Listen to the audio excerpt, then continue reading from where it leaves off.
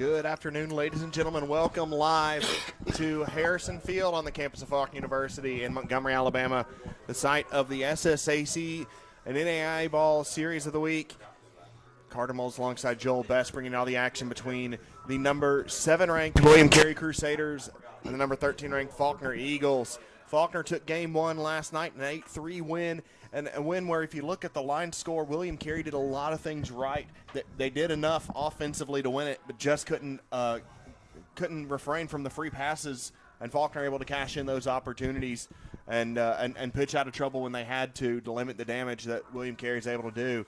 And today is going to be a really, really fun day of baseball. It's one day that I know you and I have been looking forward to for quite a while. Yeah, like you mentioned last night, from the first time we saw it on the schedule, this and then Loyola in 2 weeks to finish the season, that generally, as it's been lately, the top three teams in the conference. And good thing about it is Faulkner, William Carey, Loyola all play each other in the last 3 weeks of the season. So that's really good. Of course, Loyola getting swept yesterday from Middle Georgia was a pretty big blow to them. But talking about today's game, and boy, Faulkner would love to take another one today, and William Carey would obviously the same thought. Yeah, on the mound for Faulkner today is none other than Mose Hayes. Hayes, a native of Homer, Alaska, and he's been really good again this year. A 1.03 WHIP, 3.81 ERA through 59 2/3 innings. Works a 5-0 record, and he has struck out 45, walked 15. Opponents hitting 198 against him. And his counterpart on the mound, we'll talk a little bit more about him when he comes up. Every bit as good, if not a little bit better in some metrics. Moses' body of work has been a little bit more, but a lot of things to look for today from Matthew Davis, who has a 2.64 ERA. It feels like a game where you could end up getting 4 runs and win it. But it's baseball. Who knows? Yeah. But both these pitchers could just not have their stuff today and ends up in a 15-14 kind of ball. Right. Game. Wind and sun are going to play a really big deal in the game today as well as they did yesterday. First pitch in there for a strike at 105. I like this uniform look of William Carey today. It's pretty sharp. I like those jerseys they got on. I've always been a big fan of William Carey's uniform set. Misses low. I've long advocated for some type of red jersey over here at Faulkner. Yeah, that's not. And we've got several others: blue, white, gray, black. But as you said, no red. We tried the Red Sox one year and we wore them one game. Misses 2-1. Yeah, Mose is going to come right at you. He's got a little sneaky fastball that he'll show. As we mentioned last night, he throws 3 different changeups. They all move differently. And when he's on, they're very effective. The only knock on Mose this year has been the first inning. If you don't get him in the first inning, it's tough. And he will tell you that himself. But he's 3-1 on the leadoff hitter, Hernandez, already. Rigoberto Hernandez draws the leadoff walk, and that's not the way you want to start if you're Mose Hayes. 5 pitches, only 1 in the zone. Yeah, you can see the low part of the strike zone is not in play right now for the pitcher, and always a bad sign if you're a pitcher and you know you've got to get the ball up. That brings up DJ Booth to the plate, and Rigoberto Hernandez, the man on first right now, 14 stolen bases on the season, so Hayes – he's going to be probably a little bit extra cautious of him. Hayes not necessarily known for his velocity. It's usually his command and the break on it. So you wonder how aggressive William Carey will be on the base pass today, and how big of a game Christian Webb's going to have in order to neutralize it. Yeah, I'd look to see Hernandez run pretty early in this game, and William Carey probably try it. Maybe not Hernandez, but I expect him to try some. The score did not help him out. It didn't dictate much running game yesterday with him getting behind 5-0 early. Another thing about Hayes, he's got a really good move to first base for a right-handed pitcher. Yeah, he does.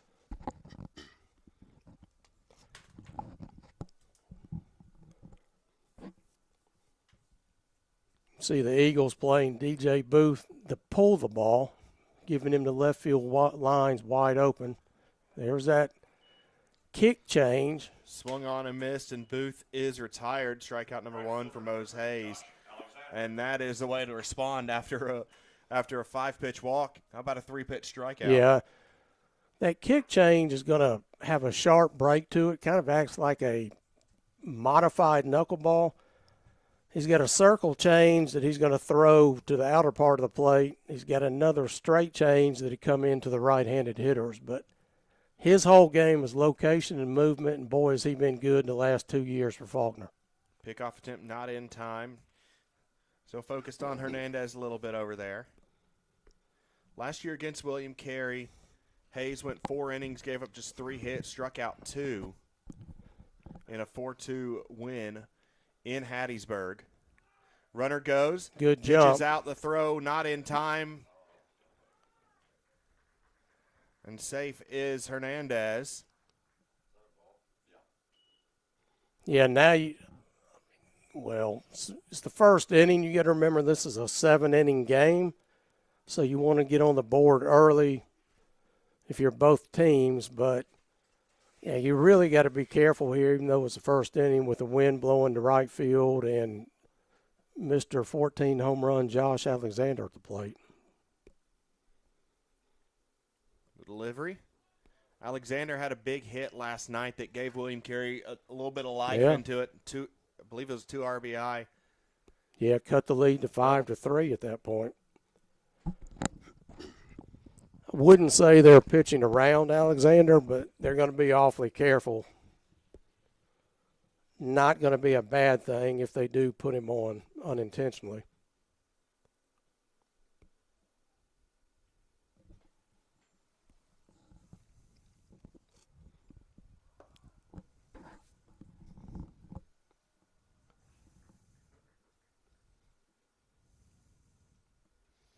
Two-0 count. Yeah, there's that changeup. Just floated up there, and Alexander swung through it. So how many seniors did you have to introduce today over at the softball complex? Only 3 for softball, but we've got 18 we're honoring in a couple weeks here for baseball.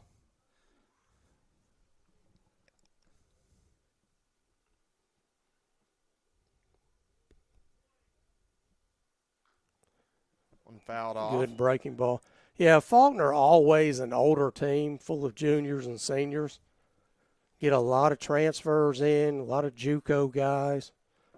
Got a couple of really good freshmen, Grant Blaylock, redshirting, I believe, but they're trying to convert Grant to a pitcher, and he's a former catcher, but he's probably got the strongest arm on the team. Yeah, especially for a guy with no real formal pitching training. That one chops towards first. Fair ball. Alexander saying it hit off his foot. Trinidad steps on the bag. Appeal down to the third base line. Alexander's certain that it hit off his foot. They may get the call. I don't think they're going to get it from the second base umpire. But Halford was arguing vehemently with the third base umpire, Haas, and got a feeling this might be changed. I couldn't tell from our angle if it went off his foot or not. Yeah, I couldn't either, but seeing a guy like Alexander who plays as hard as he does not run after that ball, I figured something was wrong. Yeah. But it would be a big out for the Eagles if they can get it. The runner would advance to third in Hernandez if it stands. They call him out. And they're calling him out. So Faulkner now with 2 outs and a runner at third, and Alexander didn't like the call, and that's where instant replay may have overturned it, but we're not the SEC, and no, you're not going to see that. We've got one stationary camera where we can't even see the corners of the outfield right now. Yeah, but we're going to that 3-camera system fairly soon. 4-camera system. So hopefully. Live cameras, you ought to be able to follow the ball and the action everywhere. Ratliff rips that one, and you can forget about it. Oh, my goodness. No, it stayed in the yard somehow. 1 run in. And it'll be in with a double to drive in Hernandez. Yeah, the wind blowing in from left field, it's really going to take something to get it out in this first inning. But RBI double, just the same, will get the job done. Second baseman number 4, Eli That was a pitch that Mose hung up in the strike zone, and good work for excuse me, good job by Ratliff to do the damage as he did last night with a solo home run. So 2 down, runner at second. And Eli Collins fouls the first pitch off. I apologize for those technical difficulties again. It's happened twice where just absolutely nothing has changed. No cords have been bumped, but it just the camera just dropped out. The wind could have some effect on broadcast. I don't know. That just sounds like it could from a technical layman's point of view. I mean, if you're taking technical advice from Joel Best, it'd be like taking base running advice from me. The satellite with the broadcast kind of. It's the HAP 2. Yeah, and there's that first inning run. As we mentioned before, this has been the only drawback on Mose this year is his first inning, and kind of you see that a lot with pitchers, and Mose no exception. One hit to straightaway center field, chases Lodui back. He runs back in a step and retires Collins. But a 2-out double from Preston Ratliff makes it 1-0 William Carey after half an inning. Faulkner gets the bats when we return on the Faulkner Sports Network.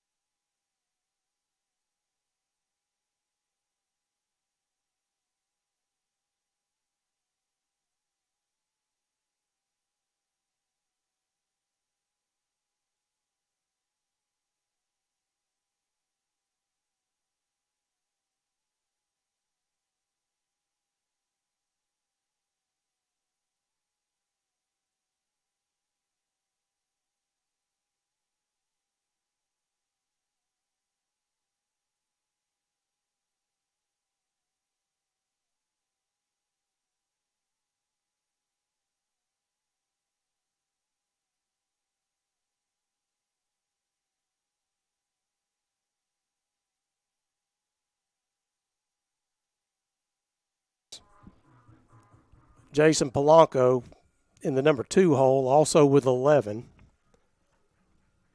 Orlando Lordui came through with a big 2-run double last night to break the game open. Misses inside, nearly hit Orlando. Not sure. Carter mentioned earlier Davis has been out about a month, so he may be a little bit rusty early. May have to get him if you're Faulkner here. Drilled deep to right field. It's foul. Plenty of distance, but about 30 feet foul. Got it inside on him, and he couldn't get his hands to keep the ball inside, to keep the ball fair.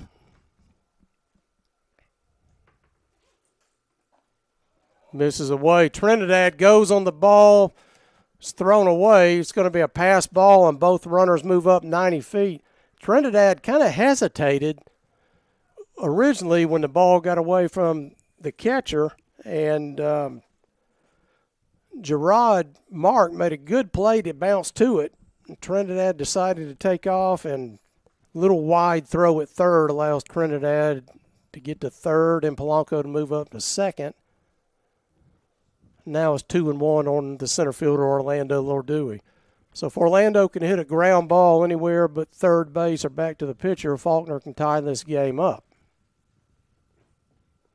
Misses again, pass ball, and Trinidad will come in to score. Polanco will go to third on back-to-back pass balls. And Mark will tell you he should have had both of those, but for Faulkner's sake, they've tied the game up on the back-to-back pass balls and 3-1 count on Orlando with still nobody out. And now you're going to see a mound visit and something we didn't see. Well, we did see it early yesterday. The William Carey bullpen starting to get loose. And, Carter, that kind of might speak to the rust of Matthew Davis. Yeah, Davis has just struggled a little bit to find his command. You can tell the stuff is there, but it may be something between the ears right now, just trying to get back from the injury because his pitches have looked good. They're crisp. He hadn't been able to find that location quite yet. And that shows you in a 7-inning game how important this is to both teams. As Bobby Halford has got somebody up early, he doesn't want to get in the situation that he did leave the starter in too long as he did last night and ended up getting William Carey down 5-0. And now you're going to see Bobby come up and talk to his catcher, Gerard Marks, about, hey, do you need a new mid? Jaden Marks, rather. Or Jaden, I'm sorry.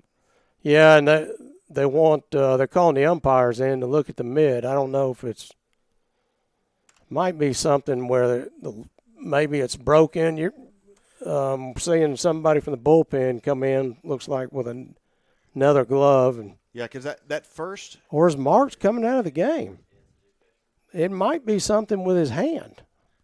Yeah, that first one just popped in and out of the glove. Yeah, I think it's more of a issue with his catching hand because he's an awfully good catcher, awfully good ball player, or else they may have the trainer looking at him. Not sure. He's in the dugout. Yeah, they're going to make a catching change here. It's got to be his hand. There's no way they're pulling him just because of two pass balls, but both of those pitches hit him in the middle of the glove. You could tell that. And yeah, he had to reach out, especially for that second one. So that one's going to be a wild pitch, but that first one just right in and out of the glove. Yeah, so we'll see who the new catcher is. Yeah, it's got to be something because he's going down to the bullpen with someone, and they're looking at his hand. He could have a bone bruise there or some kind of bruise in the palm of his hand, and that's awfully tough if you're a catcher because you're going to get that pounded 150 times during the game. So Braden Coffey comes in and replaces the catcher, and then psychologically a little bit as well. You wonder what this change for Davis does. You haven't been able to find the zone, throwing to Mark. Maybe there's a little bit of some weird psychological change that happens when you just get a different look and a different catcher back there, and we'll see if he's more comfortable with Coffey, if he's less, or if it's just another 3-2 now on Orlando. Yeah, you never know, but you can't afford to have wild pitches and pass balls, so probably the right move here if he is injured. That one hit straight up in the air. Yeah, and that's Booth not underneath it. Likely not deep enough to force a throw. Polanco dices towards it. No one covering third, and strong enough throw from Booth. Yeah, with the wind blowing straight in from left, there was no way that was going to be deep enough. So Eduardo Martinez comes up to the plate now. Yeah, and keep in mind Marks can re-enter if his hand gets better. He caught a lot of pitches last night, so probably something to happen there. And Faulkner's got to get a run in here.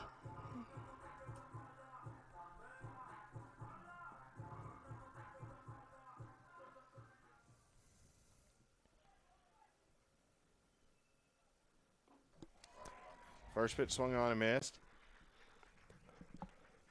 So the softball team, are they still in position for a third-place finish in the conference?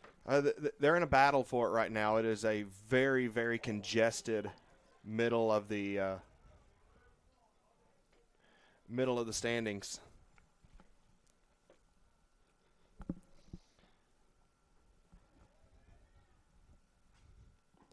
Swung on and missed. Yeah, 2 fastballs, and Ed Warney hadn't caught up with them. Now the cat and mouse games begin. You've got away with it twice, pretty effectively, threw it by him. You try it again, or do you go off speed? We'll see what he goes with. He jams him inside, and Warney fouls it off his leg.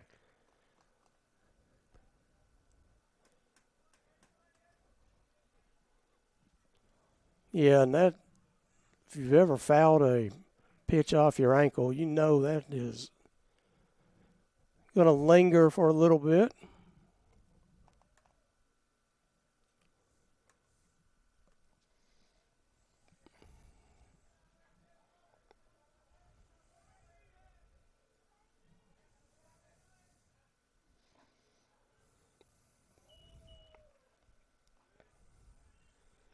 Ed Warney kind of looking like the Matrix on that pitch.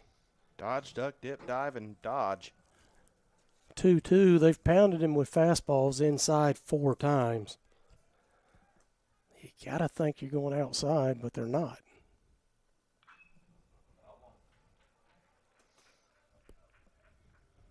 Big single last night when Faulkner was up 5-3, and Ed Warney, they took their chances. They pitched to him, and Ed Warney made it 6-3 and kind of gave the Eagles a cushion. Swung on and missed. Martinez is retired. And if you can go runners on second and third, nobody out, and 2 leadoff guys, and you only give up 1 run out of it, you got to feel really good if you're Carey. Yeah, again, the walks hurt William Carey in this inning, and then the wild pitch and the pass ball as well. But here's a guy that starting to swing the bat again. He's a streaky hitter. When he's hot, he can really turn a baseball around. Adrian Martinez batting .306 on the year. Broken up a 4-game hit streak with an 0-for-3 last night. Yeah, and the first 2, just as last night, they're content to throw Adrian away.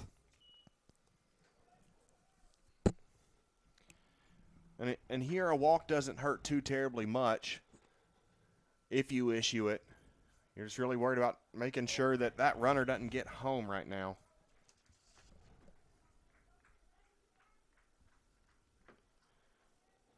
Yeah, and you mentioned Coffey, the new catcher. He's a senior, so he's been around a while. Knows this pitching staff well. And walked Martinez on 4 pitches. Right fielder number 23, Kenny D. Clemente. 31 pitches in now and facing Kenny D. Clemente. And I can't remember what the pitch count was at the end of the first inning. 41. Good memory there, Joel.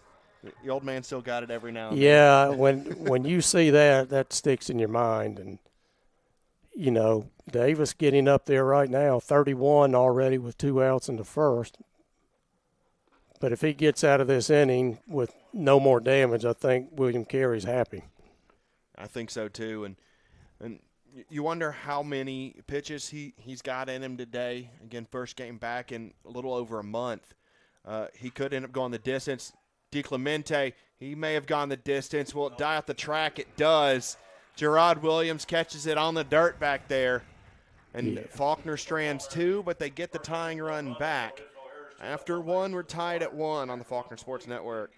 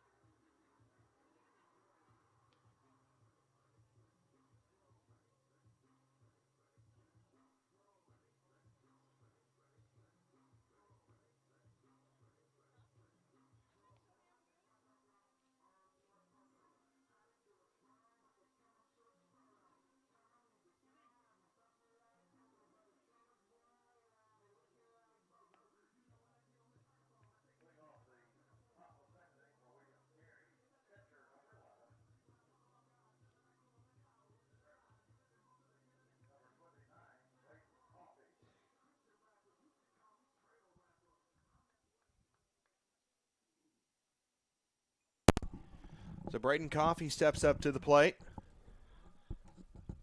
Coffey wasn't really expecting to get into action this early on, but an apparent injury, it seems,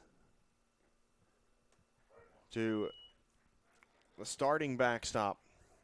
Yeah, Jaden Mark has put Coffey in the second inning. And Mose Hayes throws his 18th pitch over for strike one. That one lifted to the left and will drop in front of Oviedo for a base knock. Yeah, the senior catcher has played a lot of baseball, and probably not much of a drop-off between the two, if I had to guess. I haven't seen them all year, so just having seen Braden Coffey the past several years, there's very little, if any, drop-off between the two. Yeah. It's a 1A, 1B kind of thing. Speed on the bases now for William Carey with the courtesy runner. Only thing is now Coffey may be in line to have to catch both games today, and you get into 16 innings, you can get a little tired sometimes behind the plate.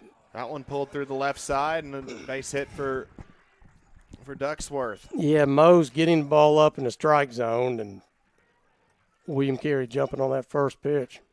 Ty Little, the courtesy runner, advancing to second.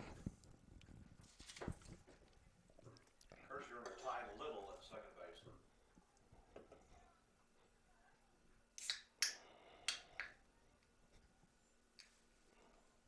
Designated hitter number 16, Hayes Carley. So Hayden Carley at the plate. Designated hitter. He came in halfway through the game last night in the DH spot. DHing again here. He shows bunt. Hayes works him away, misses the zone, 1-0. Yeah, and if it's an obvious sacrifice situation, you kind of want to see Mose throw a fastball up in the zone, try to get him to pop that bunt up.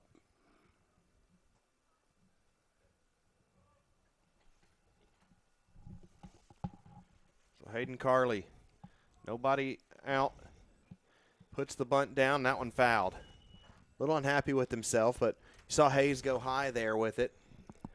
Carley just went a little bit too over the ball on that one.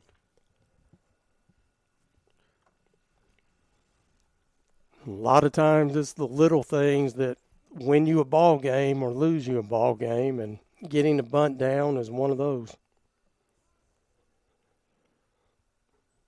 Take strike two. 1-2 count. Third base coach a little aggravated about taking that pitch and not getting the bunt down. Let's see if he tries it again with 2 strikes. We see a lot of teams do that for some reason, but shows you got a lot of confidence in your guys. That one lined to Martinez, and he's doubled up. And Carter just talked about little things. You get the bunt down, at worst, you got runners at second and third with 1 out. You don't get it down, you swing away, and you hit into a double play. That changes the whole outlook of the inning. Yeah, it does. It is a very different outlook. He gets that bunt down, and you assume everything goes as it's planned. 2 in scoring position. You got Williams at the plate, turning over the lineup next. You're cooking. And instead, now you got 2 outs. You're going to have a little bit more 2-out magic like you did last inning in order to get something out of a really favorable situation. Here's the situation where you got the 9-hitter up, 2 outs. You send the runner, you risk getting thrown out and have the 9-hitter lead off the next inning. If you let him hit. That one hit into center field. Lord Dewey over to it and makes the grab. So he swings away, makes an out, but what that does, that allows the leadoff hitter Hernandez to be the first hitter on the top of the third. So he'll lead off in the third, and Faulkner dodges a little bit of a bullet there off of a nice little double play from Adrian Martinez, able to get it to Polanco, turn 2, and we will head to the bottom of the second, tied on the Faulkner Sports Network.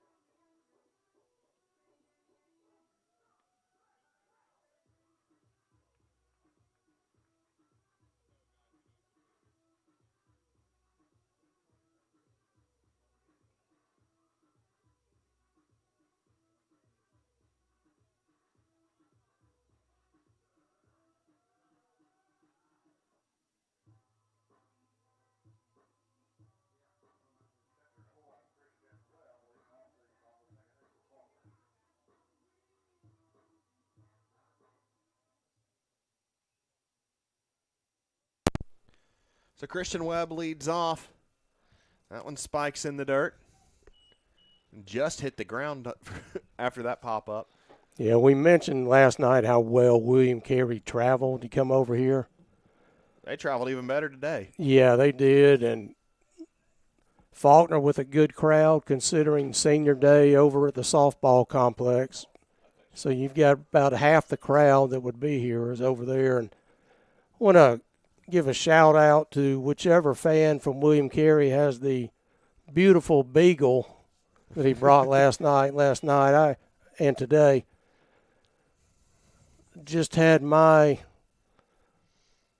third beagle die in January. She was about to turn 13 and had two before that. I'm prejudiced, a little biased, but beagles are you can't go wrong. I mean, they're a phenomenal dog.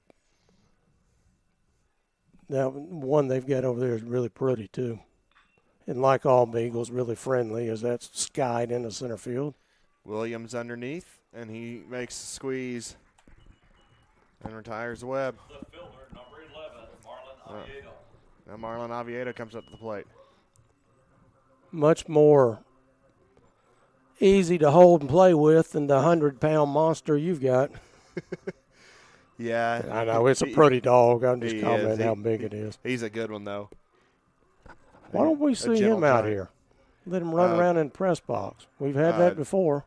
He would go way too feral. He would end up ripping everything up here and end up just jumping up on everything. Or if we put him outside, he would end up running onto the field somehow. No matter how well we leashed him, we could probably end up tying him up to a table or a tree or whatever as that one misses, and that dog would find a way to go get a foul ball somewhere. Yeah, he could get the bats. We've seen that in the minor leagues with the – can't remember which minor league team it is, but they always have the line of retrievers that picks up the bats after the hitter.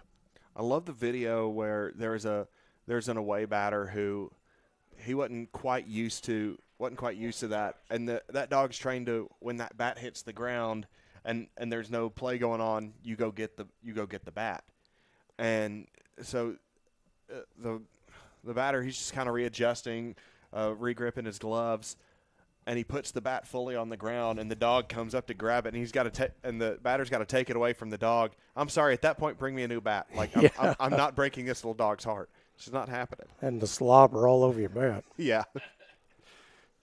Is that pine tar? No, it's dog slobber. Yeah, that allergy season is hitting Montgomery. If you've been around here for the weekend, you can tell that. That one lifted straight away center field. Williams underneath it. Not too much to go. And he retires Oviedo, so 2 F8s on 7 and 8 in the lineup. And right now, Davis working a little bit of a quick inning. See, yeah, he's throwing strikes now. And that's exactly what he needed after a very, very long and laborious first inning.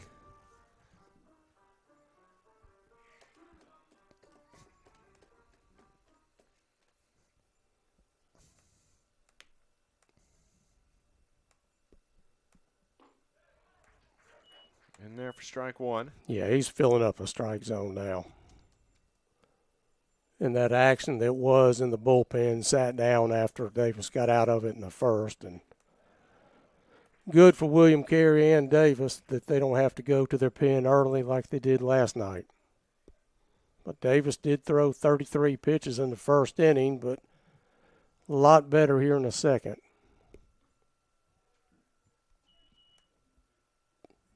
Mose, as far as a pitch count for Faulkner, he's not going to do it, obviously, but Mose can throw 150 and come back the next day and throw as well. So there's no concern with the pitch count on Hayes. It's just a matter of how effective he is. But Davis works an excellent second inning, quick work, and about as quickly as this inning started, it's over. We head to the third, tied at 1 on the Fox Sports Network.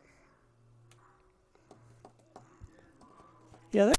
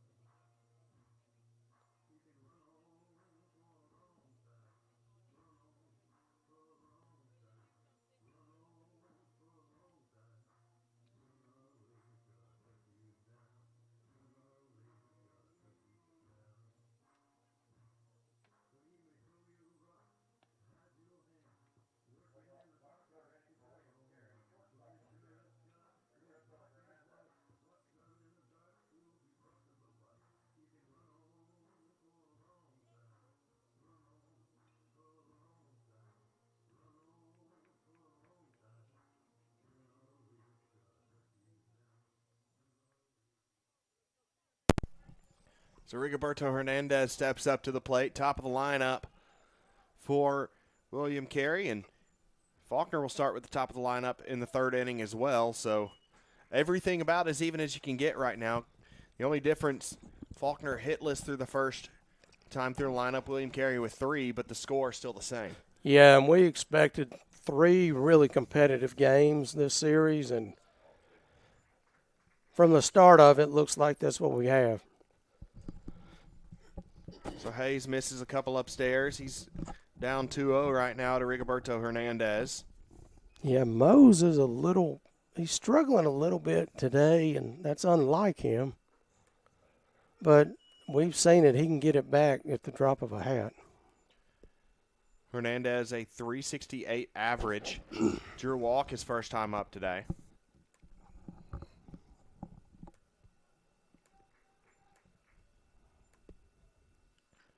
Swung on, fouled.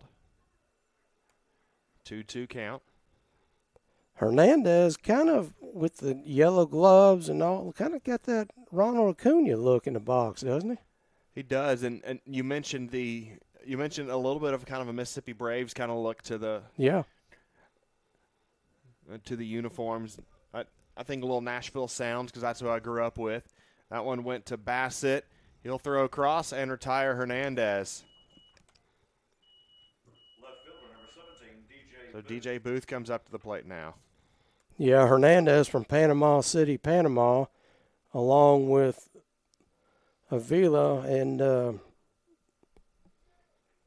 Ricardo Alfaro as well. Kind of wonder if maybe they had played some ball with Orlando growing up, or Antonio Frias, some of those guys that Faulkner's had from Panama City. In there for strike one. And I'm fairly certain that Mose Hayes has never faced a fellow Alaskan native in his career. other than in Alaska. In Alaska. Chopped through, knocked down by Trinidad, throw over. Mose Hayes got him. What a play. Juan Trinidad with the web, Jim. And we talked about that last night. Juan he came as a shortstop, played his freshman year at third base, and probably the best glove of any third baseman we've ever had at Faulkner. Then he moves to shortstop after Sean Ross graduates. Was outstanding both years at shortstop. Now with the arrival of Anthony Bassett, Juan has moved to first, and that's a shortstop play right there. First baseman, or a regular first baseman doesn't make that play. No, not at all.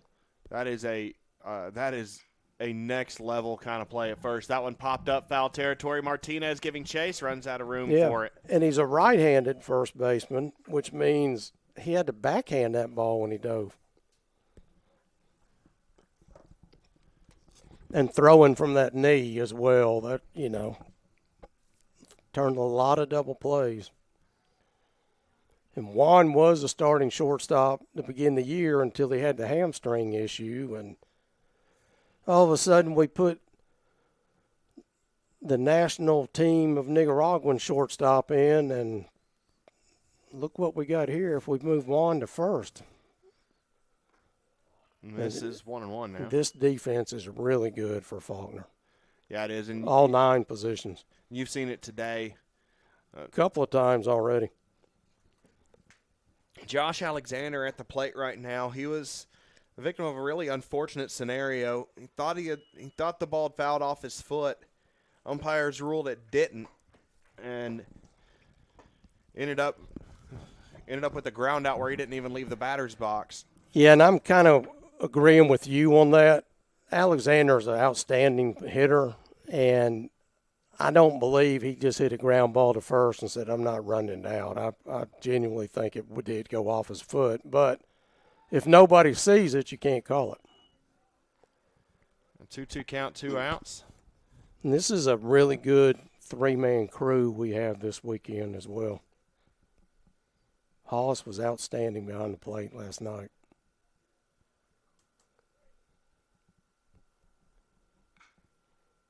Chopped foul. Alexander battling here, 6th pitch to the AB. Across campus, Faulkner softball up 2-0 on Blue Mountain. I know William Carey softball, always a big game as well. Facing Mobile today, if I remember right. But again, I'm on like 5 hours of sleep. Worked like 14 hours yesterday, so we'll see what the end of game 2 looks like for me. So interesting. Before the game, batting practice, Faulkner, the home team, always hits first. And first base coach, after we get through hitting, he comes over and he's got this Faulkner glove. And, Faulkner's gloves are embroidered with the F, blue and white, and personalized, as he's going to make another play on this grounder here. Well, he comes over with Mike Correa's glove, who's the third base coach for Faulkner. Why he has a glove, I'm not sure, but he does. Trying to relive the glory days. Yeah, and he hands it over, and he says, this is the second day in a row I've had to bring you your glove after batting practice. I got a son at home that would love this glove.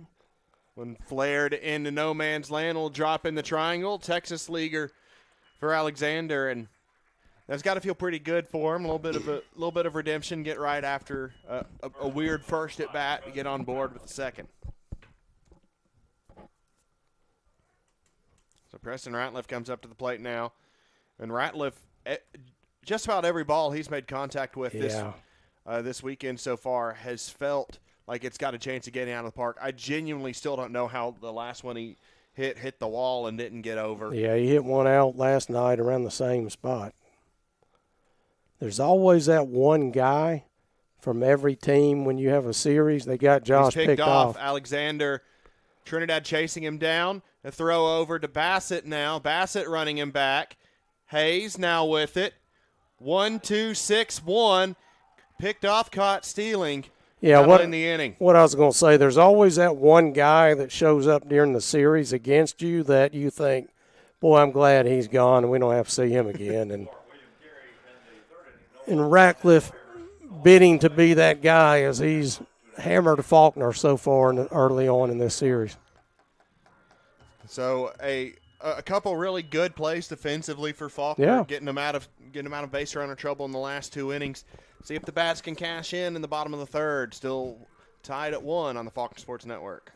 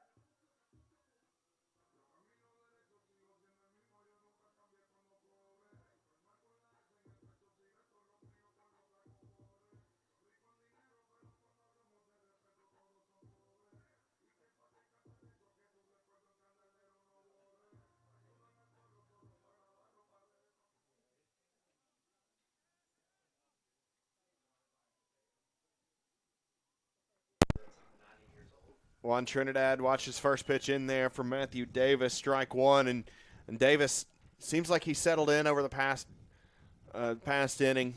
Worked a really quick last inning. Leave only about 6 pitches. That one misses inside. 1-1 count to Trinidad. He walked his first time up, ended up coming around to score.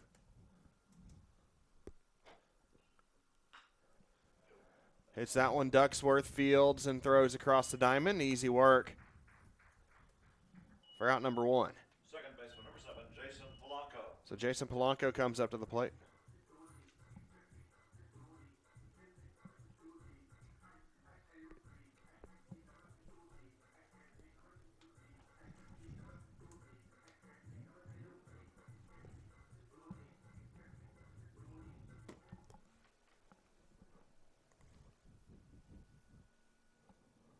The pitch. Swung on and missed by Polanco. Yeah, flew open a little bit. Got to keep that front shoulder in.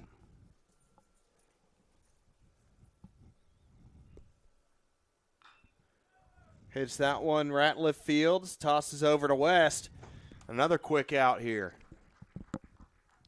Center fielder, number 30, Orlando Lardui. Yeah, after that rough first inning, Davis has settled in. Haven't seen too many balls.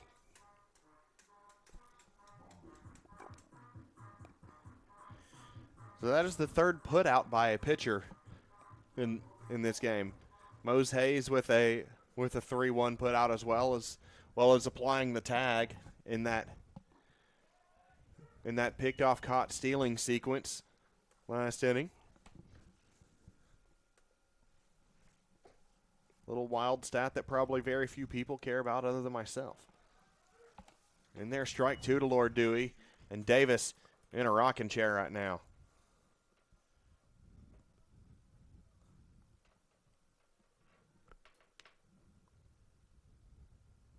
Kicks and fires. Lord Dewey hits that high and deep. Lost in the sun by Alexander, able to find it. Great work by the right fielder. Yeah, he caught it off the end of the bat, just enough to keep it in the park.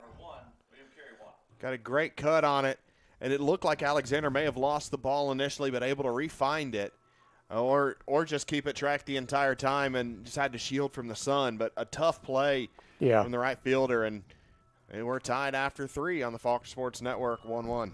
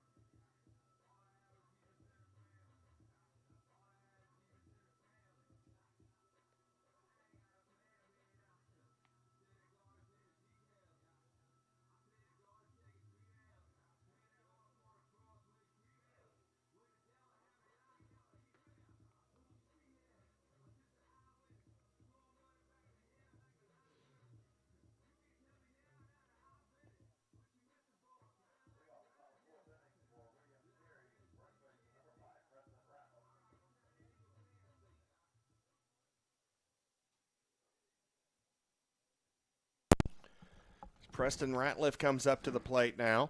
He was at the plate when Alexander was picked off. And caught stealing. Now Ratliff will get back into the box for the 3rd time today for a second plate appearance. And their first strike, 0-1. Faulkner softball still up 2-0. Top of the 5th inning. Just across the way at Winfield. How's that new digital scoreboard working out over there? Seth Page, our sports information specialist, has been killing it with it. Chopper goes to Martinez. He'll throw across. Pick by Trinidad. Yeah, Juan has saved 3 plays already defensively. Second baseman, number 4, Eli Collins. Eli Collins comes up to the plate now. And Adrian's had a really good day at third, too. And those have been the positions that have kind of moved around. It's largely been those two in those positions, whether it's been Martinez at first or at third. Like you mentioned, Trinidad's been at short a good bit as well. But yeah, Juan defensively obviously can play any position, but mentioned earlier, best third baseman defensively I've seen here. He was just as good at short. He's probably the best first baseman that I've seen. Austin Paschke was pretty good back in his time, but didn't quite have the range at first like Paschke does. And as you would say, Trinidad has the range of a 2-car garage. Yeah, and that's one of Carter's lines. If you don't like it, just Joel may or may not have taken a bet off the air. It's definitely not illegal in the state of Alabama right now, but not trying to work that phrase into the broadcast this week.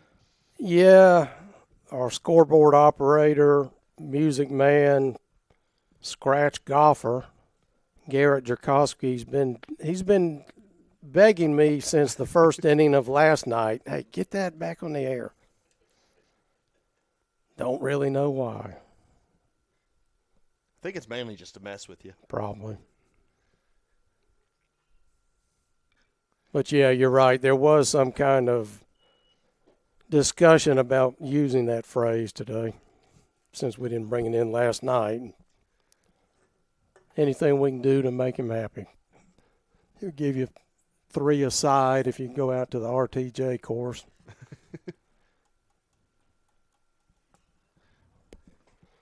Guy tells me today he played 18 holes today with the wind after this pitch.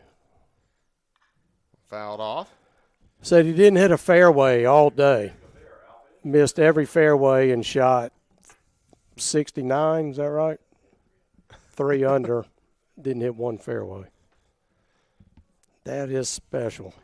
See, I would do that, and then I'd hit the turn and play the back 9. Yeah.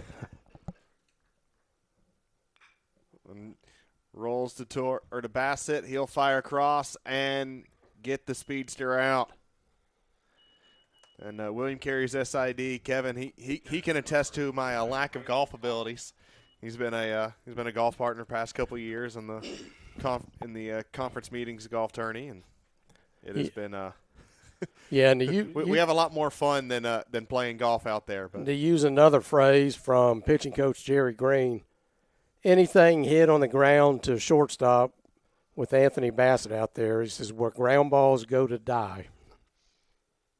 That was another ground ball fatality there. Coffee pops up the first Tough pitch. play. Trinidad underneath it, holds on to it. Yeah, hitting that little triangle in the sun, and thankfully Juan got a beat on it the entire way. And Faulkner needs to put something on the board here, Carter. Break open this 1-1 tie. Yeah, we're halfway through this 7-inning contest. 3.5 innings played, 1-1 the score on the Faulkner Sports Network.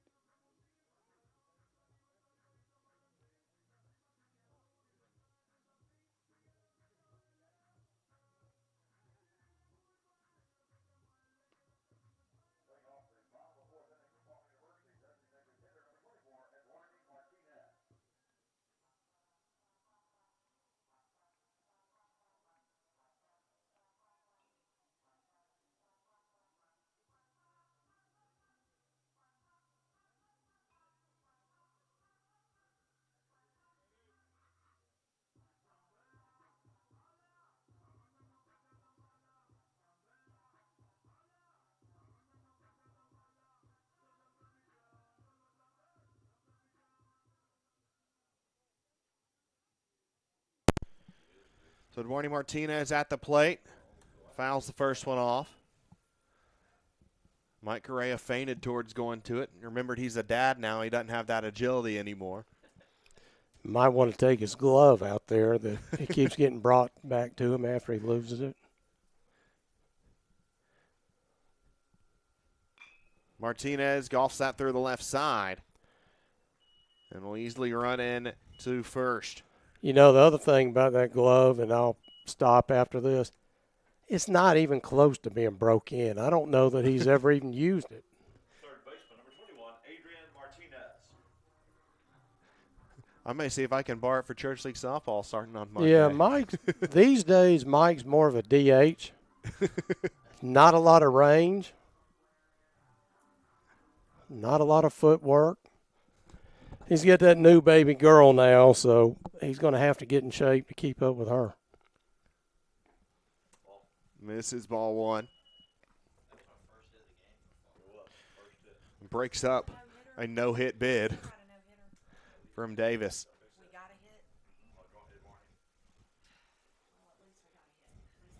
Asking for a new baseball there. We saw this a few years ago at William Carey in the Yuli Sosa game where he, for some unknown reason, threw out 4 or 5 balls in a row. Umpire throw one to him. He didn't like it. He threw it back. There's not a lot to dislike about Yuli, but you know, he's a pitcher. They're a little different than everybody else. Yeah, he threw like 5 or 6 back in a row, and it wasn't even like he was looking at the ball at some point. He was grabbing it and throwing it right back to the umpire. He was also ejected after a little while too. And honestly, that umpire had more patience than I would have at that point. Yep, I agree with that. You do that the third time in a row. That's 3 strikes and you're out of here, bud. Get a shower. Yeah. 2-2 count. Now after that strike from Davis. Over 60 pitches now. Fouled off. Yeah, pitchers, especially bullpen guys, are really strange. Left-hander in the bullpen, it's a double whammy. And then you got the bullpen catcher, which is an entirely different breed altogether. Best job in baseball. 2-2 count. Misses away. I know at one point Jeremy Smith and I were joking about like different ways that would be better ways to determine who's home and who's away for postseason games, and the coin flip and who's had it more, who's had it less from there. And one of the ways we came up with was bullpen catcher trivia.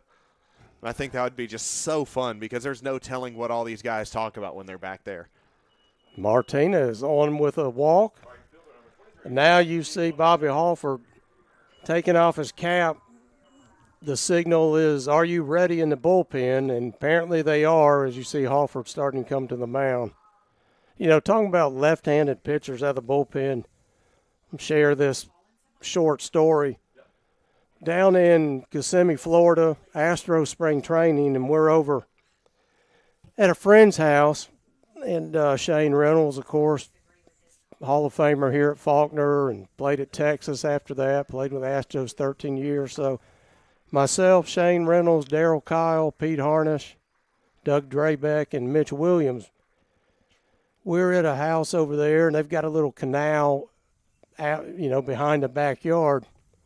We're all sitting around grilling out, and little baby alligator, maybe 3.5 feet at the most, comes up.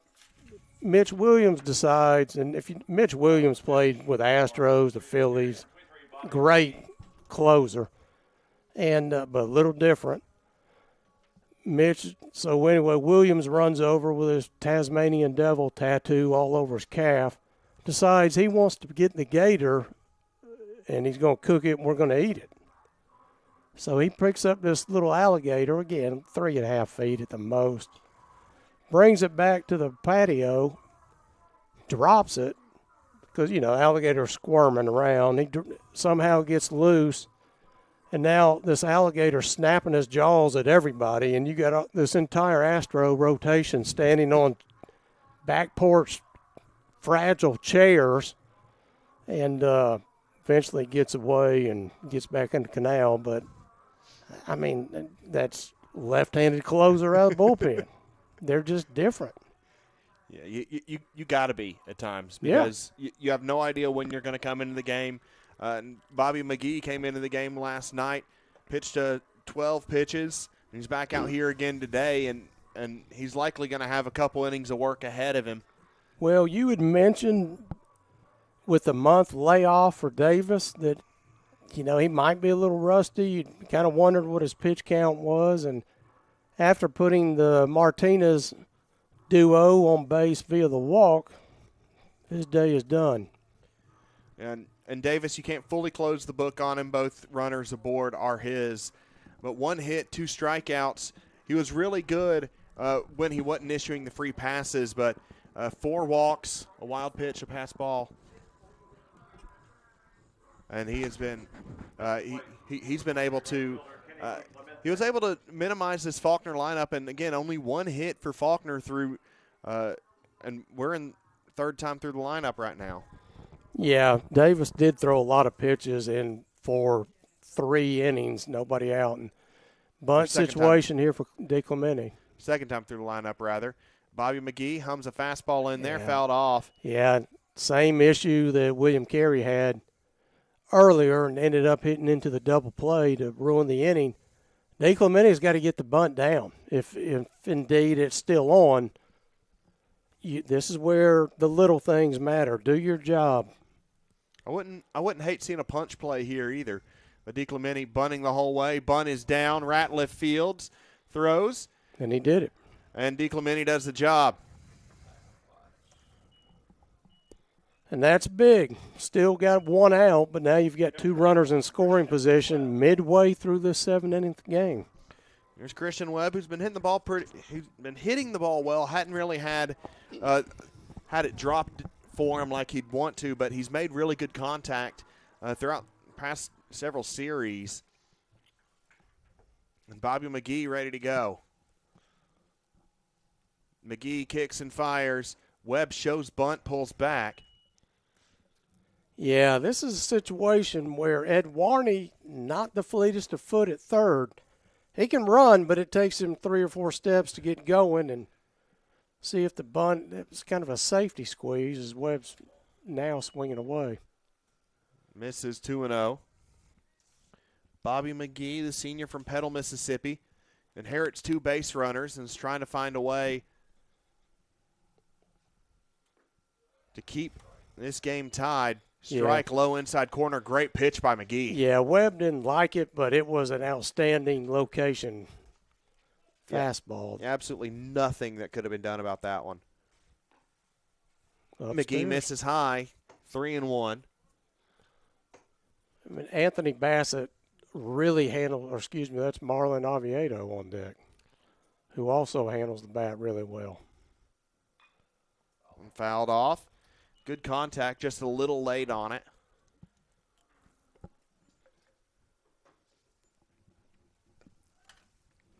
Bobby McGee, 2 strikeouts yesterday in his 2/3 innings of work. It's a big at bat, big pitch on 3-2. Webb's got to put it in play. McGee got him. Swung on and missed. Yeah, probably ball 4 there, but a good pitch from McGee to make it look hittable. Yeah, it started in the zone, looked like it was going to maybe hit that low outside corner, wound up being one in the dirt. Disgusting pitch from Bobby McGee to get Webb out. That's the thing about it. If you make the pitch look hittable, it's okay if it ends up a ball. They'll chase it, and that's what McGee did there. Oviedo watches ball 1, blocked up well by Coffey. Good work, and that's how Faulkner got their run earlier. It was off of a wild pitch and a pass ball. Yeah, and Carter, if Oviedo can reach, you've got Jack Brinkley swinging a bat on the on-deck circle.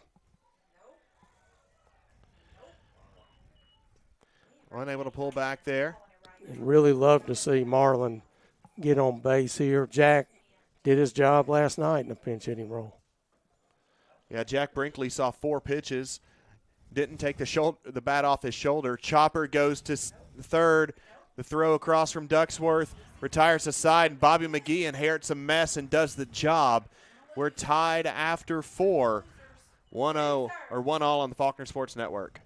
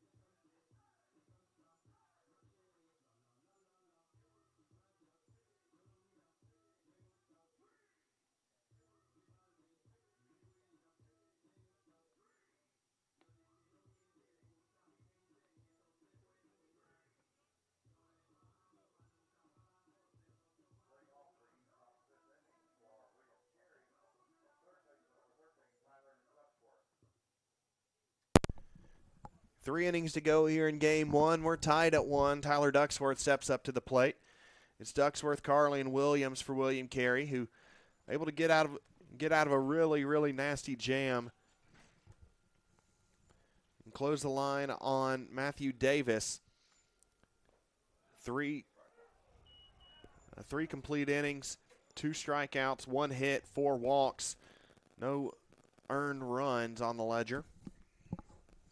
Strike 1 thrown to Ducksworth, the third baseman. Shortstop by trade in high schools, moved over to third. He's done a really good job. Good breaking pitch by Mose to get it 0-2. Mose Hayes, 52 pitches in. 1 strikeout, 4 hits. The delivery. Got him. Strike 3 called. And the amount of inside run that had from a right-handed batter on a right-handed batter from a right-handed pitcher was just disgusting. Yeah, there is no reason a pitch should have had that kind of motion. Yeah, that's that little kick change that he started throwing, and that's the run. Kind of, we talked about it last week, kind of has the same action as a screwball.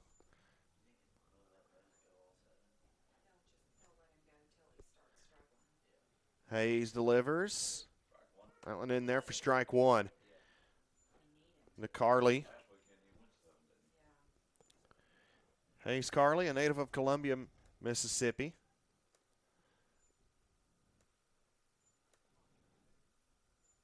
Oh for 1 today. Fouled off.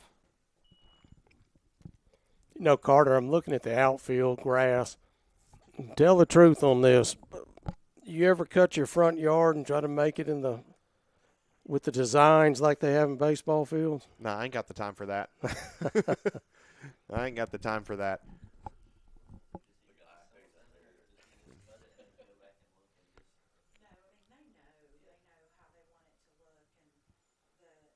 Yeah, Mike did a really good job with the grass. I like that design out there today. Yeah, I do too. I enjoy seeing the different patterns. It's a nice little extra touch. Hit right back up the middle. Nice hit by Carley. Yeah, the got Crusaders it. to the base knock. Not a bad pitch. Got him on the hands, and Carley fought it off. Took it right back where it came from. Now Gerard Williams up to the plate. Williams, the center fielder, didn't start the series in center field. The last 2 guys, Carley and Williams, similar situation, came in around the exact same time in the game last night. And in the lineup here, May see Carley try to run in this situation at some point during the at-bat.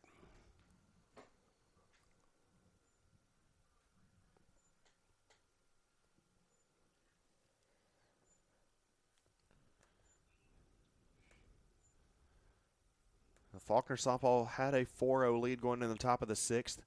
It's now 4-3. Blue Mountain able to get 3 runs across in the 6th. Important games for the Lady Eagles as well, battling for seeding.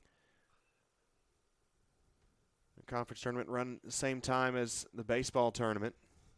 Baseballs will start 1 day earlier up in Jackson, Tennessee, and softballs will start contested in Decatur, Alabama, where it's been the past couple of years. It's going to be a double elimination tournament for softball, and it's a pool play event that William Carey able to navigate last year. Pool play, and then won the championship game on a walk-off home run off of the batter's own face on the video board. He hit it, Wow. walk-off to win the conference title in the run rule. But still, hey, it's a walk-off home run one way or another. Yeah, Rory McIlroy with a 2-shot lead in the Masters right now, trying to win that golf Grand Slam. That one just misses outside.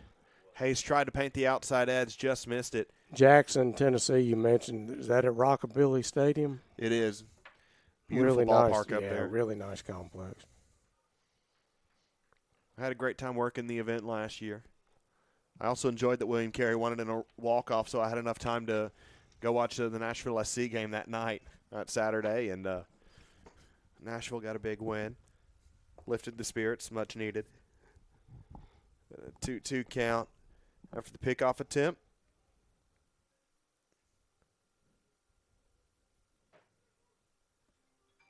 Hayes delivers. Misses away, 3-2. Yeah, and a good pitch to run on right here. With Carey at first and 1 out, full count. Would not be surprised if something's in play here. He's got a really good lead at first.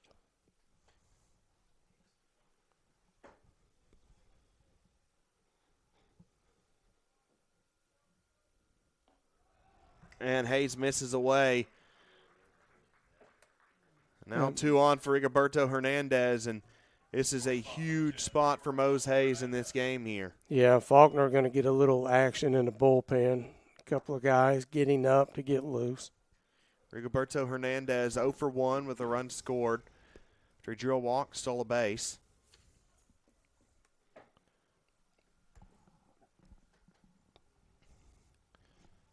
Hernandez, 368 batter on the season. Looks like Samir Rojas getting loose in the Faulkner pen for the first time this weekend. 44 RBIs for Hernandez this season. Now, OPS of 1154 coming into the day. yeah, that little mound conference does a few things. It gives Rojas some time to get loose, and it also gets Webb and Mose on the same page, and now Coach McCarthy going to signal for the right-hander in the pen. So that will be it for Mose Hayes. And big decision here by McCarthy. Huge spot. Faulkner unable to get anything when the offense had this situation. Can they hold William Carey to the same fate when we return? Top of the 5th, 2 on, 1 out. Samir Rojas stepping to the mound on the Faulkner Sports Network.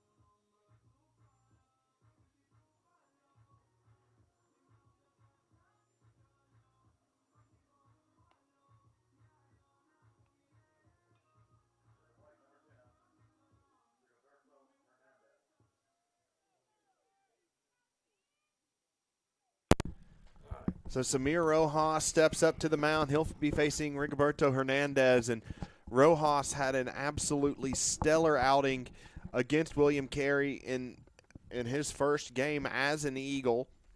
Back last season, went 7 innings, struck out 7, walked 2, gave up 4 hits, no runs, gets a ground ball, 4, 6, 3. One pitch, gets out of the jam. Do a job, Samir. Faulkner fired up. Samir Rojas comes in and does work to get Hayes off the hook and continue Hayes' really, really good line of the day. And the move by McCarthy, sometimes you got to press buttons. You're uncertain if they're going to work, but you trust your dudes, and Samir Rojas is that dude for Faulkner right now. A lot of emotion in that Faulkner dugout. Sammy's one of the most beloved players ever to play here at Faulkner. As you said, last year in his first start, 13 strikeouts and a 1-hit performance against William Carey, and he's been hurt, had to have elbow surgery.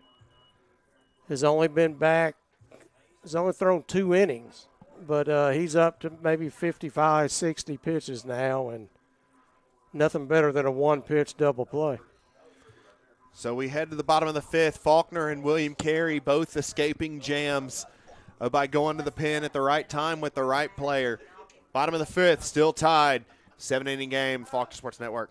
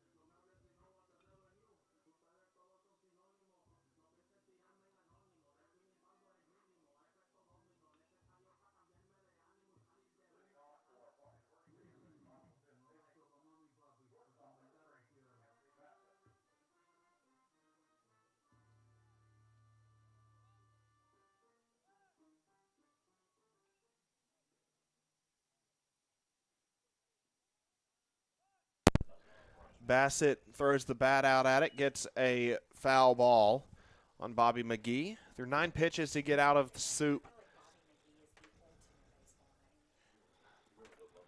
Yeah,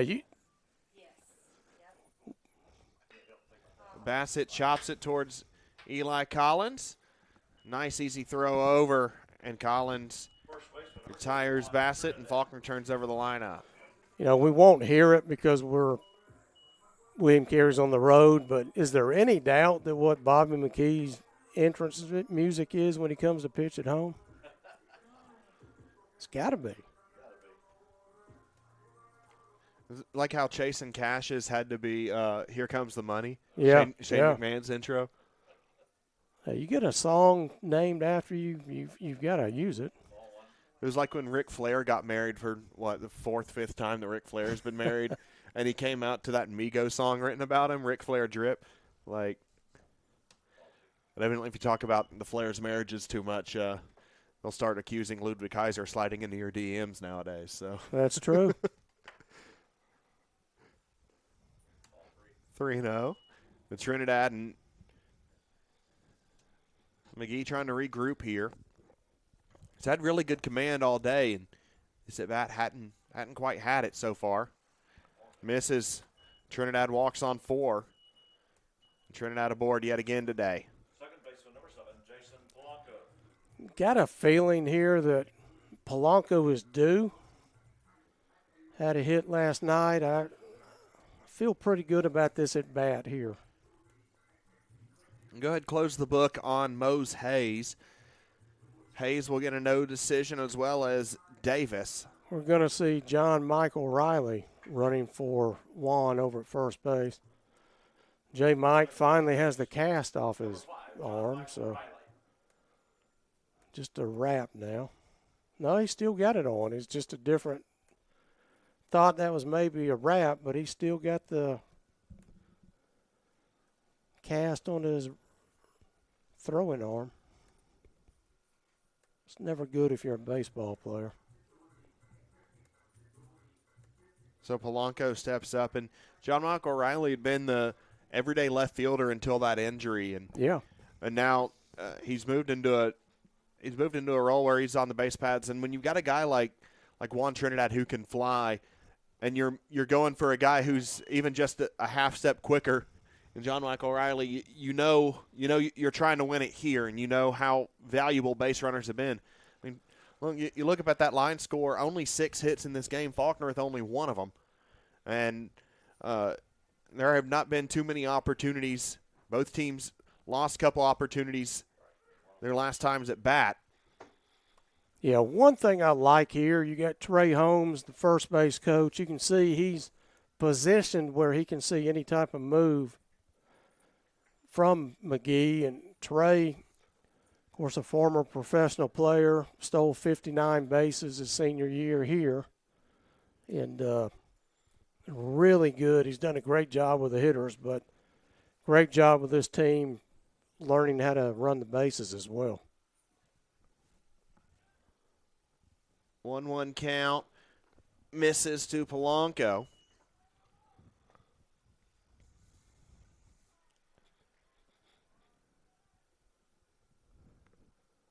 Three straight fastballs to Polanco. Kind of see they're worried about Riley. Not much of a lead at first. Boy, 2 steps off the bag, they're throwing over. They're worried about him. But if he's going to go, he's not going to go on that lead. Riley, 13 stolen bases this season. That one flared into left field. It'll drop down for a base hit in front of DJ Booth. Yeah, sometimes when you've been around baseball a long time, sometimes you just feel good about the matchup. And I think McGee, the way he brings the ball in on his fastball, and we're going to see a conference, I think it sets up well for the Faulkner left-handers. Yeah, I'd certainly hope so with Orlando Lordui at the plate right now, and we'll see what he can do. And pitching coach out for William Carey. Try and talk to McGee a little bit and try and settle him in yet again another massive, massive part of this game. And Warney Martinez on deck. Last time you're guaranteed to get the heart of the lineup up in this one. Yeah, I thought that was some of the softball players coming in, but it's not. It's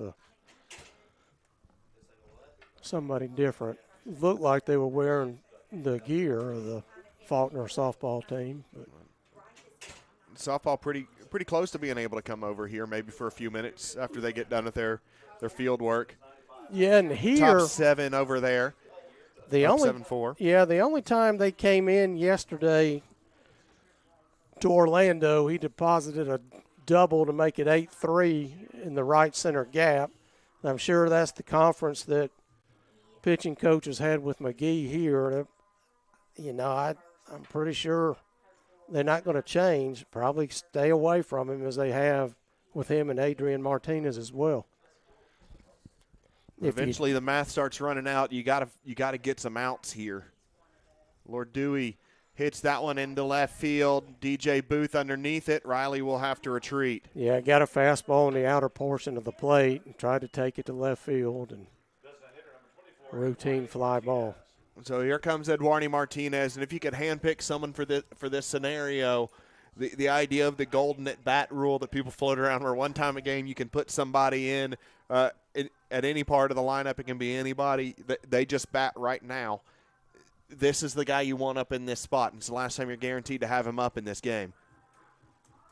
Eduardo Martinez, 17 home runs on the season. Came through in this situation last night. 49 RBIs, leads the team. He has got a huge gap on the right side of the infield. If he hits a routine ground ball, it's going to score a run over his head on the first pitch. And, I mean, straight over his head. Great play by Coffey to keep it from going to the backstop. Eduardo took a fastball off his elbow pad last night that really stung. 1-0 count. McGee trying to settle back in. Pickoff attempt to second, not in time. Yeah, they're really concerned about Riley.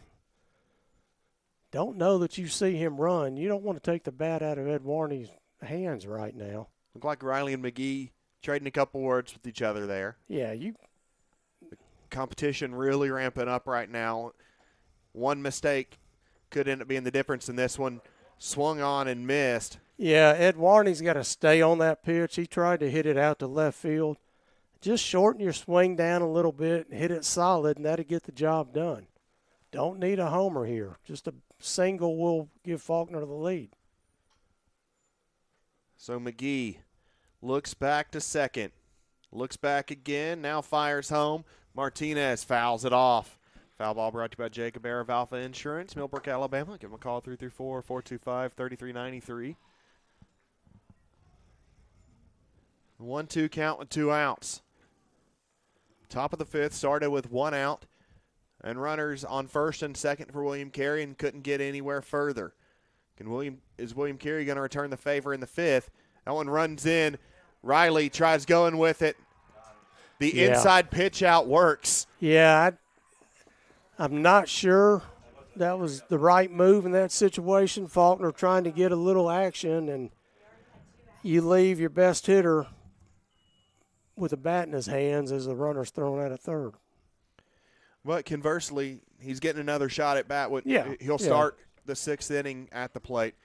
So Samir Rojas will come out and try and close things out and keep it a 1-run game heading the 6th inning on Fox Sports Network.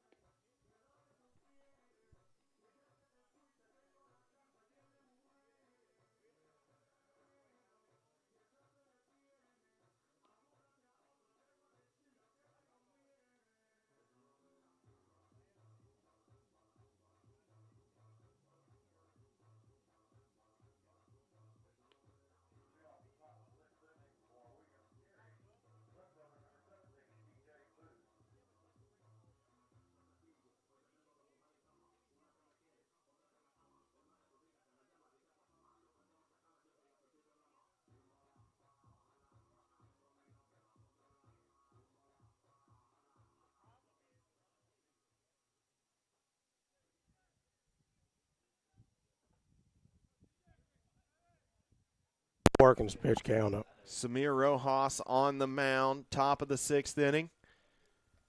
It's Booth, Alexander, and Ratliff. Booth takes the first pitch. Yeah, he was sitting. Booth was sitting on a fastball and got it. Now you got speed on the bases for the Crusaders, and their best hitter at the plate, and Josh Alexander. Yeah, Alexander, Ratliff, and Collins. The guys that must be contended with right now. Yeah, this might be the inning if the Crusaders are going to do anything. This may be their shot with their big hitters up. Really good lead at first from Booth.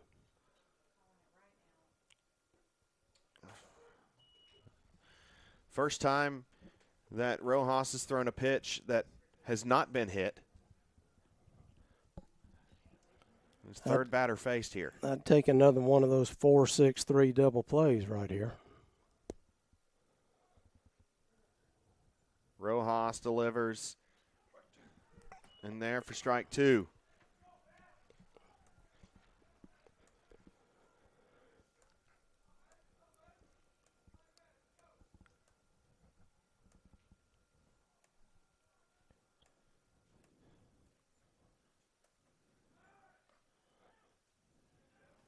Got him. Oh, he got around the tag. Really good throw by work Webb. by Booth to get there. Yeah, great slide. The ball was ahead of him, and he just got in that backside of the bag. So a stolen base for DJ Booth, 1-2 at the plate. Now runner in scoring position, nobody out. Yeah, and you got to retire Alexander on a strikeout here. You don't want him to be able to advance the runner on a ground out to the right side. Booth dancing around on the base pass a little bit, trying to get in Rojas's head.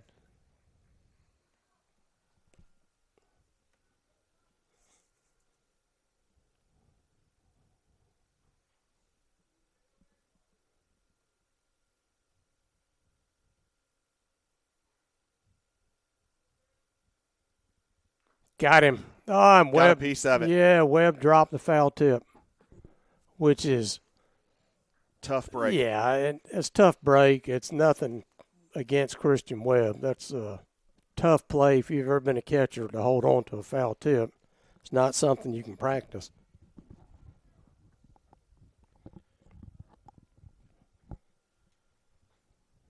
Got to execute that pitch again right here. 2-2 count. Nobody out. Runner on second. Misses away. And you have first base open, but you don't necessarily want 2 on with Ratliff at the plate. No, if you get 2 on, well, we'll see if Sammy can retire him right here. Rojas looks back. Fires. That one gets through the right side. Alexander drives in 1 with the RBI single, and William Carey leads for the first time this series. Yeah, you knew at some point Alexander was going to hurt you. He's too good a hitter to keep down, and hit a really good pitch in the right field. And the stolen base by Booth pays off there.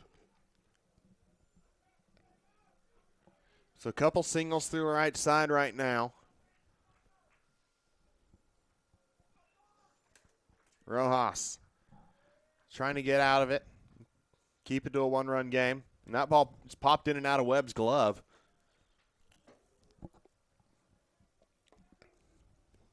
Seven hits for William Carey, just 2 runs. And continues on a little bit of a weird theme that they've had where they've hit the ball better than Faulkner this week. But Faulkner, They have. Faulkner's been able to capitalize on the chances that were given to him.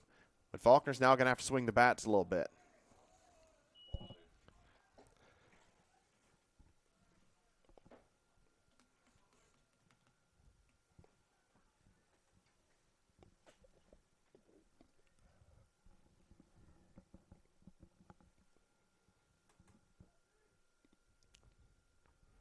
Rojas delivers. Ratliff hits that straightaway center field. Lord Dewey sizes it up, makes the play, and 1 retired.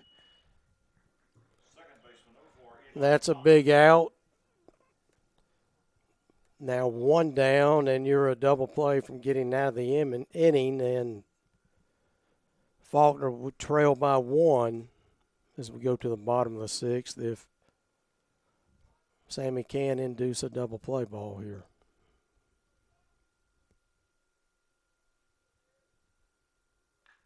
That one hit straight away center field. Lord Dewey calls off DiClemente, says he's got it, and he does. So a couple quick outs. Rojas responding well after that single from Alexander. And trying to keep it to a 1-run game. Faulkner will have 6 outs to find it. Braden Coffey at the plate. Carey not out of the inning yet, still trying to do a little bit more damage and really apply pressure on the home team. Rojas delivers to Coffey, misses. Coffey's really done a good job since being inserted in the first inning. Done a good job behind the plate and handled the pitchers really well. Got a hit and a show for it as well. 1 for 2 on the day at the plate. Like you mentioned, he's been really good. Made a couple important stops. Yeah.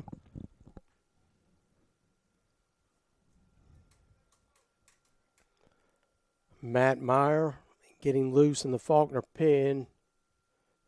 Rojas would love to get out of this himself. Runner goes. Webb throws down and skips away. Good backup by Bassett. Yeah. So stolen base for Alexander. Alexander did not get a really good jump. Thought we had a shot at him, but throw just a little off line. And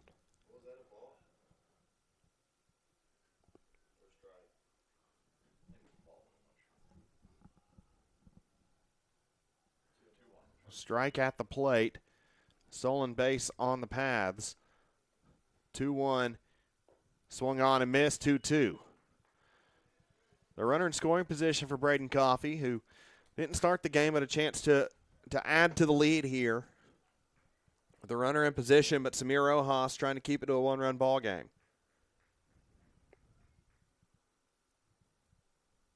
The pitch swung on and missed. Faulkner gets out of it. Alexander does the damage. Faulkner trails by 1. We head to the bottom of the 6th. 2-1 Carey on Faulkner Sports Network.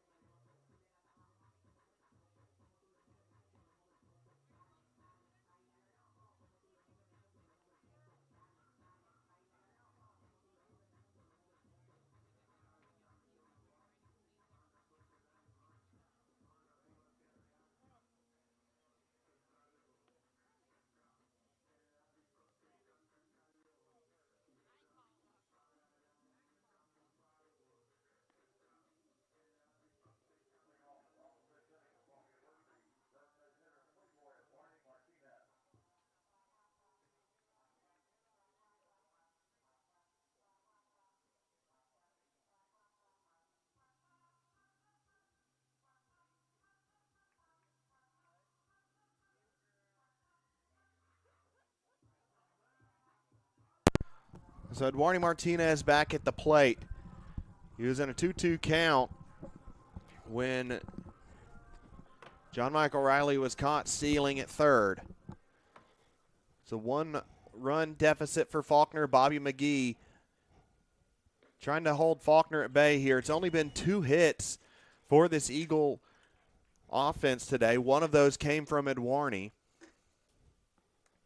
The other came from Jason Polanco. That one in there, 0-2 quickly. McGee feeling it right now. Martinez calling time, trying to disrupt him a little bit.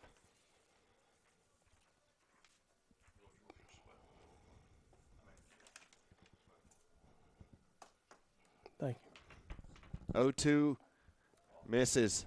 1-2.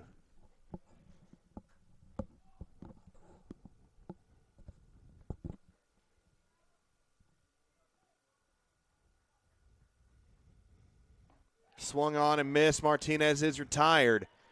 We'll bring up Adrian Martinez now. Yeah, went upstairs, got Ed Warney to chase it. Out number 1 for the Eagles. Pretty good time for Adrian to tie into one and give it a lift, isn't it?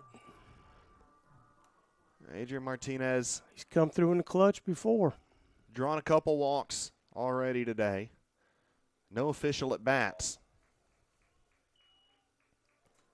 Now, during BP today, Trey worked a little bit with Adrian, get him to shorten his swing a little bit. He was really hitting the ball well, and that got a piece of the umpire.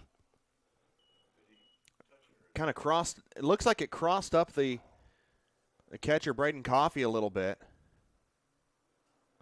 Maybe tipped off the edge of his glove and caught the home plate umpire on the hand. That's a really bad spot. You can get hit with a good, solid fastball on the outside, top of your hand, and, boy, you know that's going to hurt the rest of the day. A lot of bones in that hand. Umpire tough as a $2 steak, able to keep on with it, though. Martinez, big cut. Yeah, that's his strike calling hand as well. He's kind of hoping he can't use that for a while. William Carey, a really good ball club. This has been a really good, outstanding 2 games so far. And this one not over yet, and got a game 3 of this series coming up. Probably a little over an hour and a half from now.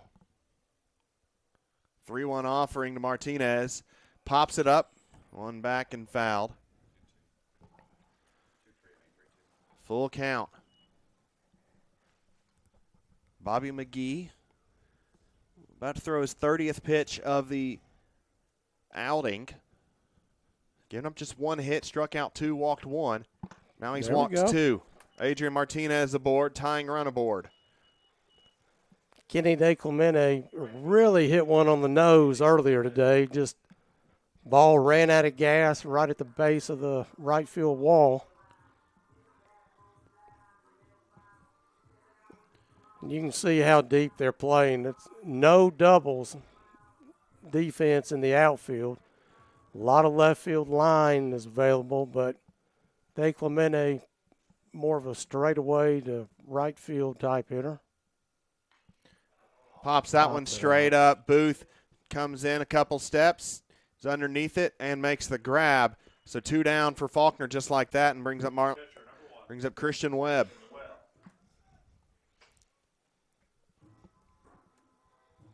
Yeah, been a tough day at the plate for the Eagles so far.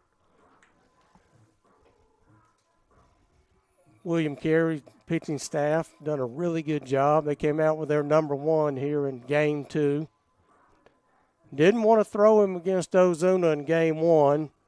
Rather go the 7 innings, and that's understandable with the layoff and the time that Davis had since the last time he's thrown.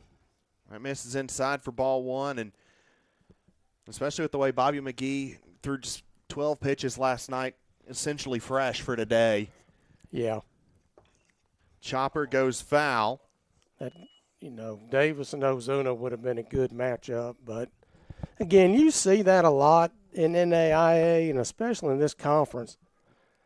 I don't think anybody has thrown their ace against Ozuna all year, and I've always thought that's strange. Why play to win 1 or maybe 2 games? That one gets past, and Adrian Martinez will get there on the wild pitch. But Halford's been around a long time, and strategy right now is working really well. Yeah, it is. He's playing the odds, trying to get game 2, and right now he's sitting in the driver's seat. And from William Carey's perspective, you knew Faulkner had to sweep in order to tie in the standings, so you get 1 game and you still control your destiny from it. Yeah. That one misses inside, 3-1. Yeah, they knew they weren't going to come here and sweep, and really tough for either team to sweep, as good as both these clubs are. It's kind of what you thought. Game 3 may come down to the deciding game. Webb hits it right back up the middle. McGee couldn't get to it. Adrian Martinez on his horse. He's coming in. The throw is not in time. Tie ball game. Webb advances a second on the throw, and Christian Webb delivers. Well, Webb was due. He struggled a little bit in the trying to see what Haas, at third base umpire, having a little conference about the demonstrative celebration at second base by Webb, and I've never understood that. These days, you wouldn't get away with that years ago, but kids see what major leaguers do, and you get an excitable hit. I don't care if it's the opposing team or the home team. The kid gets a big hit to tie the game, and William Carey's last at bat, they take the lead. Let the kids have some excitement. Let them enjoy the moment. Yeah, and there are a couple times where I think it's gone a little bit too far, but I also think moments like Junior Caminero hitting a home run in the top of the ninth inning to take the lead in I think the Venezuelan Winter League, and literally taking 30 seconds to touch first base. Yeah, that's and taking 53 to round home. It's highly entertaining, but you're wearing a fastball to the ribs next time you're at the plate. And that's what you pay for it. But DJ Booth, when he scored and on Alexander's hit, absolutely nothing wrong. Let the kids enjoy the moment. Same thing with Webb and that at bat. But, you don't want 30 seconds to get to first base on a home run. Like I said, throw them out for that. One misses. 3-0 to Marlon Oviedo. You're not showing anybody up by celebrating. Dario Colon running at second. The courtesy runner for the backstop, Christian Webb. Delivered one right up the middle, and that's one that had Bobby McGee's foot been about 6 inches the other way, kicks off his foot, and you never know where it goes. At worst, it probably stays in the infield. It stays in the infield, and the runner stays at third, but it just got underneath the foot, bounced off the mound, took a hop into center, and was enough. Yeah, game of inches. We saw 2 off of Ozuna last night. 3-1 count to Marlon Oviedo, and fouled off. And Faulkner on those caught the break. They went for singles, but the ball stayed in the infield. Ozuna has a swollen ankle this morning to show for it, but, it's baseball. Yeah. He didn't seem bothered by it when I saw him today over at softball. But yeah, they're 19, 20-year-old kids. They heal quick. Would not be surprised to see Marks back behind the plate in game 3. Strike 3 rung him up. Oviedo goes down looking, but Christian Webb delivers and ties the game. We got 1 inning to go. We're tied at 2 on the Faulkner Sports Network. Everything that has been delivered one way has been answered the other. It's as even as you can get. Yeah, each inning. We're going to the 7th. Samir Rojas on the mound for Faulkner, the Faulkner Sports Network.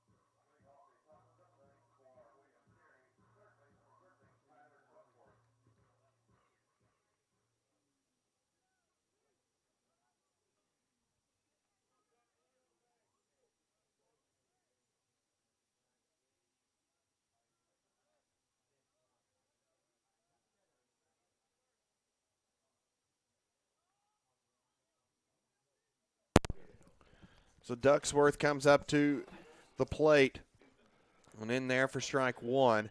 So William Carey scored a run in the first. Faulkner answered in the first, tied it up. Top of the sixth, William Carey puts one on the board. Bottom of the sixth, Faulkner with one on the board. And Ducksworth leads it off with a single. Again. He's had a good series. He has. Ducksworth improving to 2-3 on the day. Now Hayes Carley comes up to the plate. It's 7, 8, 9 due up here. Wasn't Carley the one that was asked to get the bunt down, end up hitting double play? So little chance of redemption here for Carley. You know he's going to square. Yeah, kind of like how last time Christian Webb was at the plate, struck out with one out and runners on second and third. He had his redemption. Does Carley get his redemption here in the seventh? Puts the bunt down, he did. And it's a good one. Rojas throws, and it kicks off his foot. It runs away in the left field. That's a poor decision. I know in the heat of the moment you try to get the force out, but I don't think there's any way they get the runner at second there and it turns into an error. And now a lot of trouble for the Eagles. And give credit to Carley. He bounced back with a sacrifice bunt, and it's paid off huge for William Carey right now. So runners on second and third, nobody out. And that's such a tough break because the throw looked pretty good, just kicked off the foot. Yeah. I mean, if it doesn't hit the foot, Bassett has got it, but I still don't think you get the force out. It was a bang-bang play. You could have – but now the ninth hitter, Williams, what does he do here? First pitch to Gerard Williams in there for a strike one. I don't know that you try to squeeze here. You got your leadoff hitter Hernandez on deck. Fouled off, 0-2. I think the thought behind if you had gone bunt here would be see if the bunt defense is improved or see if they unravel. Yeah. Faulkner defense in all the way around, so a ground ball gets through. It scores 2. That's going to be trouble. Hit into right field. DiClemente can't get to it. One run will come in. The throw's up the line. And that's why you don't bunt in that situation. So Gerard Williams, inserted in the game last night, has a big RBI single here to take the lead in the 7th inning for William Carey. Shortstop, number 10, Roberto Hernandez. And Hernandez, can handle the bat really well here. You might see Williams attempt to steal and see if Faulkner throws through. Good speed on the corners. Still nobody out. Runners on the corners. Carey with a run in already. First pitch misses. Williams will take off. Yeah, Rojas got to settle down right here and focus on the hitter.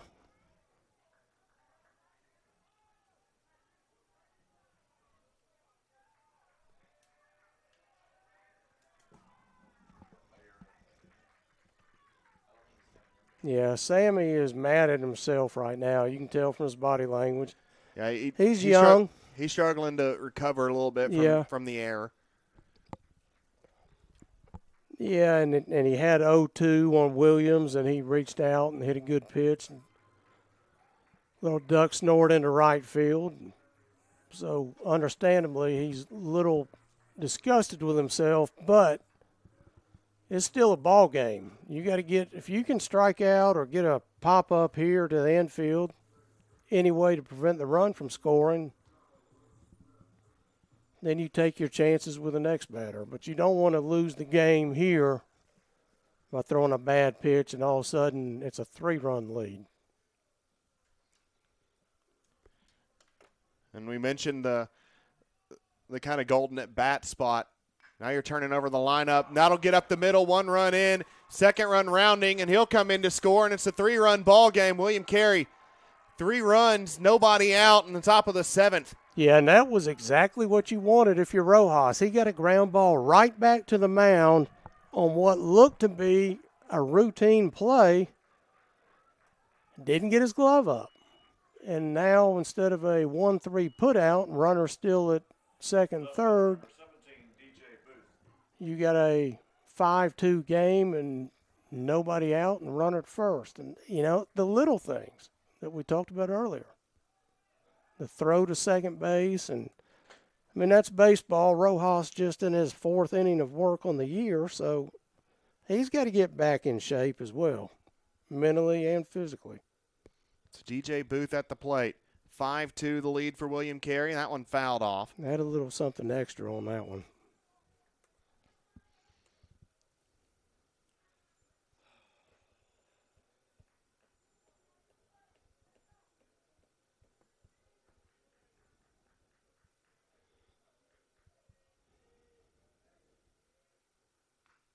That one fouled off.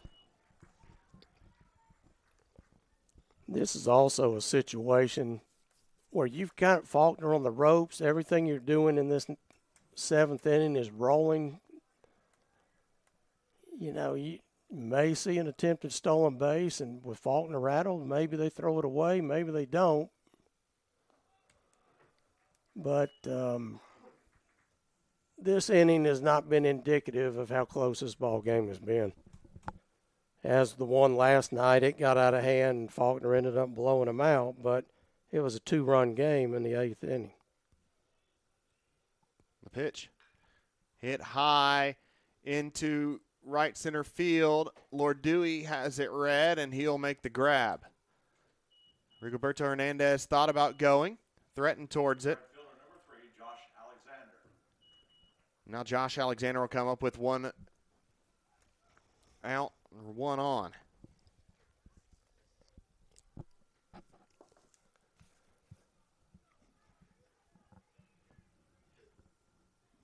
And what gets lost in this game is the outstanding job Mose Hayes turned in on the mound once again today.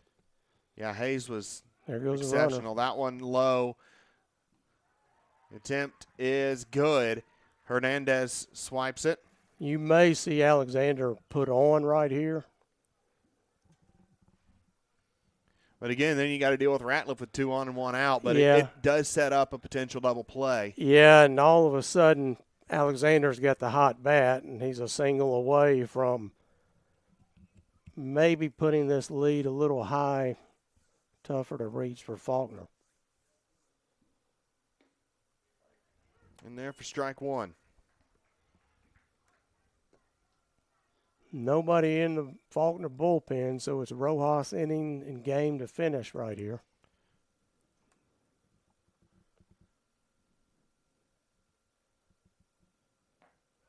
Misses 2 and 1. Not the only late game drama that has happened on campus today. Faulkner softball trailed, or they actually led by 3 led by 4 going into the 7th inning. Gave up 5 to fall behind. Then Addison Jarman hits a 2-run walk-off to win it 9-8 in Game 1 against Blue Mountain. So a lot of high-intensity diamond sport action here today on the campus of Faulkner. That one hit high and foul. Yeah, beautiful day for baseball, for softball. Either one. Couldn't ask for better weather. Game 2 this afternoon going to be just as exciting as these first 2 games have been. Especially if this result holds and it's for the series. That one cut towards first. Trinidad will step over on the bag. Hernandez able to take over to third.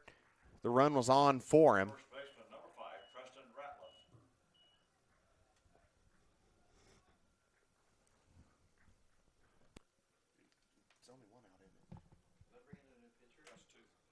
Yeah, had the fly ball to Orlando Lordui for out number 1. And that's second out there. So See if Mac's going to make a move here, or this is just to try to settle Sammy down. Preston Ratliff comes up to the plate. Rojas trying to keep it a 3-run ball game and hope that the bats can start working.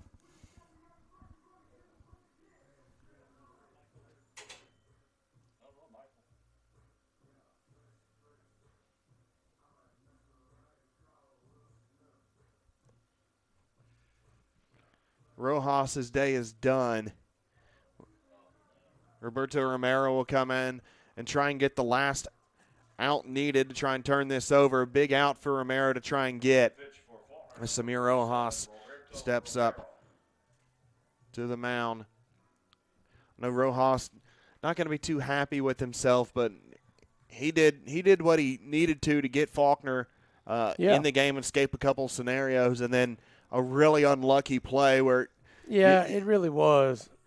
Where it just kind of unravels on you and unable to get back. And when you give a good team another chance, this is what happens. Yeah, you never know. You can't play the guessing game in baseball. If that does not hit the foot on the throw down to second and kick into left field, maybe nobody scores this inning. But you can't play that guessing game. And, a couple tough breaks here, but Faulkner had chances early on, couldn't do anything with it. But again, so did William Carey, and they've played a really good top of the 7th here.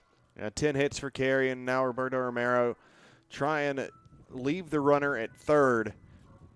Preston Ratliff at the plate. We return 2 outs. William Carey up 3. Top of the 7th, FSN.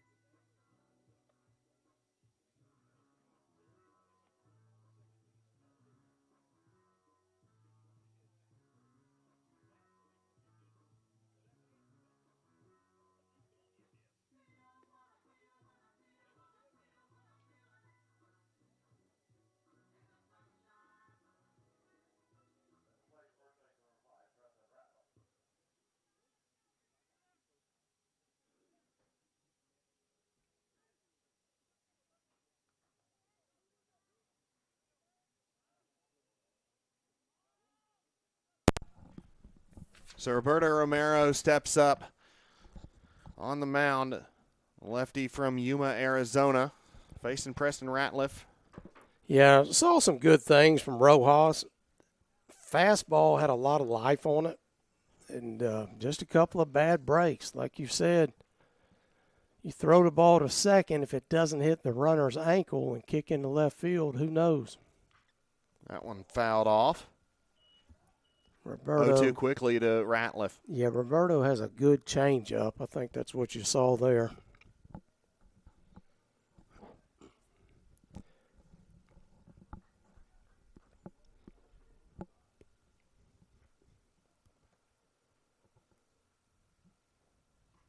Misses 1-2.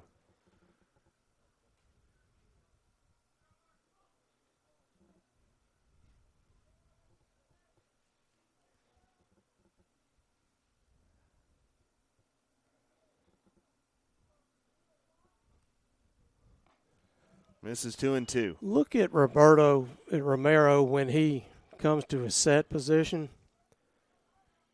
Obviously, different kind of pitcher, but doesn't he remind you of A.J. Minner when he watch when he comes set? Same hand placement. It does a little bit. And Ratliff hits that one deep. Oviedo at the track. Off the wall. Ratliff drives in one. He'll round to two. Yeah, and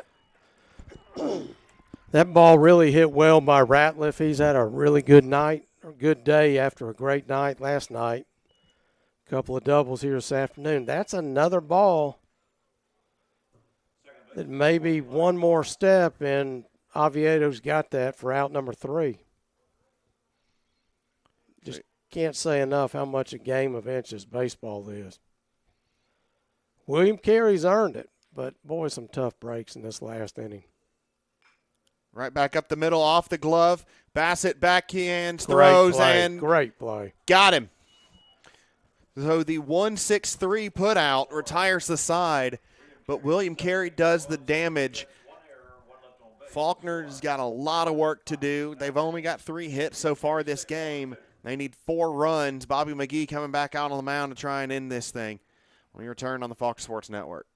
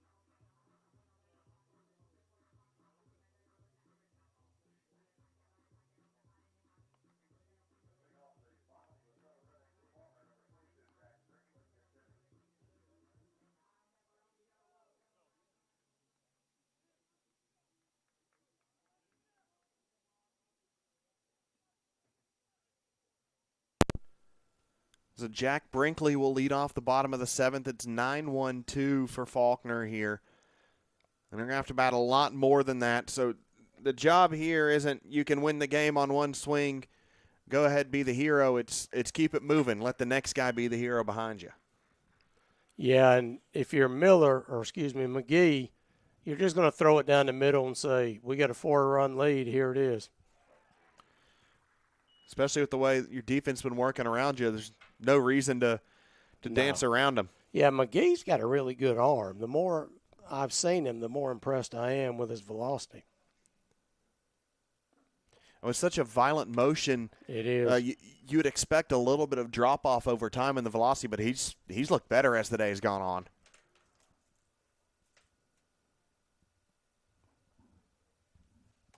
Brinkley fouls that one off.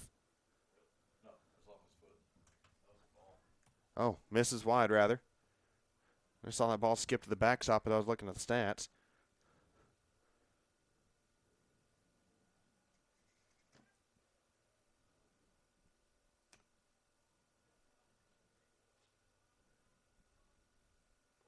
Oh, boy, that was a Strike 3 called. Really nice breaking ball from McGee. Got the outside part of the plate. And Juan Trinidad has to come up with 1 out now. And math a little inverted for Faulkner. Got a little bit worse there. Needed 4 runs on 3 outs. Now need 4 on 2. Yeah, and if William Carey goes on to win this game, and second game, as you know, in the NAIA, college baseball, always a 7-inning game. Everything else, 9 innings. And we thought it's probably going to go 2-1 in this 3-game series. Right now, that's looking like what is going to happen. And you would expect nothing less with two of the better teams in the country facing each other. Absolutely. And like you said, it's looking all the more apparent right now with the way Bobby McGee is dealing. Yeah. Wow, I don't know where that one missed. Do not know where that one missed for Bobby McGee. And a good job. You know, I'll give Halford credit. He rolled the dice and threw his ace in game 2 rather than face Ozuna. Trying to get one. That's what he's going to do. Unless Faulkner can rally with 2 down, but the bats are going to have to wake up for Faulkner.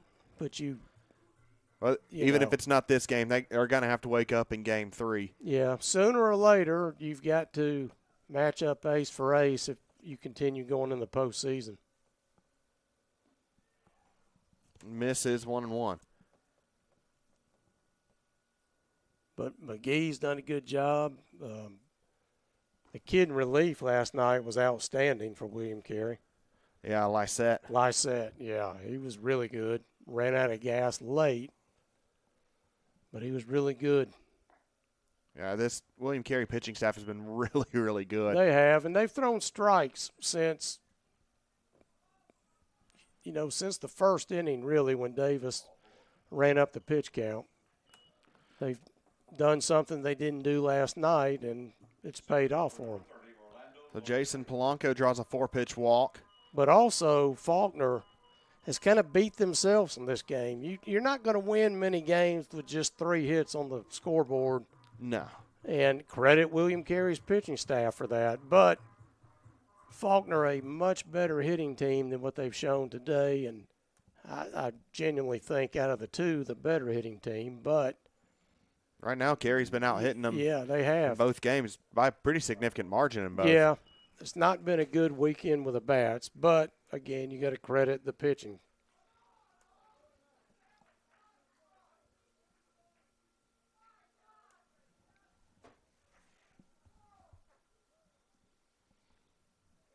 See Faulkner president Mitch Henry in attendance today, sporting a cowboy hat.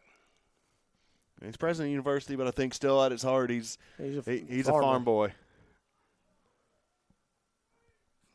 Good hat to keep the sun off of you, too. 0-1 count. McGee trying to close it out. That one fouled off. 0-2, 1 strike away now. Yeah, McGee's done his job. He came in a tough situation and has shut the door on Faulkner. Yeah, Bobby McGee has been nothing shy of spectacular today. 5 strikeouts, 1 earned run, just 2 hits. 1 strike away from picking up the win. McGee fires. That one runs inside. Barely missed Lordui.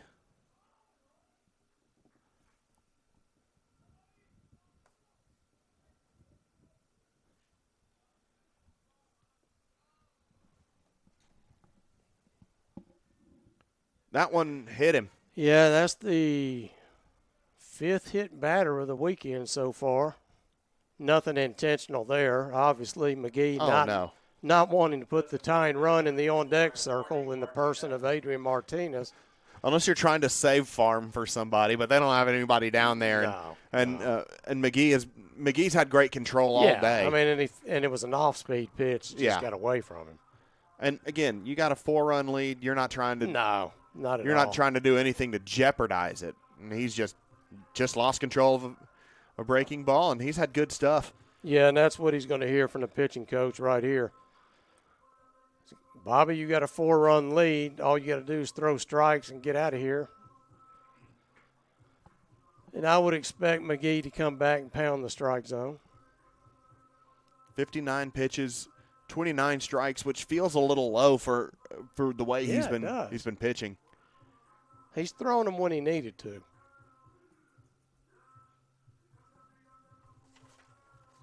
Third mound visit for William Carey.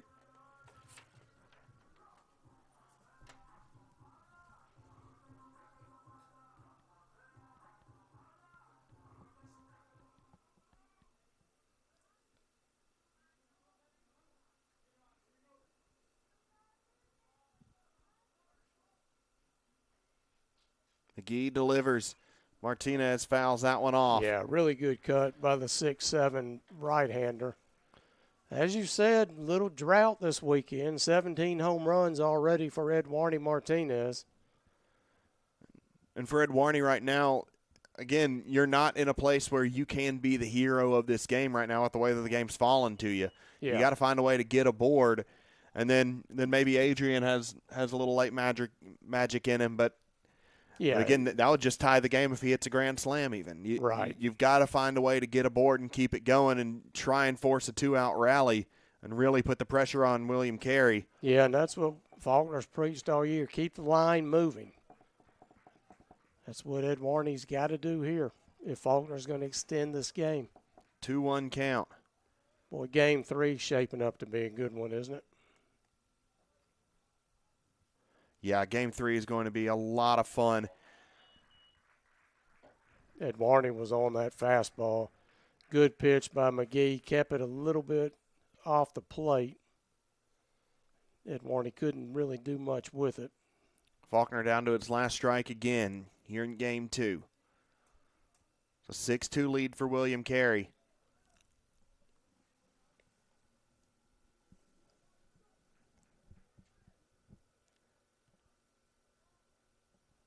They've been pretty successful when they've came high and inside on Edwarney. Don't know that you see it here, but that high fastball has got him a couple of times. That one misses away. Good chase pitch from McGee. Yeah, and, you know, you want to get him here. You don't want to bring the tying run to the plate for Faulkner. So I got to think McGee's going to rear back and throw his best fastball and let the chips fall where they may. He's been successful with it. Full count, 2 outs, 2 on. McGee delivers. Swung on and missed. Bobby McGee closes the door. And we go to an all-important game 3 of the series to tie it up. A massive, massive performance from Bobby McGee. Yeah, really good, really good. To get the win. And a fantastic pitching performance from Davis as well coming in.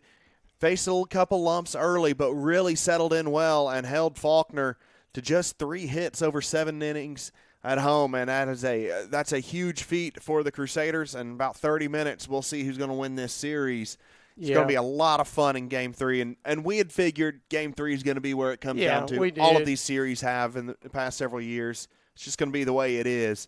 My guess is you probably see Alonso Castellanos in Game 3. No idea for William Carey, although it looks like Corey Cook is stretching and getting loose down there. Maybe your Game 3 starter just from what it appears. He, as soon as the game was over, ran out towards the pen with a baseball, and I don't know. We'll find out in 30 minutes.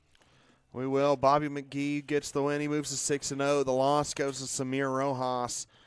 And Faulkner and William Carey tied at 1 game apiece after 2 games in the SSAC and the NAI Series of the Week. Be back in about 30 minutes. Huge Game 3 on the Faulkner Sports Network.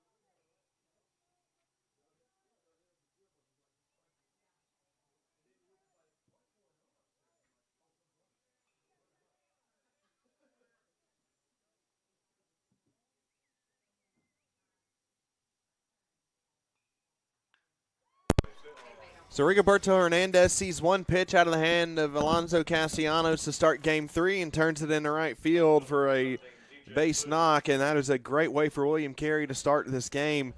A Carey team that's been hitting the ball really well, 21 hits over the past 2 games to force the split, and ended the 7th inning with the 4 spot, and looked pretty good to start here against Alonso Castellanos on the very small sample size. Yeah, William Carey came out early and trying to put Faulkner in the hole right off the start. Now I'm looking at Cook's numbers, and that 1.93 ERA really jumps out. The arms that William Carey has had this weekend are all really good. Yeah, William Carey as a pitching staff has a 4.80 or 4.78 ERA coming into the day. Yeah, I think that's a little misleading. You go back to last night with Connor Wilson. Connor's got a really good arm. Yeah. He struggled last night with his control, but he's a Friday night starter, which that tells you right away he's really good. And I think every pitcher is going to have that one game where they struggle a little bit with control, and that's just what happened. But Wilson's really good. Davis really good coming back from the injury, and obviously Lysette and McGee. So I'm sure that Cook is going to be along those same lines. So the only changes for William Carey in the lineup, Braden Coffey in the 8 spot, J-Rod Williams in the 9 spot. Carley moves up to the 7 spot, and that's just an adjustment around Jaden Mark not being in the game or not being available for this one, or at least not starting this one anyways. Good lead from Hernandez at first. He's gone. Fouled off. And one more thing about those arms, and I'll let it be. I told one of the parents from William Carey, I saw him walking out, was admiring the beautiful beagle they have. And as you know, that's my dog. I love beagles. And I told him, I said, we'd love to have any one of those arms that we've seen this weekend. Every one of them was good. That one in the dirt. Hernandez takes off. The throw is not in time. Big game. Winner of this game wins the series, and doesn't mean a whole lot as far as the overall goals of both teams go, but a little bit of bragging rights, and it helps in the rankings. Anytime you're playing a good baseball team and you can win a series, it helps. 3-2. Check swing off the nub of the bat. And DJ Booth alive for another pitch.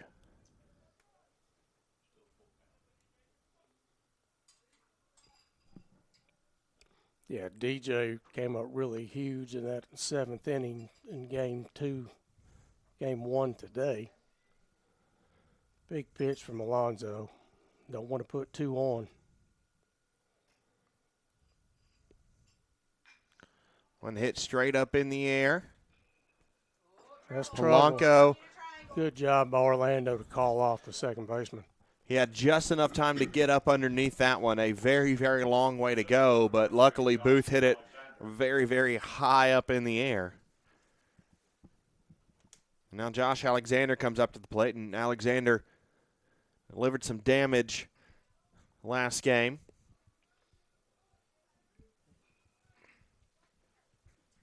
Trying to get William Carey ahead early here and capitalize on the Rigoberto Hernandez leadoff single.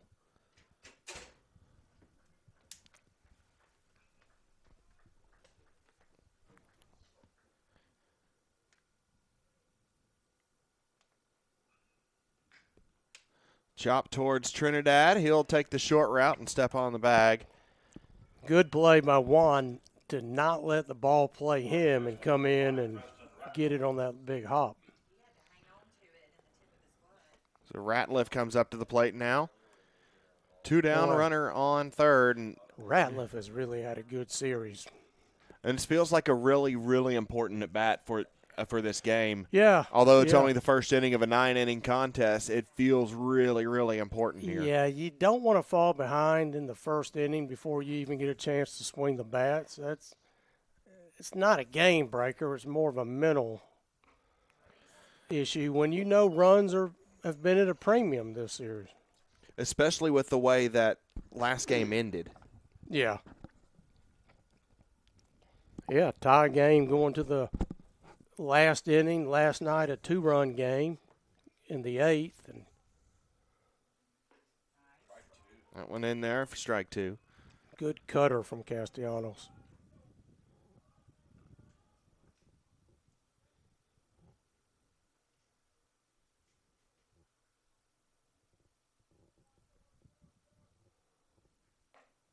Waste pitch there, trying to get him to chase.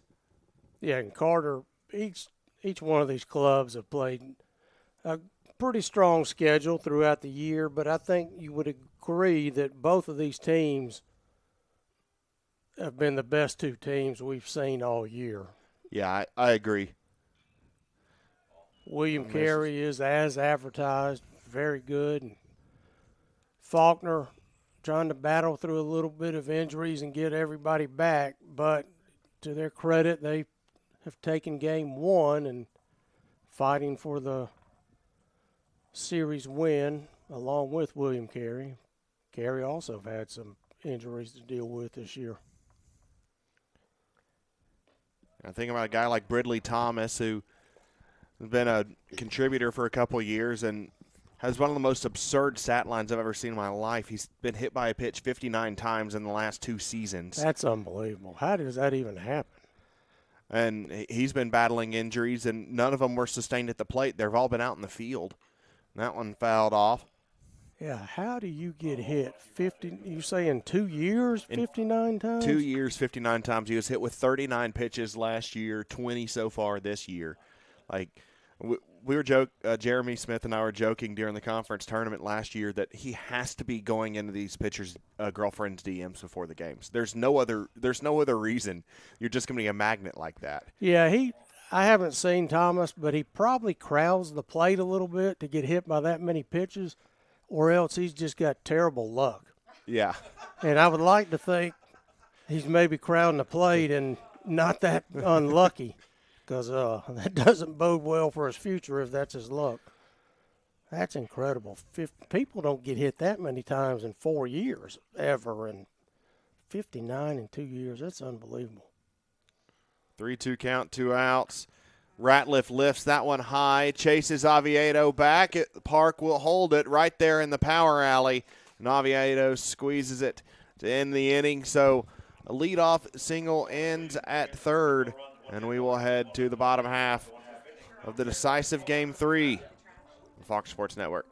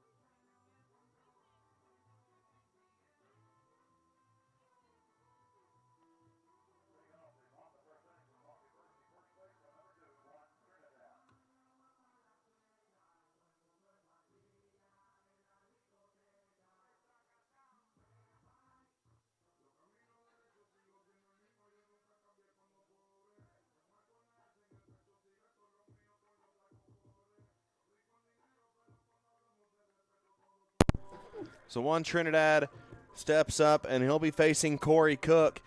And we were just talking about it off air about how good this guy is and how good this pitching staff is. Again, a 1.93 ERA for Corey Cook. That one pops in and out of the glove for ball one, but a 1.93 ERA, 141 whip.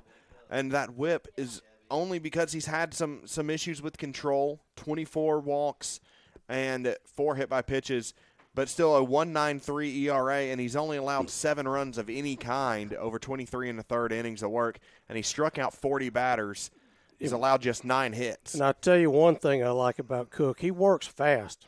Yes. He gets the ball and throws it. He's not going to threaten that 20-second pitch clock. He's just going to throw it. And you and I are always big fans of pitchers like that.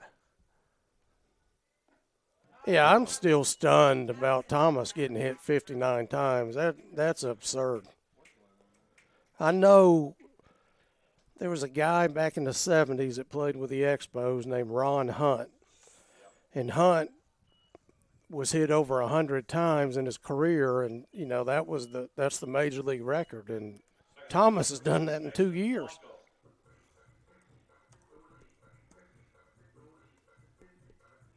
Good start for Juan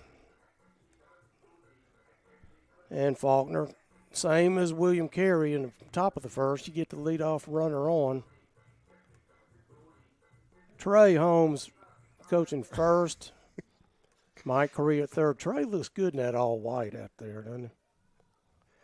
Yeah, I think he may be one of the only people I have seen only wear hoodies all season long. Well, Trey's got a little swag to him. Former Arizona Diamondback. We mentioned he stole 59 bases, 100 in 2 years here at Faulkner.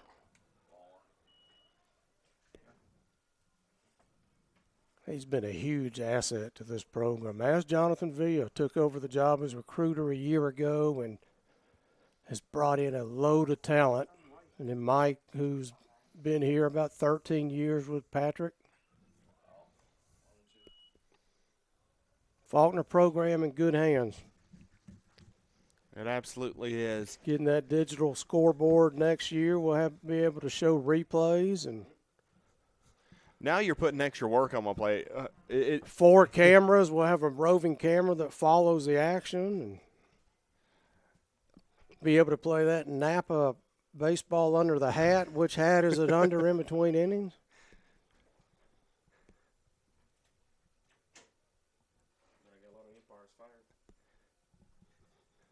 Yeah, you can't show that replay on those close calls. You'll upset somebody.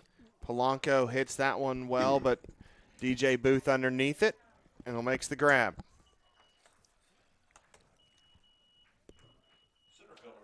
So now Orlando Lordui comes up. Orlando's due to pull a ball. He hit everything to left field today. He's walked a few times, but middle of this order, Lordui, Martinez, and Martinez have been held in check for the most part.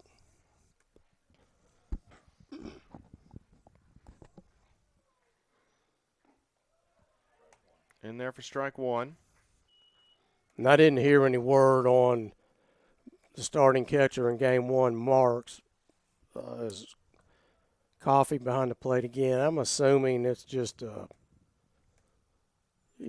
we thought, maybe a bruised hand. And as hard as this William Carey staff throws a ball, you can see how that would happen. He took a lot of fastballs from Connor Wilson last night, and Jake and not Jake Lissette. Jake played at Loyola. Luke Lissette. Luke Lissette. Yeah, probably wear out the padding of several gloves throughout the course of a season. Yeah. Your hands get beat up.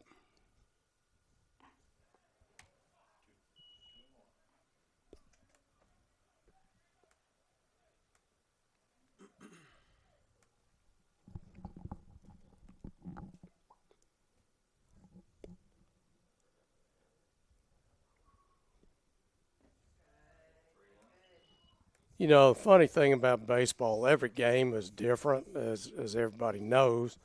We've seen 2 low-scoring games for the most part, well-pitched games on both sides, and you may never know. You might see a 13-12 game in this one. You just never know what you're going to see when you come to the ballpark. I don't think you will, but Yeah, I doubt it with I would bet against it, but these teams have 2 really good pitching yeah, staffs, and they do. Faulkner's bats have been pretty cold this weekend. They need to wake up. Orlando Lordui, a guy who's capable of getting a hit any moment he needs to. Really big pitch here coming up. Faulkner would love to get Orlando on and have 2 men on with 1 out for Ed Warney, but Cook, a tough customer to crack. That one hit up the middle. It'll find its way through. Trinidad rounds towards third. Lord Dewey will throw on the brakes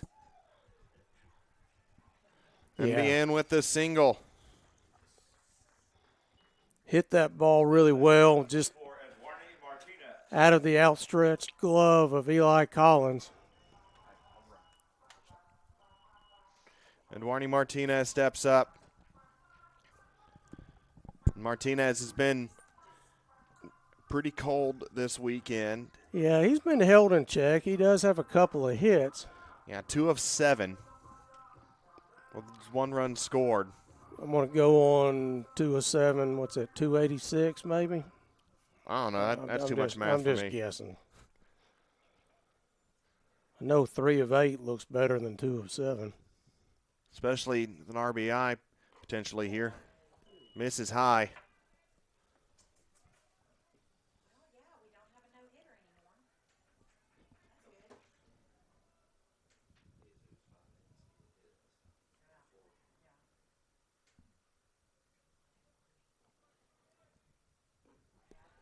In there for a strike, 1-1.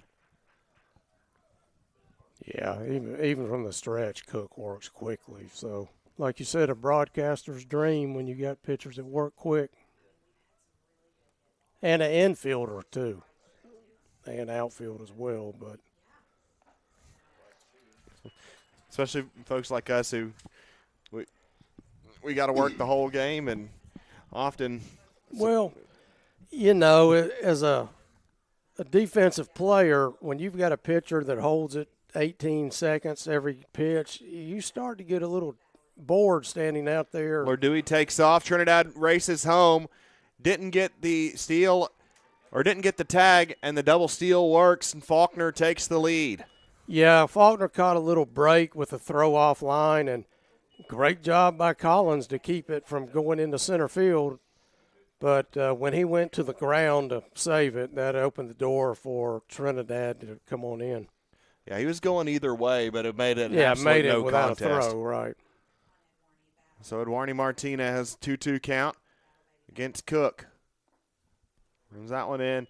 And with how fast Cook throws, I would love to see just what Edwarney could do if he times one of those up. Yeah, I'd love to see how that ball could fly. Ball's going to go a long way if you hit it solid off a hard velocity guy, but fouls that one off. Edwarney's already hit one close to 470 feet this year, and without somebody throwing 90 plus. But right now he's got to catch up to the fastball of Cook.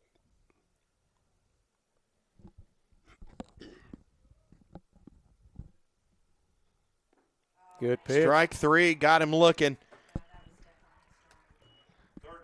Great pitch, low outside corner. Yeah, and when you're 6'7", it's tough sometimes to go after that low corner pitch on the outside part of the plate because it's a little bit more you got to reach for it, and great location on that fastball.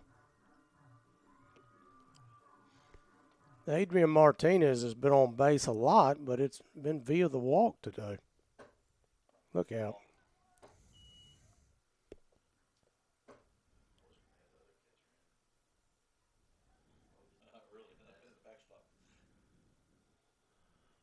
One-0 count, Adrian Martinez. The numbers make a lot more sense seeing Cook. you see 40 strikeouts over 23 and a third coming into it, and you're like, oh, okay, this guy's got some stuff, and then you're like, wait, 24 walks, that may be a little wild at times, and that's exactly what we've seen so far. He's got really good pitches. He's got huge strikeout potential that he's been using. He's got a really live arm. If he can harness that control, he's really tough. Swung on and missed. And he's not trying to fool you. He's No. just coming right at you. He's like, I'm going to beat you at the fastball, and then when you get comfortable with fastball, here's a changeup. 2-2 count. Fouled off. Had to reach down to go get that one. The other thing with the control with Cook right now, and as hard as he throws, you can't dig in the batter's box, you know, and just sit on the fastball. You got to think, too, where's it going to go? Oh, that was a nice breaking pitch that just missed. Sometimes you can be effectively wild where you're not really getting hurt by it, but you're just wild enough to keep you from having making you have an uncomfortable at bat. Hit up the middle. Lord Dewey will round home. Looks like he'll be uncontested. Martinez will throw on the brakes, and it's an RBI single for Adrian Martinez. Faulkner with 2 hits in the first inning. It's been a while since we've been able to say that this weekend. Yeah, just 3 hits last game for Faulkner. Yeah, great pitching performance again. And really all weekend. I mean, Wilson struggled with his control, got behind in the first 2 innings, but he, again, obviously his numbers show and his arm shows he's a much better pitcher than what we saw. And then, you know, Lysette, Davis, you had mentioned, hadn't thrown in a month. Yeah. So he was on a pitch count today. And Carey is going to be tough for anybody they play the rest of the year. It's a good team. That one hits DiClemente, and the carousel keeps turning. Yeah, and again, for either one of these teams, you do not want to have to go to your bullpen early. You're going to see Halford come out and just settle down as big right-hander. But the bullpens on both teams a little bit taxed this weekend. And actually, it looks like there may be a change here. Is Halford going for the hook already? Well, that's a little surprising. But, I mean, William Carey's got some bullpen arms. He is. Does Bobby McGee have another 50 pitches in him the way he was throwing? He only got better as the day goes on. You I don't know know, if he's fully cooled down yet. It's funny you mentioned that. I was talking to sounds kind of stupid, but I was talking to one of the parents of William Carey at the concession stand in between games, and we were talking about McGee, and he said, McGee's one of those guys that can throw 75, throw 5 innings, and 2 hours later he wants the ball to get back out there. Kind of like Mose Hayes. Andrew Shira, the new pitcher, he's a guy that I expected to see a little bit earlier, and Shira, a guy who has got a lot better stuff than his numbers show, but he is he's had at his peak, he's been a first-team all-conference caliber arm, and this year he's really struggled. It's a chance for him to right the ship here against Faulkner, or does Faulkner take advantage of the struggles he's had recently from the hill? Yeah, I'll tell you something that's running through my mind all day. We're talking about LSU Shreveport 38-0. Yeah. And I don't care who you've played, 38-0 is good. Yeah.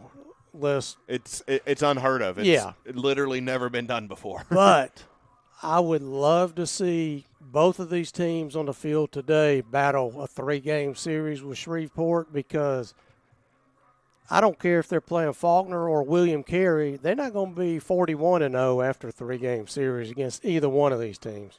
Yeah, barring just a really, really special performance. Yeah, and I haven't seen LSU Shreveport play, but I know how good William Carey is, and I know how good Faulkner is. Yeah, and that's one of the really impressive things about that run from LSU Shreveport. Like we mention all the time, it's baseball. You may not have your stuff that day. a weird loss is going to happen here and there, like Tennessee sweeping Florida and then losing their midweek game to a mid-major. Yeah. And LSU Shreveport has been really good the last several years, and they've got to the World Series and they've stunk it up. Don't know if that'll happen again this year, but you got to prove you can win the big games. And both William Carey and Faulkner have done that. A couple of World Series championships and a ton of appearances between these two teams. Yeah. I remember Shreveport put us out a couple years ago. And yeah. They still hadn't won the big one, though. Yeah. Chopped right towards Hernandez, and Webb rolls over for out number 3, but Faulkner gets 2. Andrew Shira does the job with 2 pitches, and we head to the second. Faulkner up 2-0 on FSN.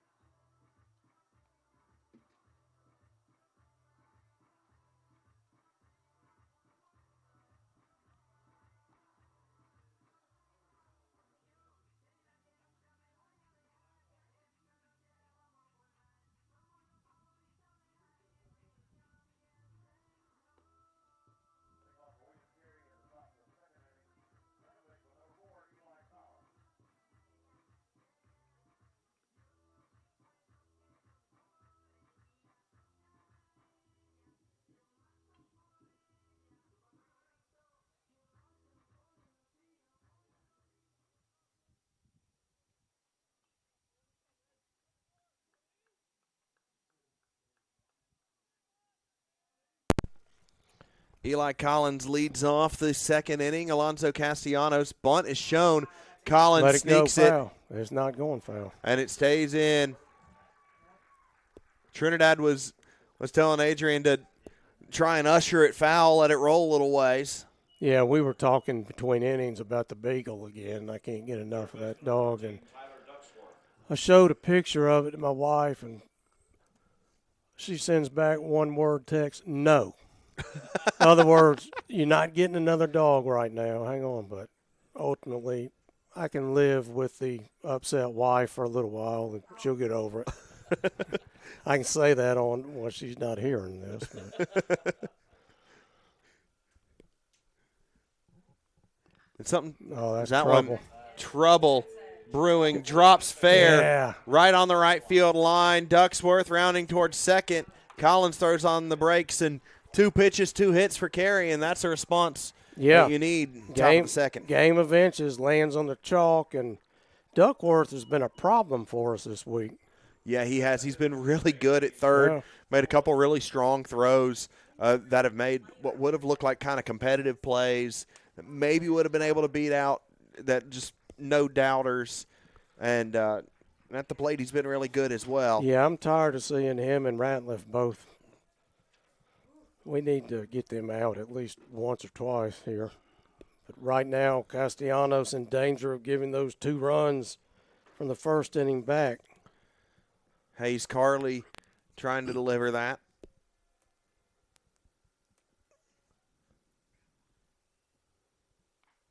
Fouled off. One more thing. I quit beating a dead horse. It's not about the dog. William and Carey's got a really good fan base. They do. I've watched them this weekend. They know baseball. They love the game. They follow their team, and pretty good people. My only complaint about them is that no one brought me canes from Hattiesburg, and I'm a little upset by that. But they've been a great fan base, and like you said, they traveled well. It's not an easy drive from Hattiesburg to Montgomery. No. It's about 4.5 hours. Last time I was on it, I was on a charter bus, but there and back, and that was a long day. Well, they may have wanted just to come see the beautiful city of Montgomery and take their risk of. One hit straight up the middle. It'll drop down. Lord Dewey laid out for it. Carley rounding towards second. He'll be in 3 easily. Is he going for 4? Carley's going to hold up with a stand-up triple. A really ill-advised play by Orlando to try to dive for that ball. You don't want to dive at a ball straight at you when there's no one to back it up. You know, if it's in right center, left center, you've got a left fielder, right fielder to get it if it goes by. In that case, you field it on a bounce and you give up a single and only 1 run. And nothing good really comes out of that. If he makes the catch, it's still a sac fly, and you got a runner tagging and goes to third. But, you know, in the heat of the moment, players are going to try to make plays. Braden Coffey, big swing at that one. Strike 1. Tie ball game after the triple.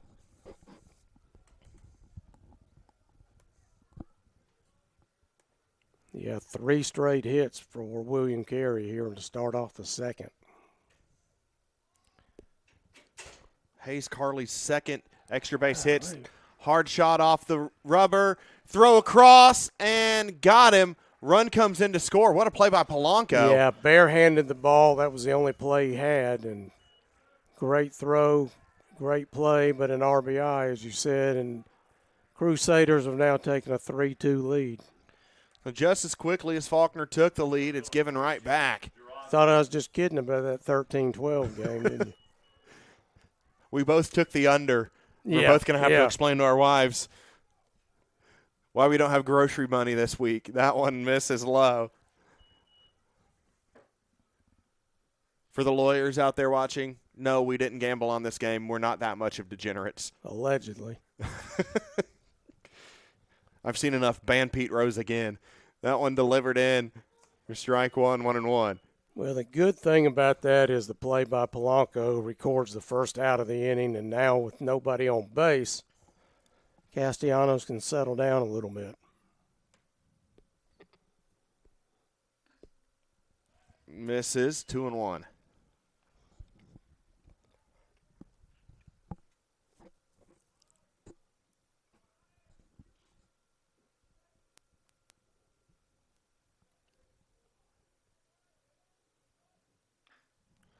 Chopper goes to Adrian Martinez. Throw across and got him. And a couple slick plays to get the 2 outs here. Yeah, Faulkner has shown some gloves this series. And we've seen that all year with this infield and outfield. They're very good defensively and generally don't beat themselves with mistakes.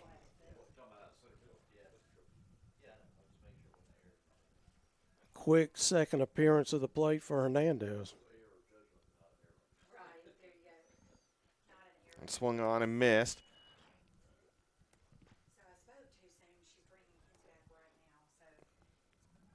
Across campus, it's 2-1 Faulkner over Bloom Mountain in softball. And Rigoberto Hernandez hitting the back. Yeah, and with 2 outs, you don't want to put a speedy Hernandez on base. Stole one back in the first. And DJ Booth will come up now. Softball, 7-inning softball games have taking longer than our baseball games have today, it seems. I got started about the same time, and it was a rather stressful time for me as I went over to do the PA for Senior Day at 12:40. Then I had to get back over here to get the game on air. Thankfully, we only had 3 seniors, so that was that helped with that. And strike one in there to DJ Booth. Here's your plaques, your jersey. Enjoy your senior year. I got to go.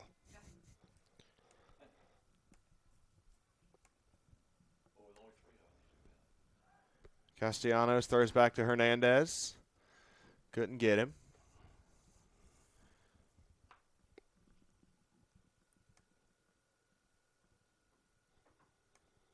You know, DJ Booth, I'm just noticing Eastern Kentucky transfer.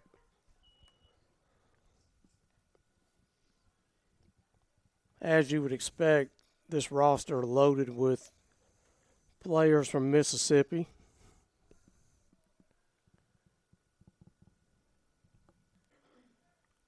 The pitch misses 1-2. You know, interesting, up at Tennessee Wesleyan, they lost 2 of their better players for the season due to whatever reason, but that's going to hurt. There he goes, great jump, and that's drilled. Booth rips that one into center field. Lord Dewey gets underneath it. That looked a whole lot better coming off the bat than a lazy F8, but that's what it turned into. And Faulkner going to need to swing the bats. Yep. Scored 2 in the bottom of the first, gave up 3 in the top of the second, and they head to the bottom of the second down 3-2 on the Fox Sports Network.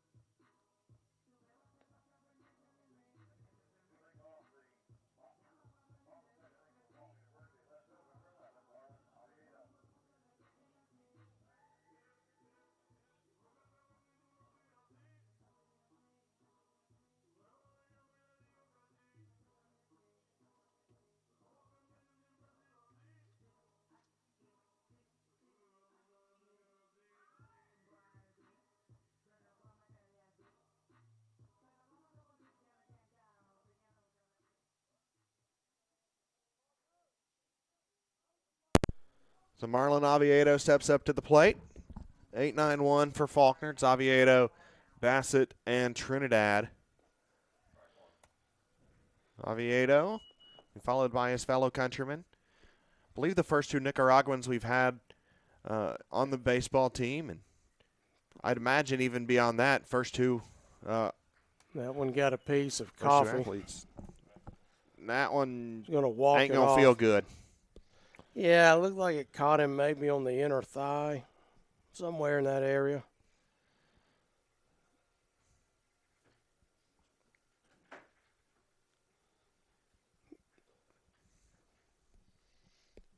Either that or he's well prepared for toddlers. Yeah, and about 1 o'clock, Coffey didn't think he'd be catching both games of this doubleheader, I'm sure, and he's done a really good job behind the plate. Yeah, he has. He's blocked up a couple pitches he's needed to, and he's made the plays he's had to, and most importantly, he hadn't had really any mistakes.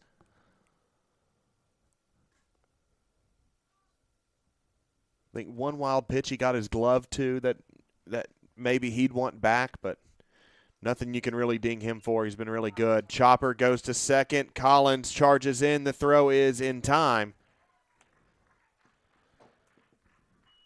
Tough play by Collins to make, but charges in on the high hop. Makes a sidearm throw. And now Bassett steps up to the plate.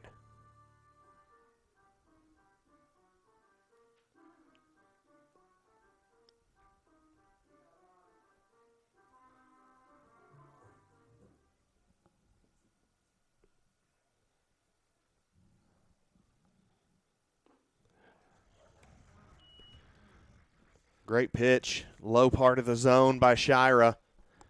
As you mentioned, as he was warming up, Andrew Shira, a guy whose numbers aren't reflective of the ceiling that this guy has. He's been a first-team all-conference arm, and he's been an ace for several years, and he's a guy that Faulkner's not beaten.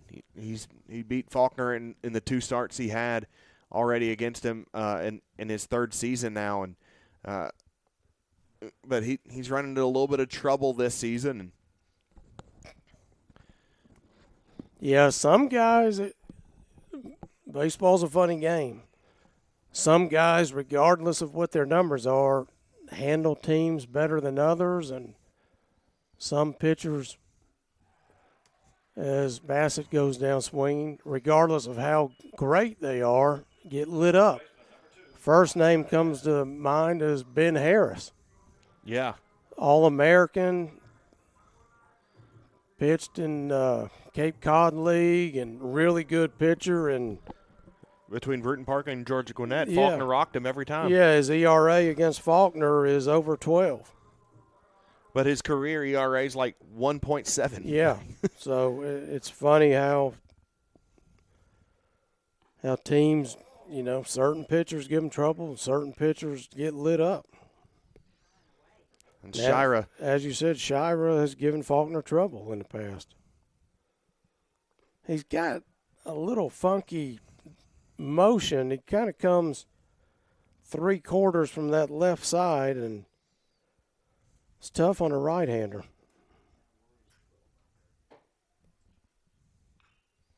Pulled foul.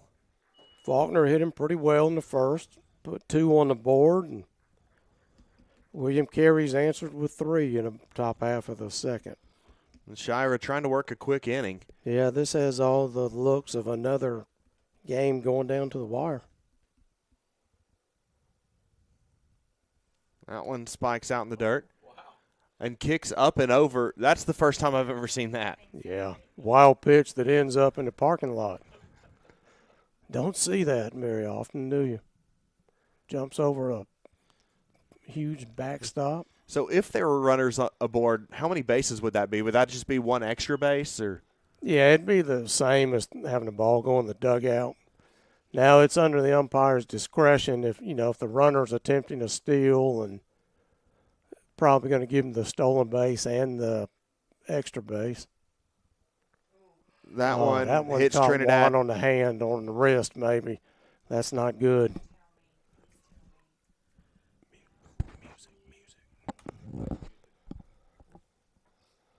Yeah, this is his right. Is it right hand, I believe, or is it left? Yeah, it's his right hand. That's his throwing hand, and his top hand on the bat. No, Juan's a really tough kid. He's going to stay in the game but that's one you've got to see how it feels later as the game goes. And the umpire in that game, first game today, took a fastball straight on the top of his hand and appears to be fine. But a lot of concern for the Eagle captain on a 3-2 pitch.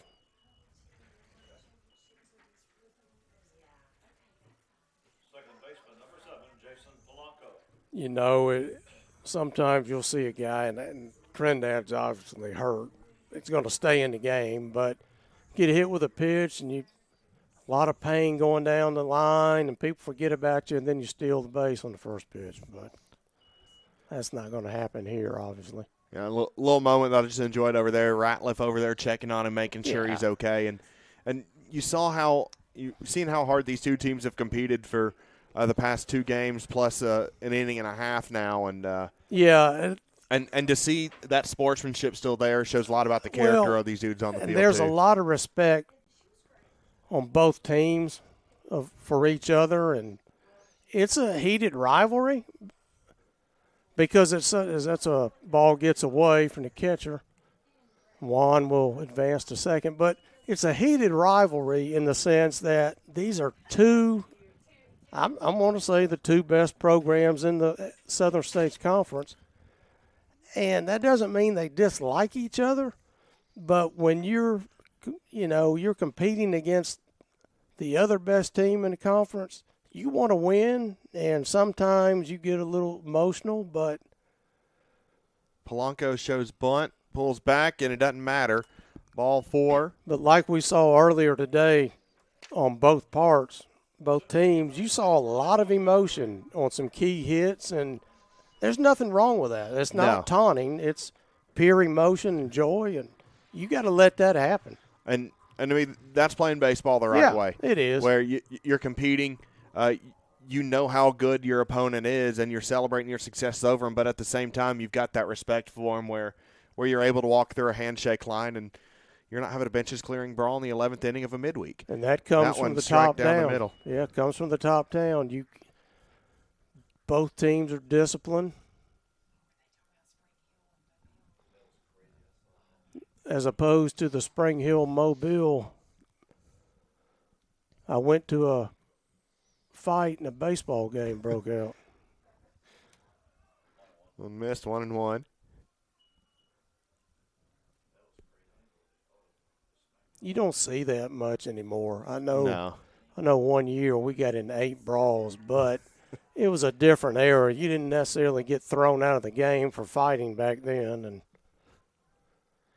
I still think a lot of problems would be solved in sports if you had a hockey kind of rule where you can go ahead, drop the gloves, duke it out, 5-minute timeout, come back out and keep playing, boys. Well, good teams, and these are two good teams, but good programs, players are going to take care of any situation on the field, and the umpires don't necessarily need to step in. Of course they do at times, but players handle their own business.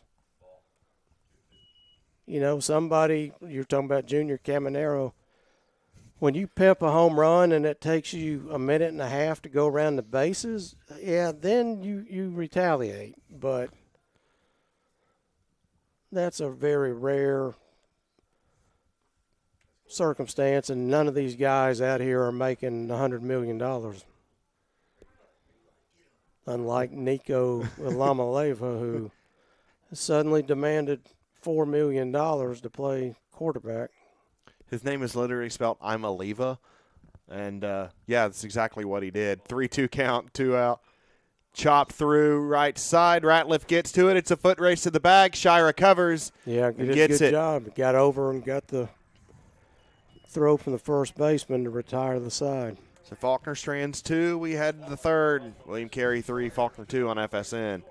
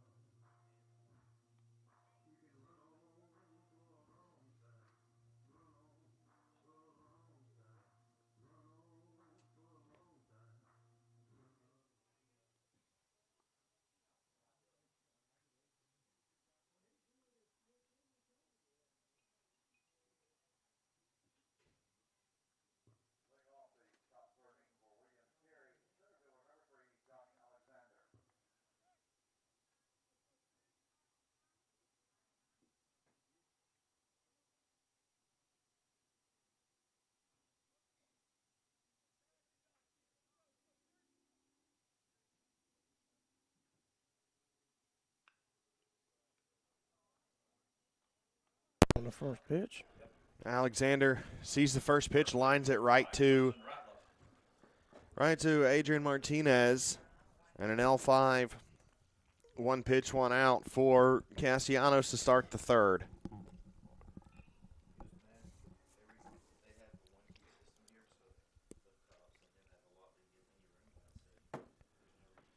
And here's Ratliff again. See if Castellanos can retire him. It's been a tough task for the Eagles this weekend.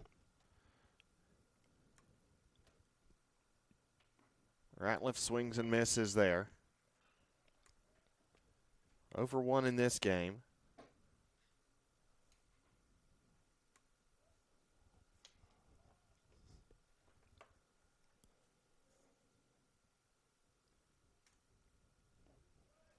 This is 2-1 now.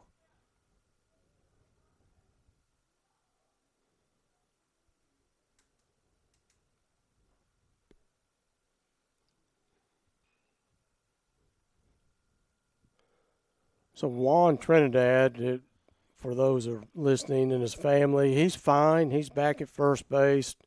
Probably just a bruise on his hand, but he's good to go. No tape on it or anything. He's fine.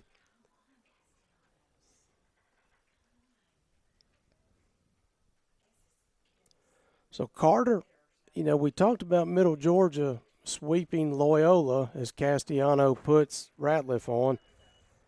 Really interesting, Ave Maria sweeps Southeastern in a 3-game season and beat them 13-2 this afternoon. Yeah, the Sun Conference has gotten really wild. We were looking at those standings. There's like 2 or 3 games separating first and like 6th right now as you're hitting the home stretch of the season. Eli Collins comes up to the plate. Meanwhile, for the SSAC, it's really starting to take shape as that one popped up. Trinidad over to it. Foul territory, makes the grab. Yeah, good play. And, you can debate the standings around the country all you want. Southeastern is 11-8 in their own conference. And you're 11-8 in your own conference. You have no business being ranked up in the top 5. I'm sorry, but that's going on a lot of past history. Kind of like Lewis and Clark under 500 and still being ranked when they were 5-7. Misses ball one. Now I see they're not in the top 25 any longer. Like William Carey should be more higher than 5 the way they play. Woo. They don't seem to be weak in any area. Yeah, and you got to think the winner of this series here on Harrison Field is going to take a leap in the standings. Yeah, I feel like both teams should take a leap no matter Yeah, what. I do too, but Because I think from a national perspective there may be a little bit of doubts about what Faulkner is, but still, which is crazy when we've got almost 40 games of sample size now. yeah. But I feel like I feel like the national raters paying attention to this game should in this series should be able to see, hey, these are two really Yeah. good teams, and Faulkner going toe-to-toe with William Carey, and William Carey coming into a place that's really hard to win. And whether they win 2 or they win 1 out of this weekend, it's a feat to come in here and beat Faulkner. Yeah, I feel like both teams need to be ranked higher than what they are. Conference game, Abraham Baldwin continuing to win as they knock off Point today, 7-4. That's a team who's improving every week. They are, and when I was talking to Connor Darnell as Ducksworth retires swinging, when I was talking to him, one of the guys at NAI ball a couple of days ago, we were talking about Abraham Baldwin, and you talk about how good the Southern States Athletic Conference is.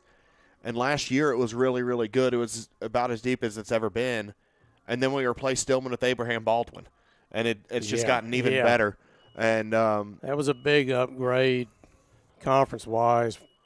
And Abraham Baldwin has just come in and made a serious name for themselves, and they're someone that I wouldn't necessarily want to see in my pool come first week in May. They played in the JUCO World Series last year.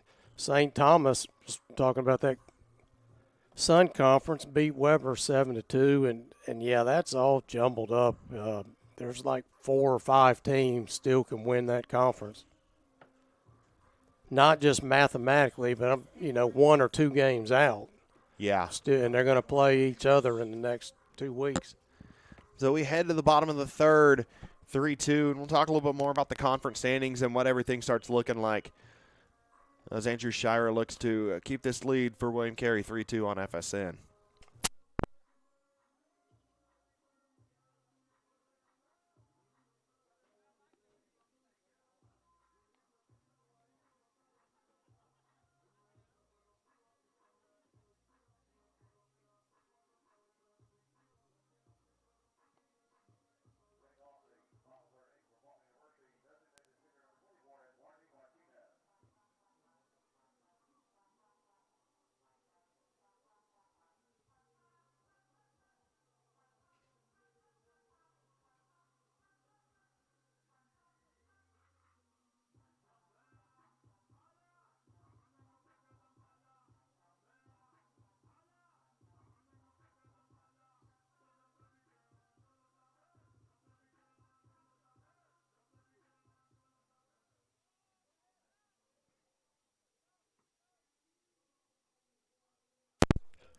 Adrian Martinez, Got Eduardo hit again. Martinez is hit. Oh, that's the same place Martinez has been hit twice, and he's unhappy about it. And more so than that's emotion that, hey, I've been hit on that same elbow twice today. And last thing Shira wants to do is put the leadoff hitter on base with a 1-run game. So, and Warney's got to realize that when he gets, and I think he knows now. And Shira's pretty upset with Martinez spiking the bat. Yeah. But here's Martinez's perspective on this. You just got plunked in the elbow. Your captain just got hit in the hands. And that's the second time you've been hit. You're going to be a little fired up about it. And they've been coming in on him all day inside. But that's the game plan to pitch him high and inside today. And you're going to have ball. These are college pitchers. It's not Greg Maddox out there on the mound. Yeah, you see Ed Warney hug the umpire and first baseman afterwards and apologize. But, I mean, certainly no intent. No. It's all those things spill together. Yeah, it is. I mean, sometimes. In a high-intensity, testosterone-filled environment, you're going to have those moments. Well, unless you're the guy from William Carey that's been hit 59 times. At this point, sometimes you get irritated. At that point, I feel like it may be just a scheduled massage for him. Like, all right, it's been 3 at bats. It's about time for me to get a hit to the back here. That one gets away. Martinez will scamper through. Yeah, and a little more on that. I'm thinking, I don't know Thomas, and he may be hitting 400. I have no idea, but I'm thinking, hey, if I need a pinch hitter to get on base, I'm putting that guy in because he's going to get on some way. Likely the hard way. Ridley Thomas has got an on base of 610 this season. Yeah, well, that's not surprising. 3-1 now on Adrian Martinez. And Adrian draws a walk. So Shira struggling with the command here a little bit. Yeah, and Eduardo Martinez is a great character guy. He was baptized last summer and never heard him say a negative word about anything. And that's just, I'm tired of getting frustrated hit. with the situation. Yeah, and that's I'm sure he will apologize if he hadn't already to Shira. He might be doing it now he can't now because the pitching coach is going to come talk to Shira. And got to find a way for Shira to settle back in. Yeah, calm him down a little bit. Because when we've seen him be really good past last inning, we've seen what he's capable of, and he's been able to pitch out of some tricky spots. And well, as you said, he's had Faulkner's number over the years. Mobile knocks off Blue Mountain 10-9 today.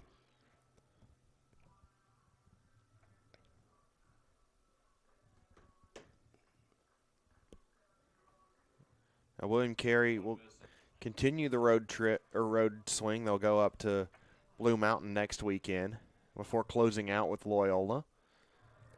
I don't foresee any situation, barring that, some unforeseen circumstance, that William Carey loses any games to Blue Mountain. But, everybody has a stinker, and you never know. And that's where this game can get really important for Faulkner. It's hard to see on the schedule, seeing how William Carey's playing. Yeah, It's hard you to see never them know. losing 2 and Faulkner running the table in order for Faulkner to catch up with this 3-game lead that Carey regained with the game 2 Right. win. But it gives that chance. And Yeah. you've got the tie break where you'd get the number 1 seed. Yeah, I if you're, mean, if it falls your way, but it's really hard to see this Carey team dropping a couple games if yeah, they should. I mean, the White Sox lost 121 games last year and beat the Braves 2 out of 3. So, I mean, it happens. I feel like right now you and me may be able to beat the Braves 2 out of 3. With Bryce Elder's on the mound, yeah. But William Carey's playing really well right now, too. And a lot has to do with how you're playing at the time when you play those teams. And that runs away from him. And I'm not by any means. I'm not guaranteeing a sweep for William Carey next week and Faulkner sweeping Loyola, but I don't know what's going on with Loyola to get swept this weekend, lose a couple prior to that. If it's injuries or they're just playing bad ball, but on the surface and on paper, that looks like that's it for Shira. Yeah, it's going to have to be second mound visit of the inning. So Bobby Halford going to his third pitcher here in the 3rd inning. Well, they got plenty of arms over there. Yeah. Everything we've seen this series, it's been a little bit scarier in the bullpen door open. Sometimes it's a little scary for the team that's opening the bullpen doors in college baseball. Right now it's maybe more scary, a little bit scarier for the opponent. But we will see who the new pitcher is for William Carey when we return. Faulkner, couple runners on, nobody or bases loaded, nobody out. New pitcher for William Carey when we return on FSN.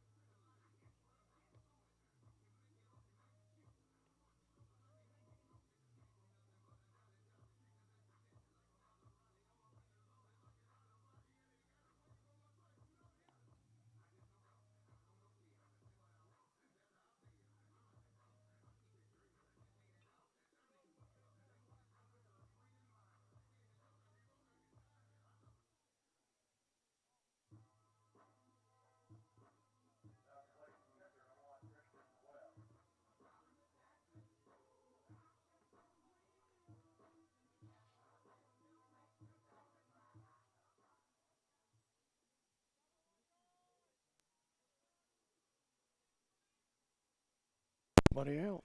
New pitcher for the Crusaders is number 27, Alik Avila. We saw him last night for about an inning. Avila now carrying a 3.44 ERA, 158 WHIP, 18 and a third innings of work, a 2.29 batting average against. Good breaking pitch right there from Avila to Webb. So if you're trying to preemptively keep track of pitcher of record, you can just absolutely throw that out the window right now. There's still way too much baseball to determine anything. The runs on are Shira's responsibility, and Webb strikes out on 3 pitches. Avila comes in and does the job. Yeah, and now Oviedo's got to pick him up right here. You cannot leave the bases loaded with nobody out and not have a big inning. Oh my goodness, Joel. Oh my word. This makes me want to go home.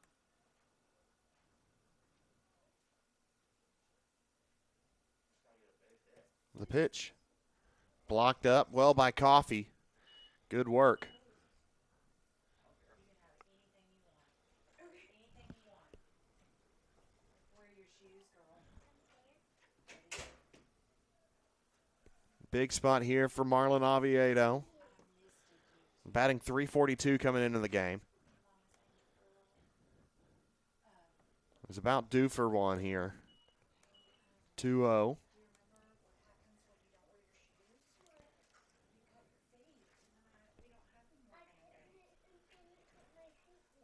Hitless in his last 3 games is Oviedo right now.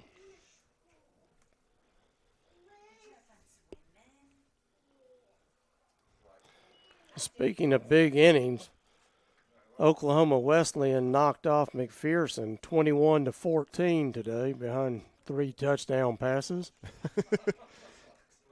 And McPherson just couldn't recover the onside kick. Yeah, that defense gave up that extra touchdown there. Oviedo pokes that out towards right field. Alexander gets it. And Adrian Martinez trying to get back, eventually slowly and most confusingly tags up. Runner scores in the weirdest sacrifice fly that I've seen in my entire existence. Yeah, and Adrian was dead to rights on that. He thought the ball was going to get down in right field, broke for third, was dead as a duck, and the ball got away. Somehow he was able to scramble 90 feet all the way back to second, and he's going to hear about that when he gets into the dugout, but Faulkner ties it at 3. I think he's hearing about it while he's on second right now. He Mike is. Carey is not happy with him.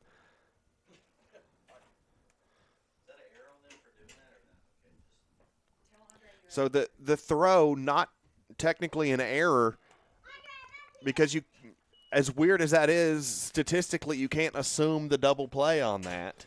Yeah, But the throw being away allowed Adrian Martinez to almost walk back to second, forgetting how many outs there were. The interesting thing about it is I think they get him at home if he goes home with it. But when there's nobody at second base, you got an easy out if you just make an accurate throw, and he's out by 40 feet. And the tying run doesn't score on that play if you double him up. Yeah, that's a good point. So a weird sequence ties the game up for Faulkner. Bassett 2-1 now. I hate to bring this up, but kind of reminiscent of last weekend. And then he redeemed himself by hitting the walk-off home run in the 11th. Hope that doesn't happen again today, but Bassett swings and misses 2-2. Good changeup. Halford has really been quick to pull pitchers today, or this series. He has. But he's pulled the right strings, so give him credit for that. Yeah, you don't win 1,300 games by not being able to pull the right strings. That one up the middle. Avila will take it over. Bassett frustrated with himself, but Faulkner ties it back up. And we head to the 4th, tied at 3 on the Faulkner Sports Network.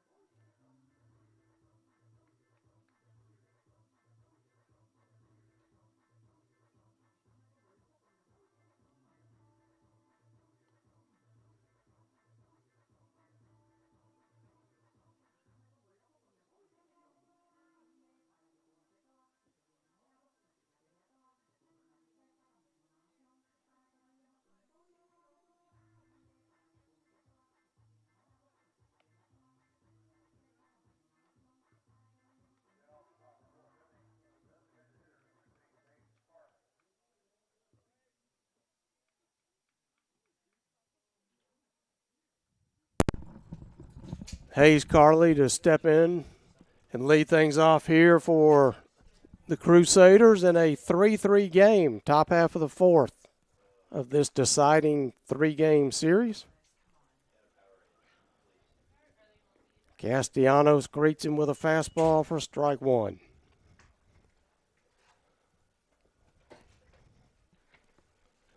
Faulkner playing straight up all the way around the outfield. Swings through a fastball 0-2. Hayes Carley at the plate, tripled his last time up. Looked like what was going to be a kind of routine single. Lord Dewey, or maybe a fly out. Lord Dewey tried to turn it to a fly out. Ended up running back to the wall, and Carley retired on 3 pitches. Castellanos responding well to his team getting a run across for him to tie it back up. Yeah, these are two teams that have run into good pitching from both sides. We've seen what both teams' bats can do. Several games, over 20 runs from each, and it just shows you the good pitching that's lined in for a hit. Nice base knock by Braden Coffey. Center fielder number 18, Gerard Williams. Gerard Williams comes up to the plate. It's that old adage, good pitching beats good hitting, but it's not every time. Sometimes the good hitting beats the good pitching as well. So Ty Little comes in to run at first. And the run number 28, Ty Little. Little started the series at second. Was lifted from the game. Williams essentially took his spot in the lineup. Then everything shifted around there.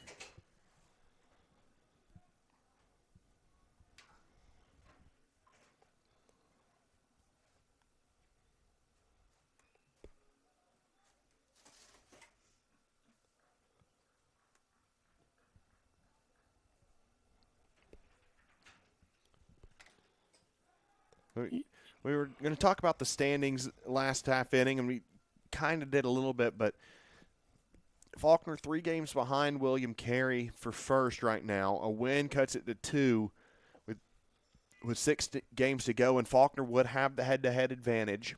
yeah, Loyola now 6 out, so they're pretty much done as far as that goes. Bassett turns.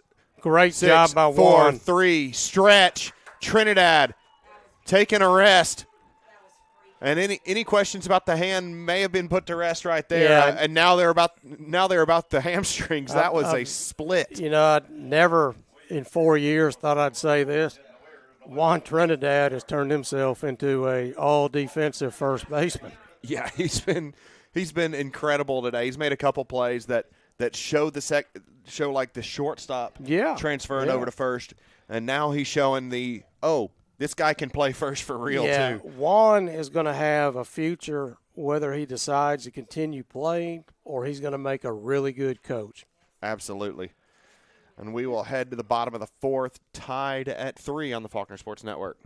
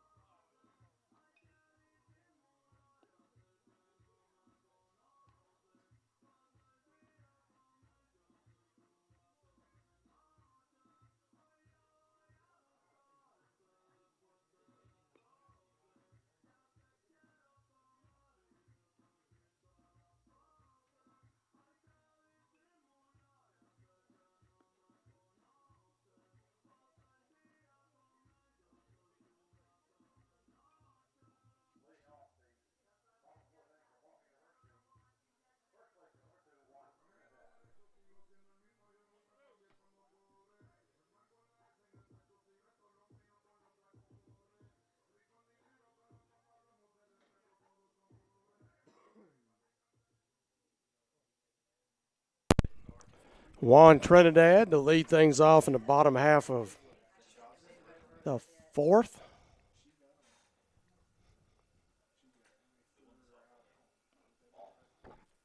Facing Avila in his second inning of work.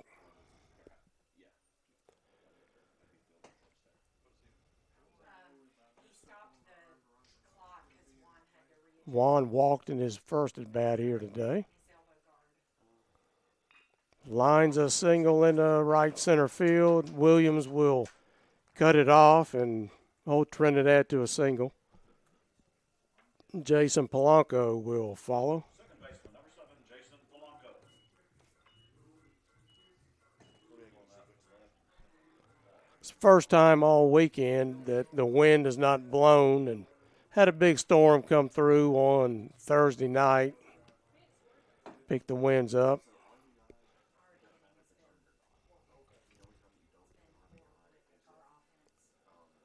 Polanco, switch hitter, hits from the left side, squares around, takes strike one.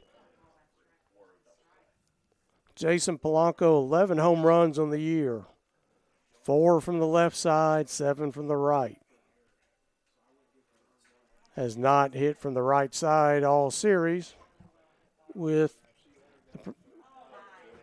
William Carey with no left-handers on the staff. Polanco all from the left side of the plate.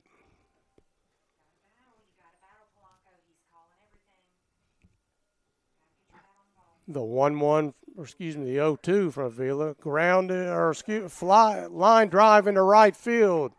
Trinidad will advance to third, and runners on the corners with nobody out for the Eagles, with Orlando Lordui stepping to the plate. Center fielder, number 30, Orlando Lordui. Lordui swinging the bat well.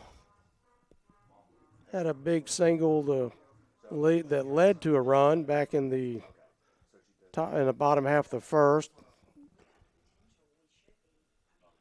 Coffee calling time to throw away the sunglasses. Going to need them out in the outfield, right and center. At this time of the day, with the sun starting to go down, you see the shadows creeping in across the infield. That right side of the infield is really tough for about 45 minutes late in the afternoon, sun-wise. Lordui needing a fly ball to give the Eagles a 4-3 lead.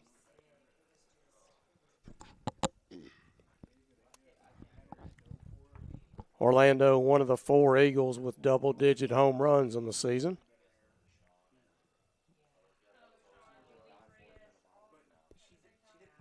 Fastball hit in the vacant hole at short. Polanco going to stretch it over to third to throw behind to second, and they got Lordui got by the tag. So they had Lordui dead to rights. He expected the throw to go to third. They threw behind the runner. Had Lordui dead to rights, and Collins didn't see him coming. And Lordui just stepped around the tag, and he's in with a stand-up double. So all of a sudden, Faulkner now with a 1-run lead and runners at second, third, nobody out, and here's Eduardo Martinez.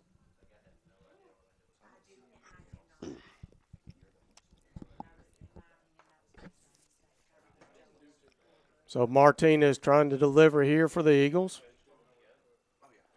Swings through a fastball in the outer portion of the plate. 0-1. So very aggressive base running here from Faulkner in the fourth inning. Good speed on the bases for the Eagles. And the infield, as you can tell, for William Carey playing back. They'll concede the run on a ground ball.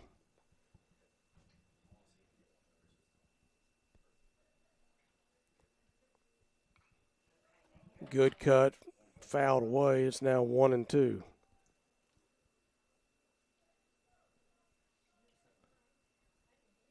Martinez with a couple of hits in the series.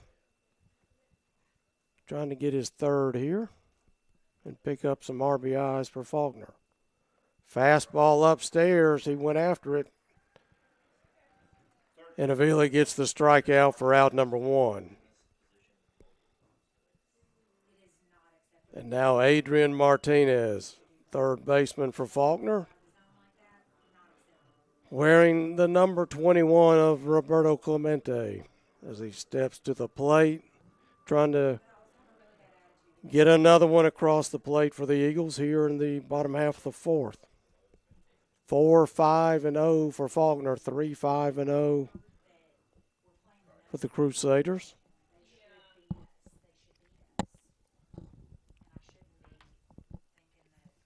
It's been a really well-played series. Faulkner won the opener Friday night. William Carey bounced back, took game 2 this morning, and the deciding game, a 1-run game here in the 4th. So it has all the makings of what we thought it would be when this series was scheduled. Garrett, 1-1. Big game for each team nationally, I would think. Probably not going to affect the Southern States Conference standings a whole lot. Faulkner cuts it to 2 if they win today. William Carey goes up 4 if they win, and probably, for all extensive purposes, clinches the conference, although not mathematically, but still with a 2-game lead with Loyola and Blue Mountain left to play, they're in pretty good shape. As it's 3-1 now on Adrian.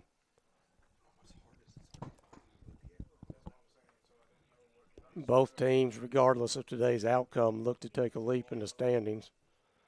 Faulkner swept Middle Georgia last game as Martinez pops it up to third in foul territory. And then he's retired for out number 2. So both Edwarney and Adrian failed to do their job and produce a run, and if Faulkner's going to do anything else here in the 4th, it's left up to Kenny De Clemente.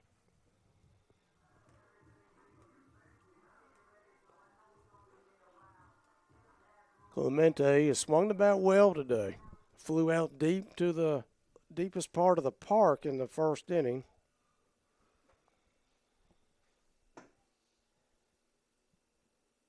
Fastball away, gets away from Coffey, but no harm done. It's taken for ball 1. We talked about the Southern States standings. I think you're going to see William Carey, Faulkner, and Loyola in postseason play regardless of what happens the rest of the year. Abraham Baldwin, I believe, has played their way in. They've been hot as of late, have some big wins. They're currently at 26-14. You get to 30 wins, you're probably going to make it regardless, but I think Abraham Baldwin's probably a safe bet unless they just bottom out and lose the last 6. Mobile is interesting at 25-18. They have Faulkner in a 3-game series here at Harrison Field in the final series of the weekend, of the season. Probably on the bubble a little bit, but I would say safe bet. Maybe Southern States Conference gets 5 teams in as Clemente takes strike 2 and counts even at 2. Then Middle Georgia sitting at 22-21. May need to win 5 out of 6. They helped their cause with a 3-game sweep this weekend over Loyola. Anybody else probably going to need to win the conference tournament to get in.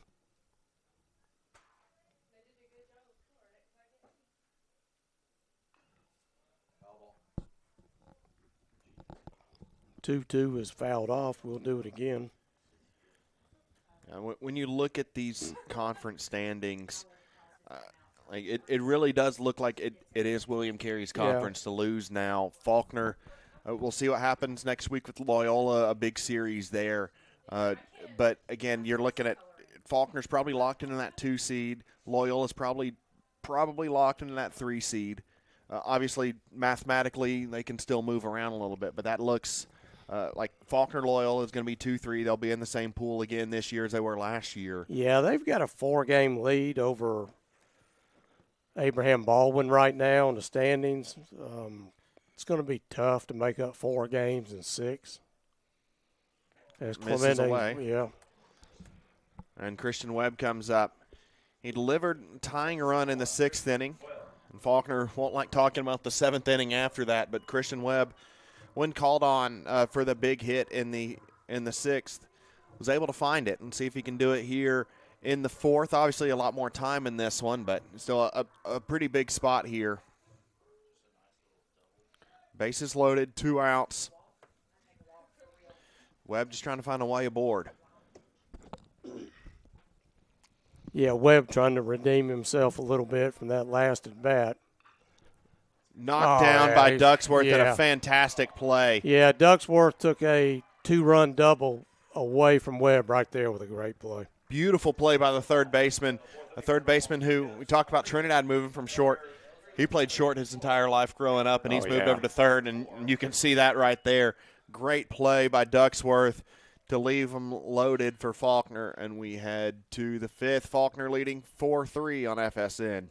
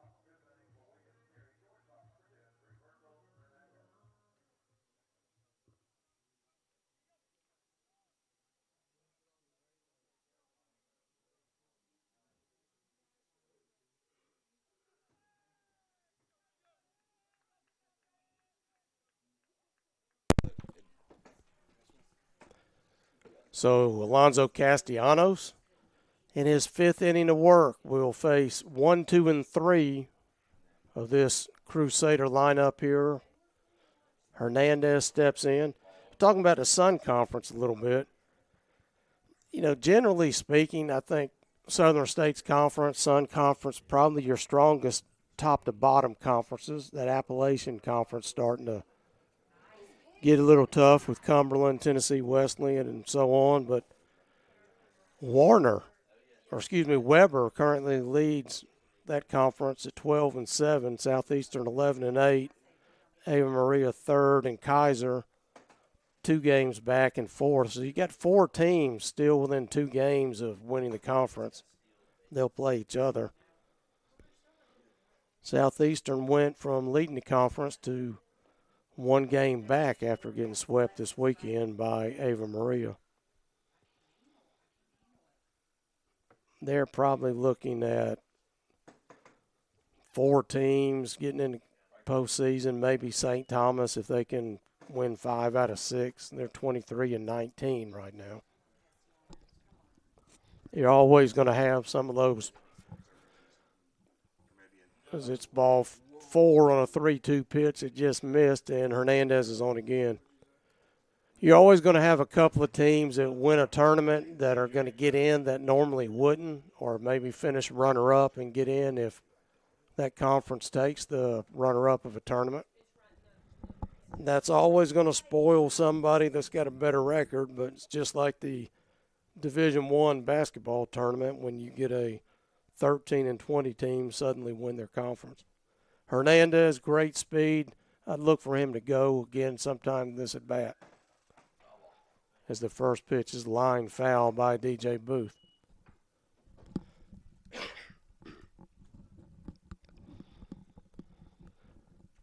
Probably Castellanos, I would think, probably his last inning of work, his longest outing this year, 5 1/3. That was against Middle Georgia last weekend. Courtesy throw over to first, just to remind Hernandez that keeping an eye on you. He's terrorized the Eagles on the base pass today. Ball gets away from Webb, off his glove, be a pass ball as he misses the inside fastball.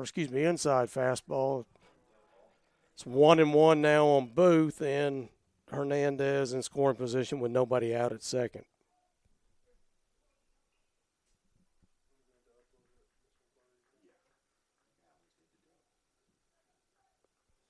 So if nothing else, Booth needs to hit the ball on the right side of the field to advance the runner to third. Castellanos trying to prevent him from doing that.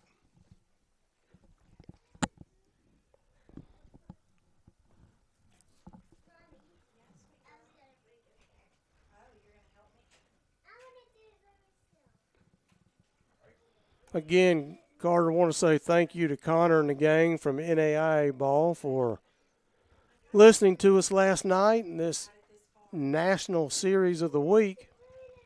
Good recognition for both these teams and the Southern States Conference. Absolutely. It's been a huge series, and it has absolutely delivered. Got him looking, and the throw down to first. Retires him.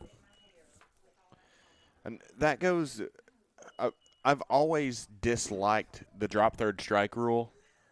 Yeah, I'm thinking right there, and we see it all the time. You got to drop third strike, and especially when you got a runner on second or even third, hustle down that line, make the catcher have to make a play. Errant throw under duress, and you've got to run in your own base. Don't give them the free out. And that happens all the time. We've seen it everywhere. It's not uncommon.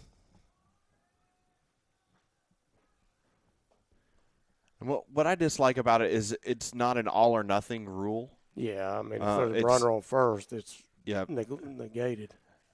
And then in some leagues, if bases are loaded, you can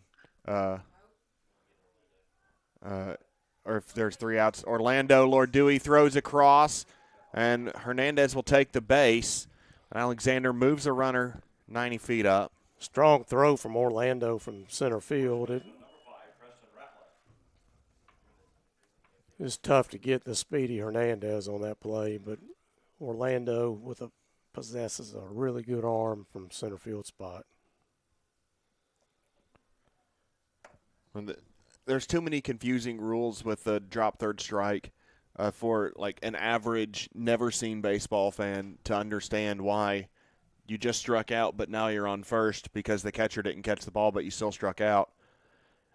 That's why I like the way the Savannah Bananas do it, where it's you can steal first at any time. Like if that's not baseball though. It's a circus, but it is enjoyable to watch. But if there's a wild pitch, on the first pitch, there's nobody on. It doesn't hurt the pitcher, and they got a chance to go. Chopper goes to Bassett, slides down for it, throws over. Are you kidding me? Are you kidding me? Great play on both ends. A sliding play where Bassett had to go to the ground, 360, makes a throw. And then Trinidad with a split at first base to dig it out of the dirt. Unbelievable defensive play from Faulkner. no business, one, getting to the ball, two, getting the runner out there, and Faulkner made it look as easy as you can for a slide and a stretch. Yeah, I'll tell you something else I'm noticing right now. These teams mentally, they're starting to get a little drained. You know, it's a hot day now, and you see some of that energy that we saw in the first two games, not while the action is going on, but in between innings, some of that sprinting to positions on both teams is kind of gone by the wayside now. Yeah, it has, and part of that too, when you have such an emotionally charged game too, and then you sit off for 30 minutes while yard work is being done, and you're staying loose a little bit, but you've got a chance to kind of sit back, look at your phone, talk to your folks for a few minutes, and settle back down. It's hard to get that intensity back, and I mean, it's a 3-4 ball game halfway through this one. I feel like we'll start getting that intensity back here soon. I was just about to say the thing that gets the intensity back is if you got a one-run game in the 6th or 7th, and then you see everything. Every pitch is important regardless, but then you see when the game's on the line, truly, you know, everybody's excited about a base runner. Absolutely. And that goes from the fans too. They've had a long day out here. Yeah, I mean, it's started at 1 o'clock. We're at 5 hours of baseball right now, and from a fan perspective, you and I are both wrestling fans. You know, after a great match, it's hard for the crowd to get involved into the next match and really care about what's going on. There's a little bit of a lull period, and that's when, like, Zoe Stark comes out and wrestles, and everyone goes to the bathroom real quick, and and then a little bit later you can build back into to having your main event. You're going to compare wrestling to the intensity of this game in baseball? Wow. Yeet. Wow.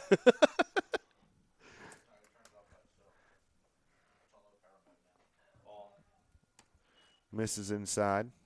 Avila's done a good job. He's given up 2 runs, but one run, but he's done a pretty good job in his second day of work.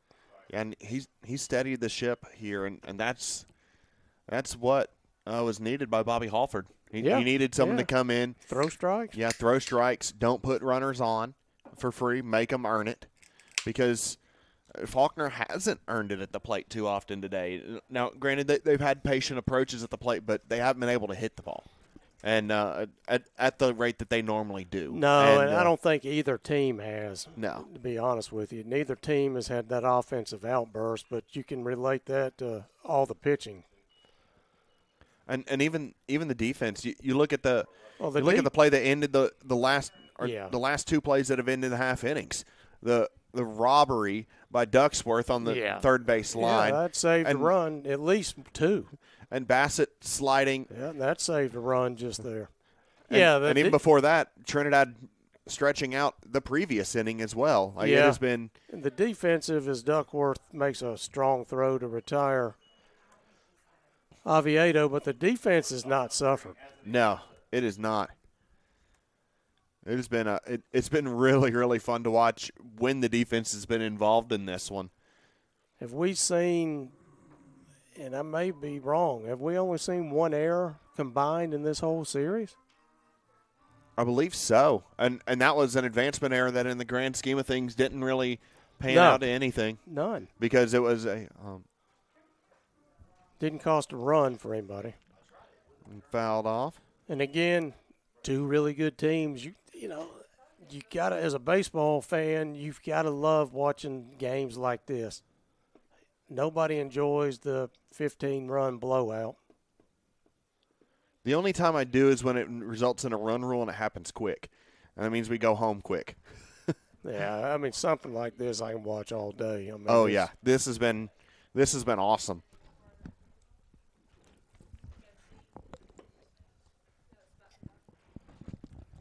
I mentioned to one of the Faulkner coaches before, actually it was on Thursday, I said, this has kind of got a playoff atmosphere or postseason atmosphere to this series. It really does. Yeah, and for a regular season matchup, it takes a lot to get to that level. Swung on and missed. 2-2 now to Bassett.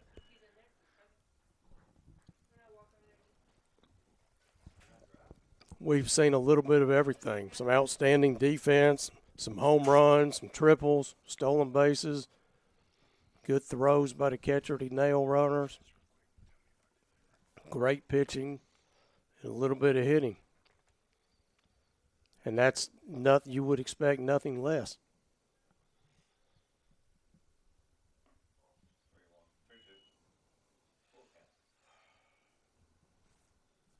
As the count now goes full on Anthony Bassett. Juan Trinidad would be next.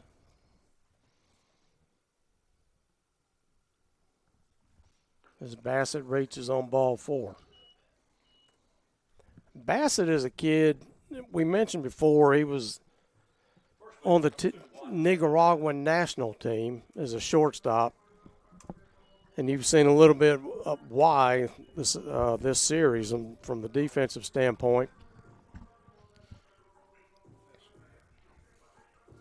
But he was inserted in this lineup maybe 10 games into the season on a ground ball with Trinidad on first. Polanco hit a ground ball and breaking ball over a strike. And Polanco hit a ground ball, and Trinidad had to jump over it to avoid it hitting him, and he pulled a hamstring. And once that happened, Bassett moved into that shortstop position and has never let go. 1-1 count now as Trinidad ducks out of the way of that one.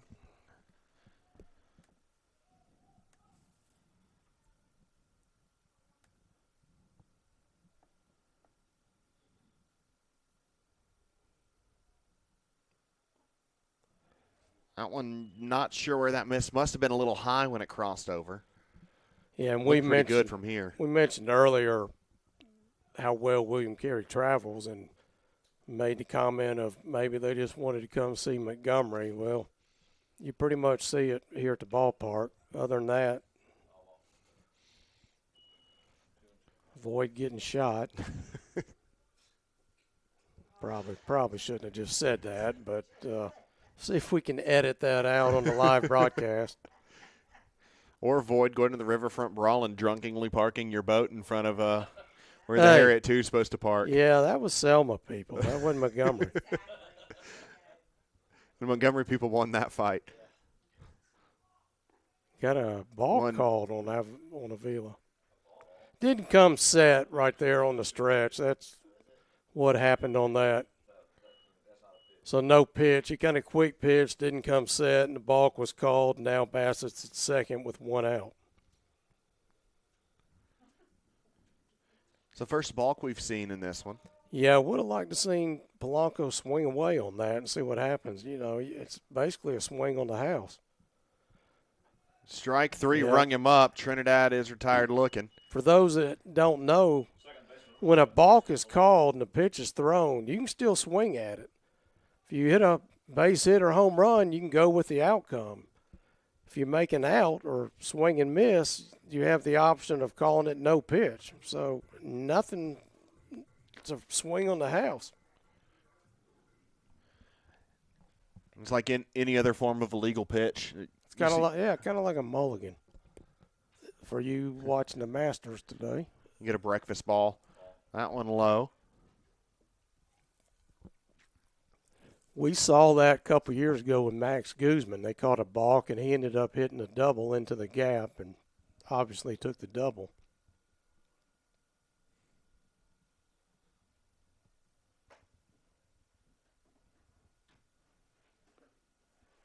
Polanco watches strike 1 over. Good movement on that last pitch.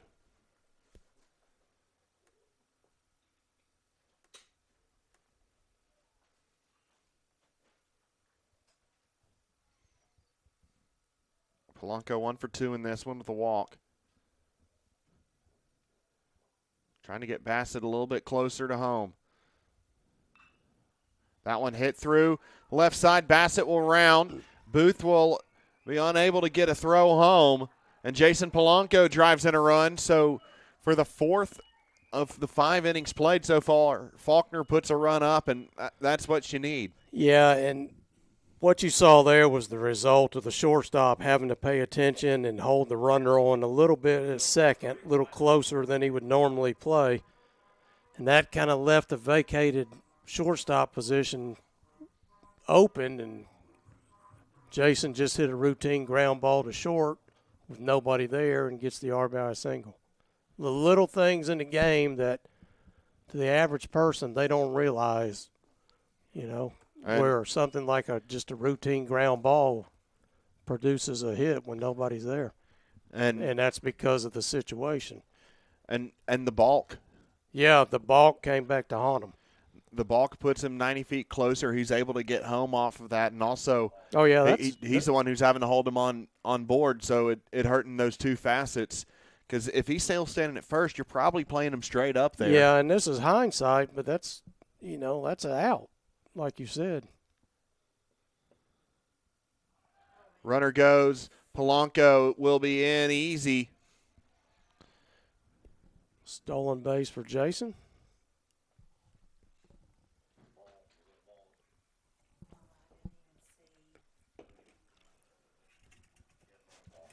Long way from 40-40, but Polanco a member of the 10-10 club with home runs and stolen bases, which is still really good at this level.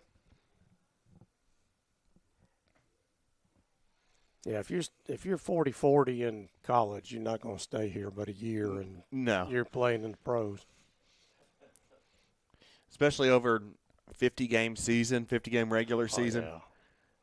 You may hit 65. You make a run all the way through the end, depending on how long your postseason runs, how many games you play through there. Yeah, they've shortened the season. If you remember, not too long ago, 7-10 years ago, we're playing 60 regular or 55 regular season games and end up playing. I know that 13 team was 56-11, I believe. That's 67 games. That's a lot of games in 3 months.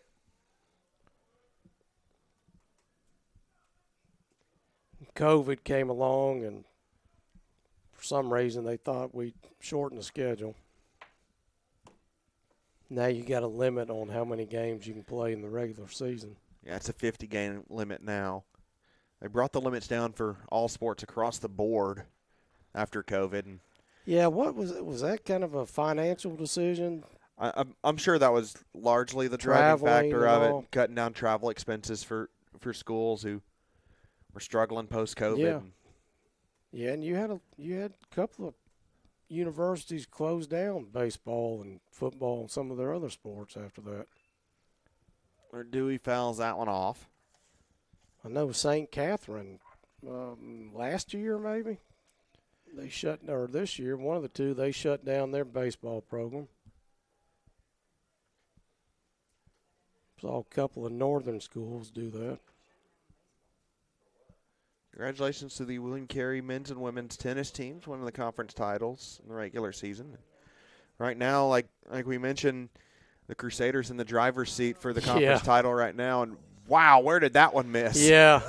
Oh, my goodness, where did that one miss? Yeah, 3-2 pitch, and it was awfully good. And the way Orlando reacted, I thought he was thinking that was strike 3. Yeah, Lord Dewey was halfway back to the dugout. And then called ball 4. Now he's taking off the shin guard and heading to first. That's a pretty good pitch by Avila right there.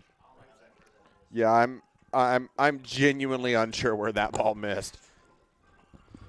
Just got an update. Braves won 5-4 over Tampa Bay.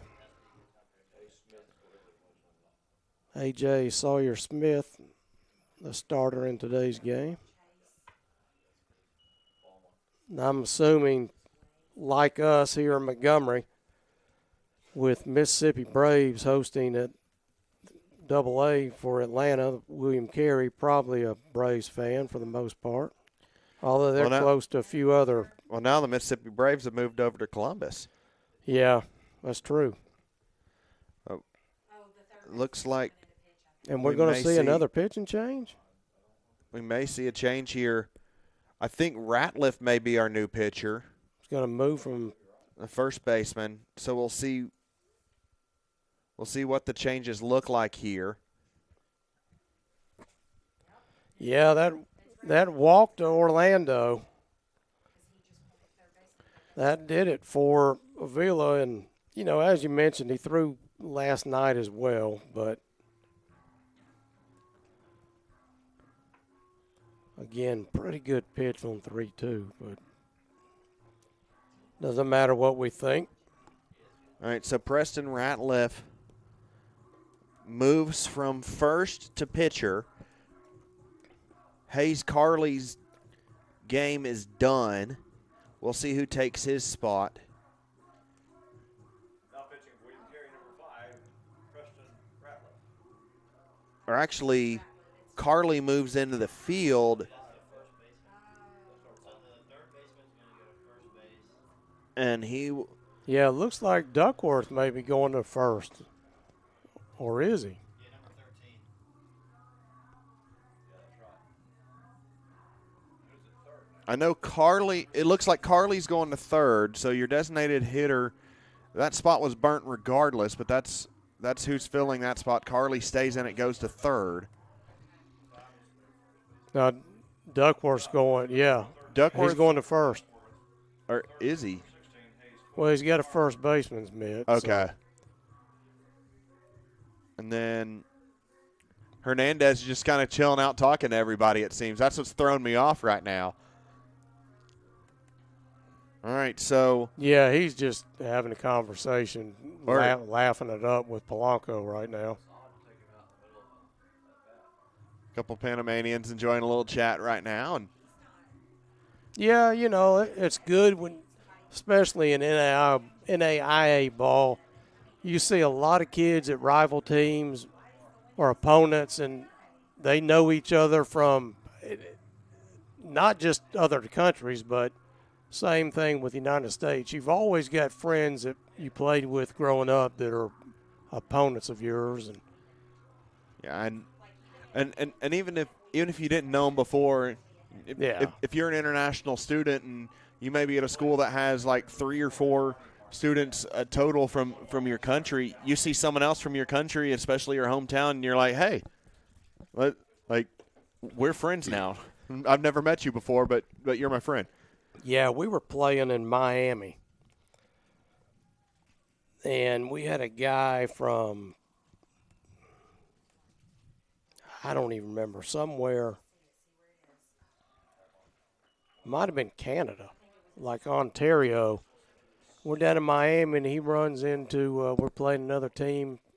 He runs into some guy from Ontario that he played Dixie Youth ball or Little League ball and hadn't seen in 15 years. I mean, it's as Ratliff quickly 1-2 on Ed Warney. Martinez has struggled at the plate this series, to say the least. Delivered a big hit in game 1, but since then has been really, really quiet for Ed Warney's standards. A guy who's been batting over 400 this season. Yeah, to me it looks like Ed Warney's pressing a little bit and trying to do too much each at bat.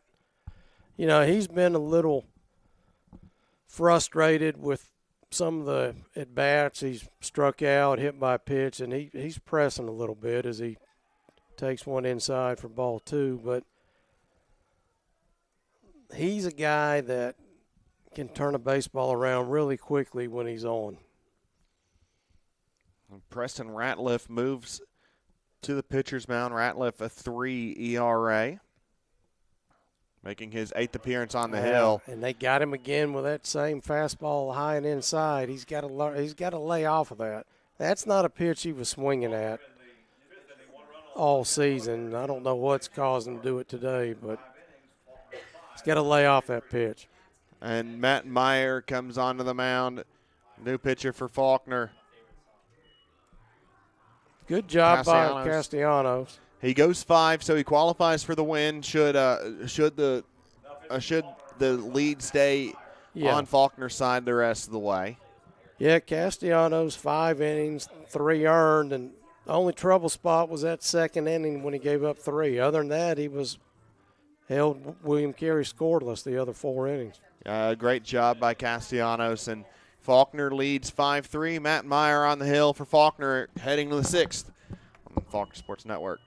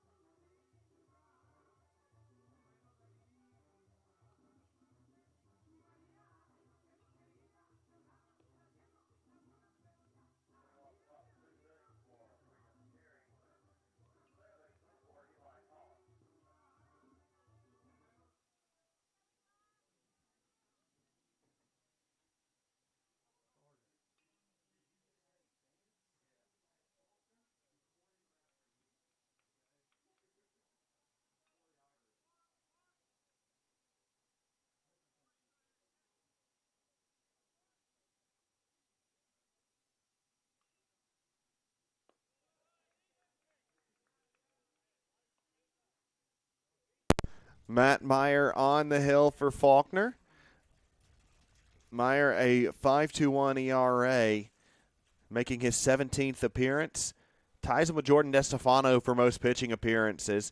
He's worked 19 innings, a 154 batting average against, 13 strikeouts, 9 walks. Yeah, and Matt is a guy that new to Faulkner. He struggled his first couple outings early in the year. But, boy, he has really been good the last few weeks. Collins shows bunt, pulls back. Meyer hums it in for a strike. He's become one of the go-to arms out of the Faulkner bullpen as well.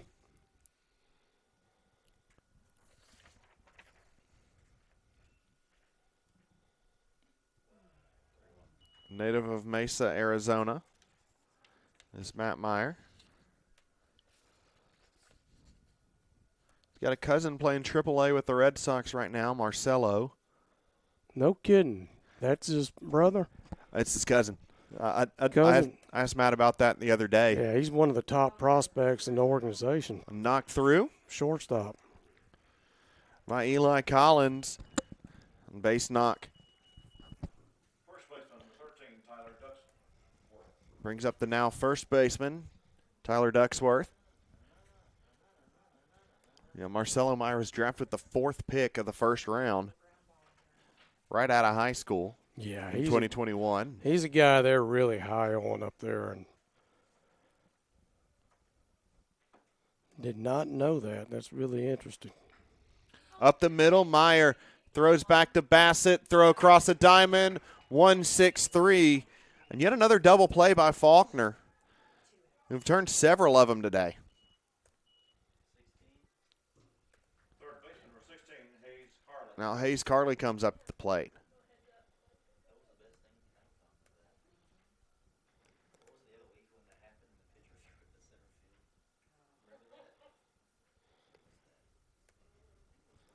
Yeah, and speaking of Marcelo Meyer, and I'll be up at Fenway this coming weekend. Unfortunately, the White Sox are in town. And that means tickets are a little bit cheaper maybe. Chopper goes to Martinez, and he dropped it. Yeah. Had to rush to get the speedy runner and didn't take it out of his glove cleanly. Catcher, number 29, Braden Coffey. So Braden Coffey comes up. A little bit of new life given to William Carey in this inning. And Coffey's been seeing the ball pretty well. Yeah, you had mentioned earlier today when he came in, he's a guy that's seen a lot of playing time over the years.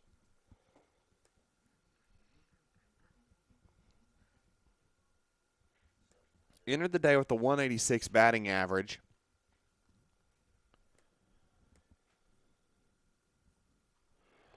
Meyer misses wild and will advance a runner. So now an error and a wild pitch puts a runner in scoring position. Yeah, and what looked like after the double play was going to be a quick inning for Meyer and has turned into a runner in scoring position with 2 outs.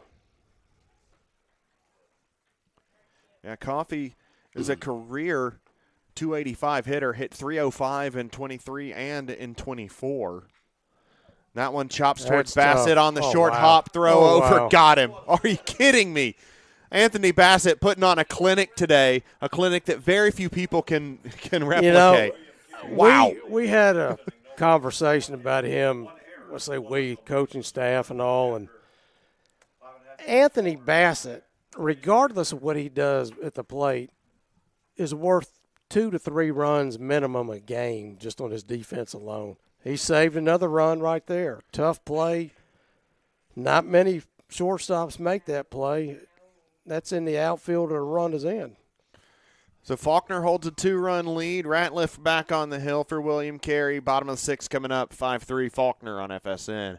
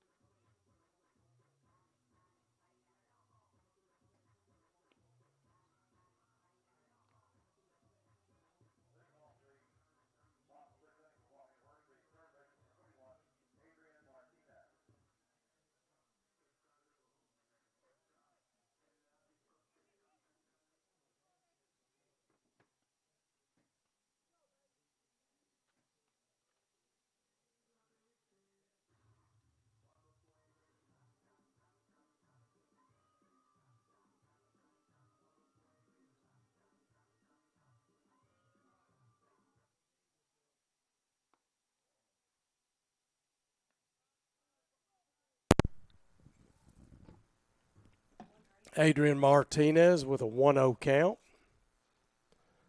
Facing Ratliff, who done damage at the plate this series and now on the mound for the Crusaders with a 2-run game here in the bottom half of the 6th. 1-2 count on the left-handed third baseman for the Eagles.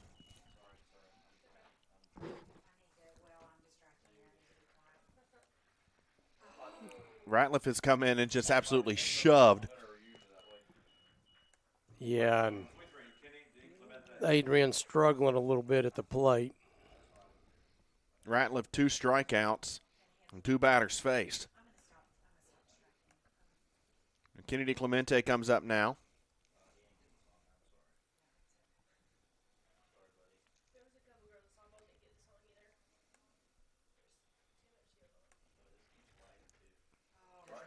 In there for strike one.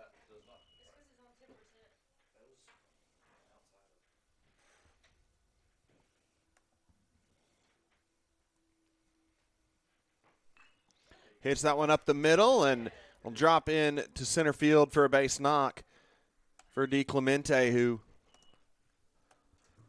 gets aboard once again, and he's been one of the only consistent spots throughout this series for Faulkner. Yeah, he's had a really good series from the plate and defensively. I think about him and Trinidad have been the ones who've been consistently delivering, it's felt like. Yeah, Adrian's been on base a lot. Mm-hmm. He's drawn a lot of walks this series, and, walks get you runs too, so Adrian's done a good job of that. Now you see the shadows all the way out over the mound, so little easier this inning to see the ball than it was last inning or in the top half of the sixth for William Carey with now the pitcher and catcher both in the shade.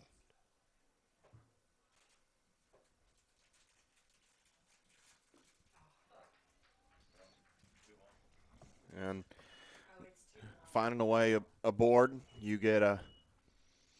finding a way aboard, it's like Billy Bean said, it's because he gets on base. That one in there, 2-2. Great pitch by Ratliff.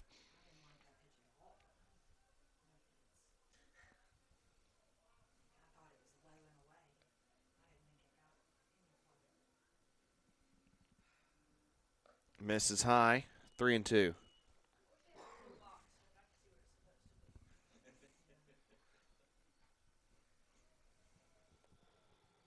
3-2, 1 out. You may see DiClemente run here, although not much of a lead. He is going as it's popped up out foul. of play. Kenny, not much of a lead, but then he started with that walking lead. That's always really good unless the pitcher throws over, but you've got your momentum going, and then it's just a one-step and turn. We'll see if it's back on here for DiClemente. Yeah, it wouldn't surprise me if maybe we see a throw to first.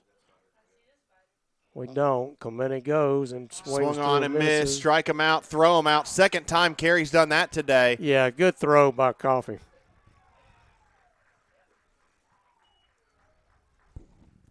Tough day at the plate from Christian, but right now Webb got to continue catching that great game as he has defensively all series and all year for Faulkner. Yeah, and William Carey turning in double play. Both teams really showing off defensively right now. 5-3 after 6. We head to the 7th on the Faulkner Sports Network.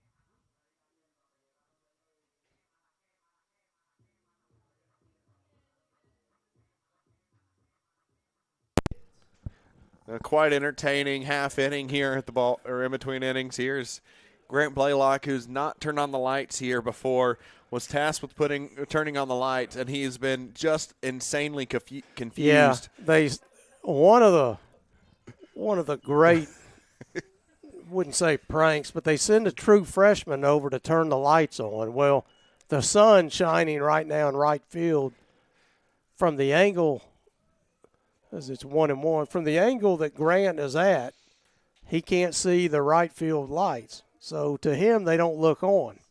Well, everybody in the ballpark can see they're on except for Grant.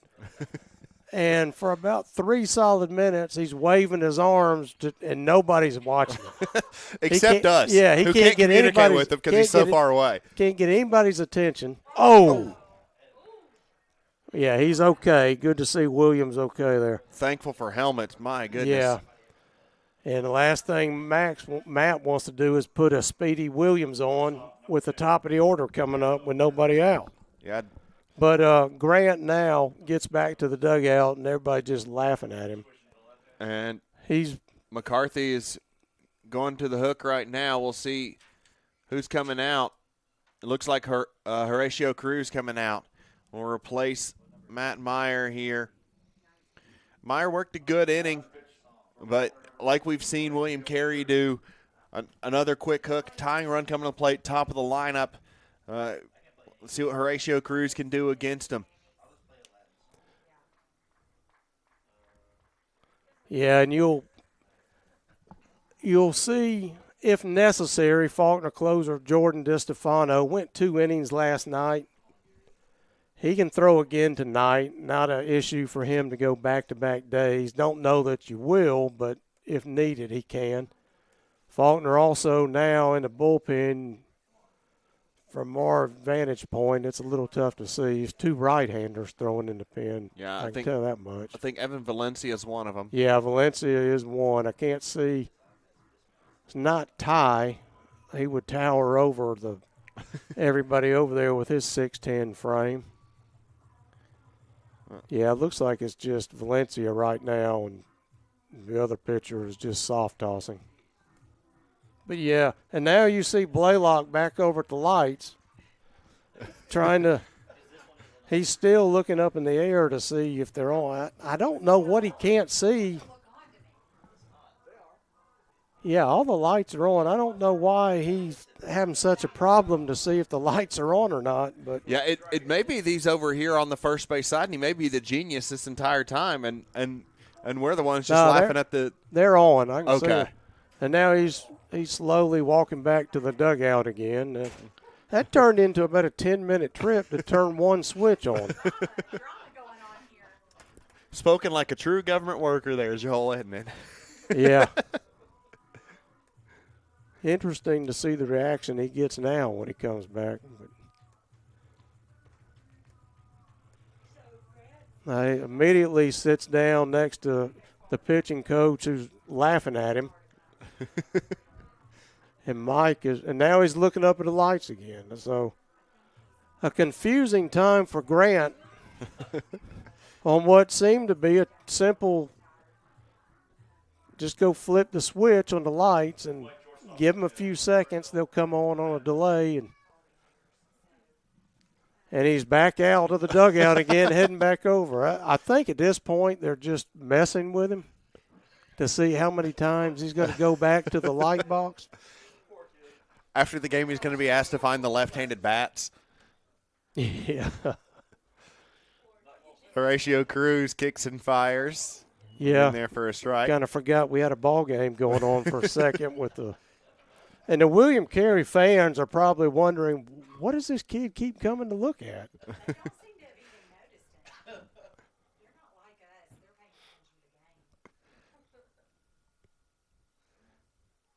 Cruz delivers. No, hit too slowly slow. hit. Yep. Throw over and couldn't turn it. Yeah, good play to get one, and Juan may have got spiked. Yeah, I think he did. Yeah, I think the ball was in the dirt, and he kind of went down with his bare hand to brace himself, and Hernandez accidentally stepped on it when he was lunging for the base, and tough day for Juan. That's not going to sideline him. It's just going to. And specifically, like, that's the hand that just got hit with the Yeah. pitch earlier in this game, too. Probably going to have to. They're going to have to tape that out. You're not going to be able to go out there with blood coming down. So they'll put something on it, and he'll be back at first. But yeah, he's had a rough day with that hand, and he's back out with a little tape on it now. Emma Cornell, the Yeah, head trainer for baseball, has done a fantastic job, and Emma, a Faulkner alum as well. Meanwhile, Grant Blaylock back at the lights, and now Faulkner, head coach's wife, has come to assist Grant and tell him the lights are on. Katie And Beth he's- McCarthy showing him grace, where Yeah. we are just kind of enjoying this entire situation. Again, Yeah, he's pointing at him, and he's probably telling him, they keep telling me I have to come back and turn them all on. And it's been a rough adventure for the freshman. Horatio Cruz delivers. That one misses. Now everybody, he's starting to laugh about himself. I think he's figured it out that they've been on the whole time now.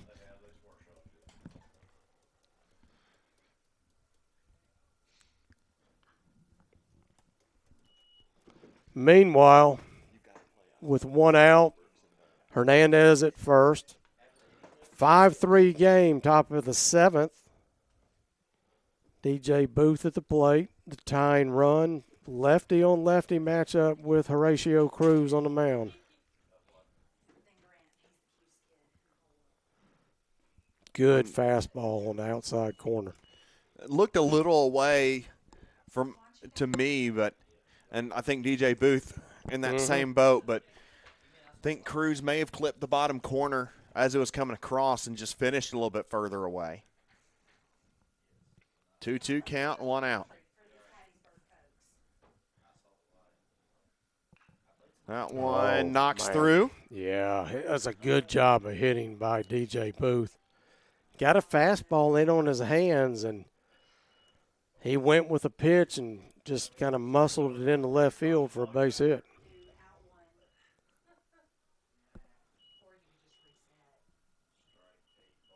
And now for his troubles, they've handed Grant a bunch of baseballs and put him on run these to the umpire duty. Josh Alexander at the plate, and he has delivered in big spot after big spot for William Carey. Yeah, and one out, one swing, and Josh can give William Carey a one-run lead. That one knocks through the right side, one-run rounding. Rigoberto Hernandez. Play's going to be cut by Trinidad. He'll eat it, and it's a 5-4 ball game, and Alexander just keeps delivering this weekend.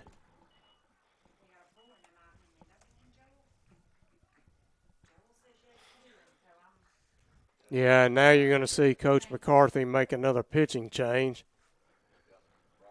So Cruz gets one out.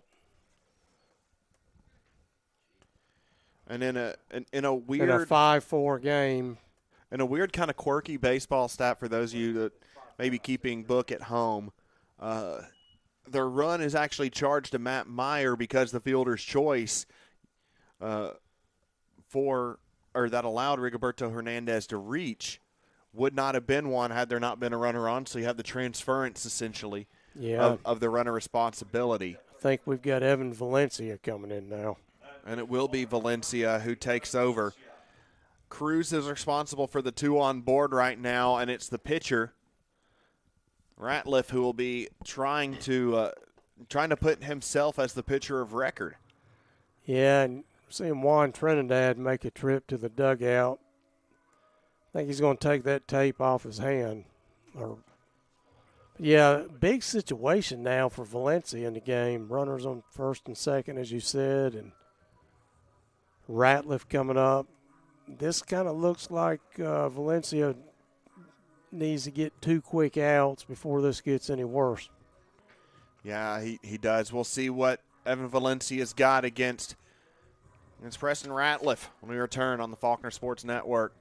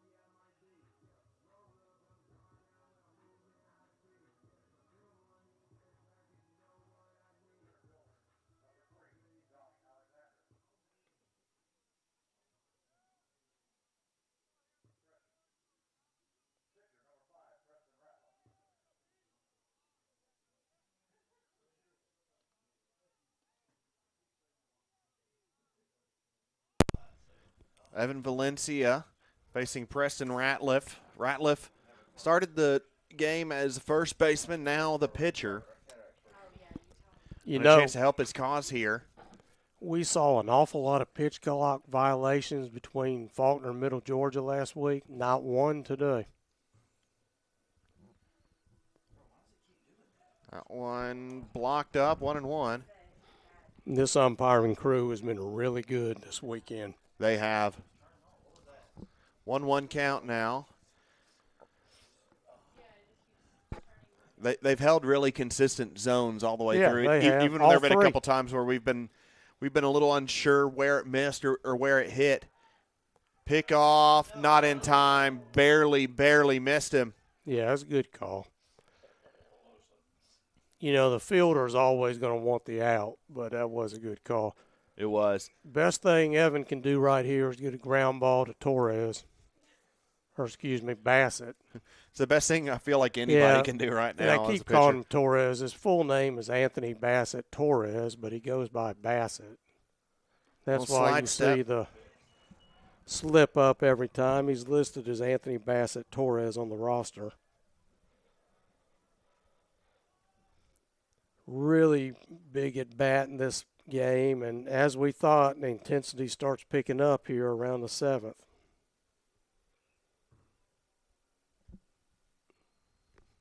The pitch. That one hit on the knuckles. Oviedo there, and he'll make the grab. And an unproductive out for Ratliff there, and that's what the doctor ordered. Good pitch, got him in on the hands. Second baseman, number 4, Eli Collins. So Eli Collins comes up now. Now, Oviedo, another kid that stepped in due to an injury of John Michael Riley, and we have found out quickly that Oviedo can really play some lockdown defense. Yeah, he absolutely can. And he's been pretty good at the plate this season, too, over a 300 average.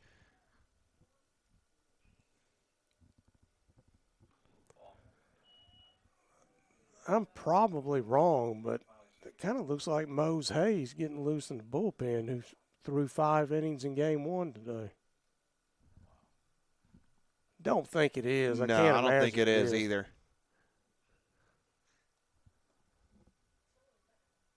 Wouldn't mind see Hayes throw, but nice little roundhouse curve. Well, 12-6, floor dropped out from under it. Collins in a 1-1 count now. Maybe go with that again here and throw it for a strike. Then you got the hitter wondering, but fastball. Fouled off. I wonder if that may be Thomas Wilhite who's warming up. It's hard to tell. Could very well be. We'll find out soon enough.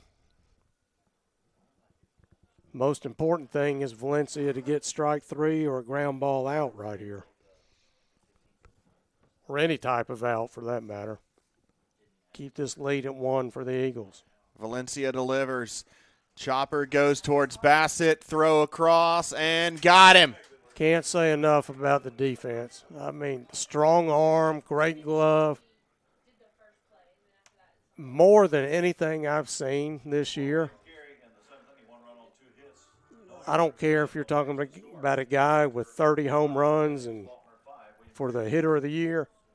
There's nobody better in the country defensively than Anthony Bassett. Yeah, he is absolutely incredible. He's a game changer. He is. He has kept Faulkner in this lead. Offensively, his numbers haven't been great this series. He's 0 for 2 in this game, but he's drawn a walk and scored. But what he's done defensively has been player of the week level. He's the best defensive player I've seen at Faulkner, period. So at any position. Yeah. So we head to the bottom of the 7th. It is 5-4 on the Faulkner Sports Network.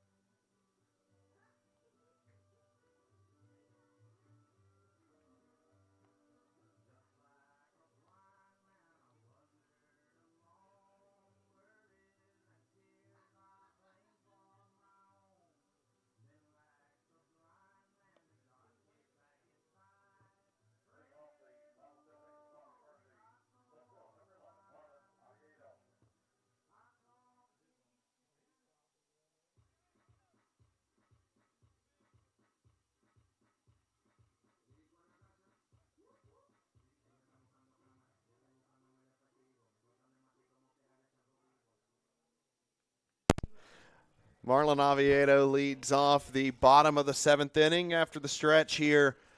5-4 series in the balance. That one misses away by Preston Ratliff.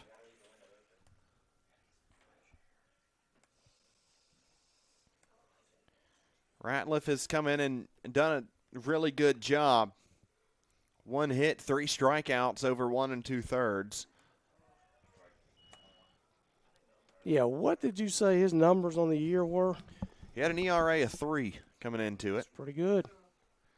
And when you've got a guy who can play first base as well as Ratliff can, as well as pitch as well as you can, you've got an absolute weapon popped up in the right field. Who was the kid a few years ago from Mobile? Played center field, or excuse me. Tucker Musgrove. Tucker Musgrove pitched and hit about 400. He got drafted. Yeah, he did. And he should have been. 7th round by the Padres. That's pretty high. 23.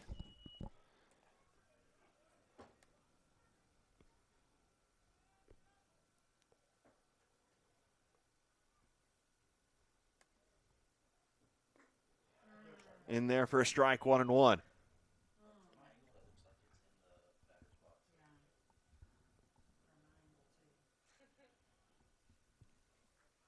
One count to Anthony Bassett. We've talked about how good that glove has been all day, especially here in Game 3. It's been an absolute game changer. Can he get something started here in the bottom of the 7th?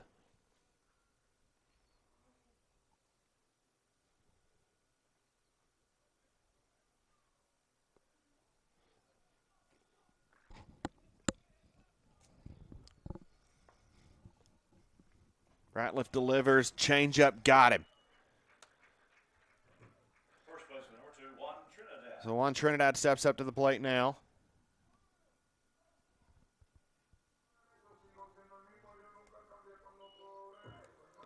Juan Trinidad steps up to the plate.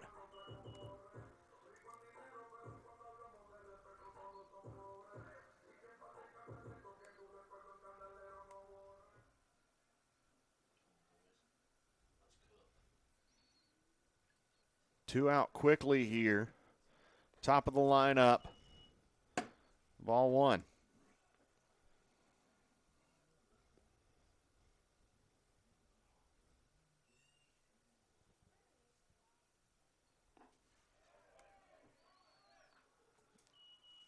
One missed. I'm not exactly sure where.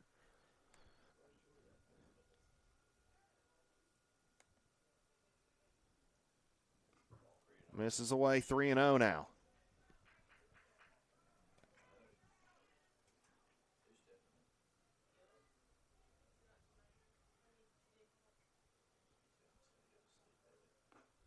That one had to have it and did.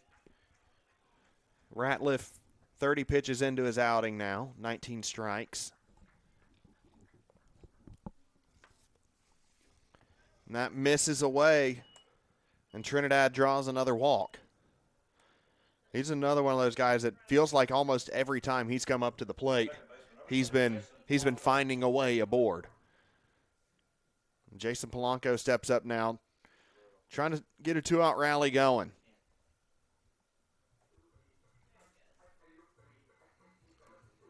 Yeah, would love to see Jason reach right here and give Orlando a shot with 2 runners on. Faulkner needing some runs here. They lead by 1. Still 2 1/3 innings to play, possibly. Ball low.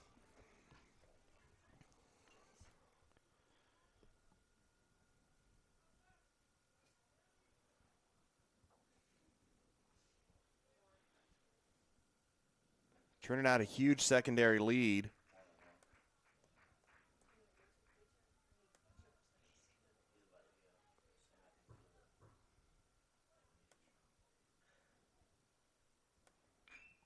Trinidad or Polanco chops that one fielded foul.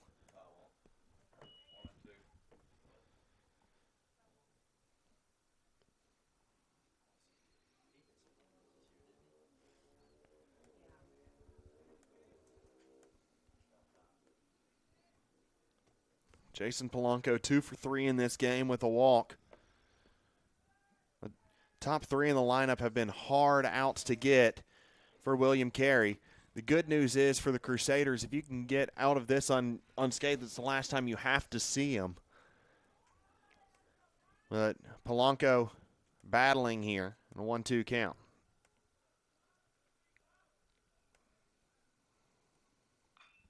Yeah. That one hit straight up the chute. And Carey racing over to it, and he's got it. Yeah, Faulkner's going to need to shut down William Carey here in the 8th. Still won't want to carry that lead to the 9th if you can. It looks like Thomas Wilhite coming back to the mound. Yep. New pitcher for Faulkner.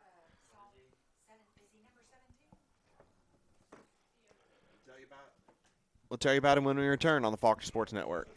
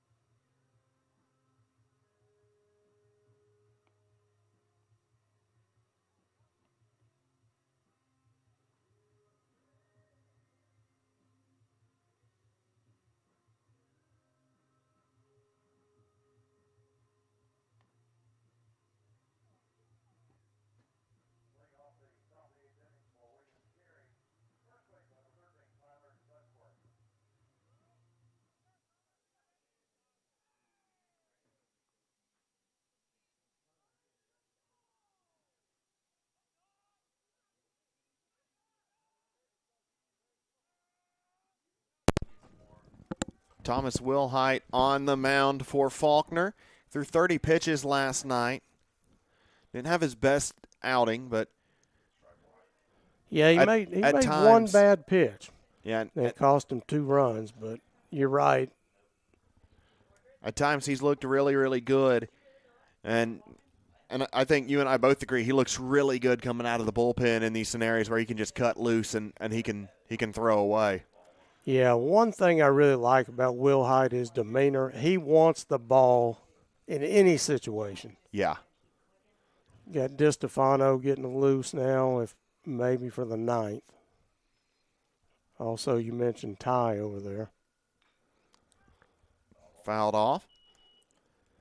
And you want guys in those you want guys that have that attitude about them. Yeah. When it's a 1-run game, you've got 2 innings to play, and the series on the line with the number 5 team in the media poll, number 7 in the NAIA poll. You want those guys on the mound. Yeah, Misses high 2-2. He was 93 on the gun last night, so he's got electric stuff. Tennessee Tech transfer, and he's been going to be a good addition to this staff this year and in the future as well. You know, Faulkner thought he had him missed outside. Faulkner lost their presumed closer, Nathan Bracken Rice. Nathan Brackens is Jerry's son-in-law. Not sure why I thought of that. I was thinking of Brackens. Well, don't know what I was thinking, honestly. Brackens, I guess. Full count, fouled off. But Brackens could really bring it. He was 96, 95, 96, great off-speed. He had bone chips first week of the season and had to have surgery. Good thing about that, he's doing great. He'll be back next year stronger than ever, but that's a big arm Faulkner misses right now.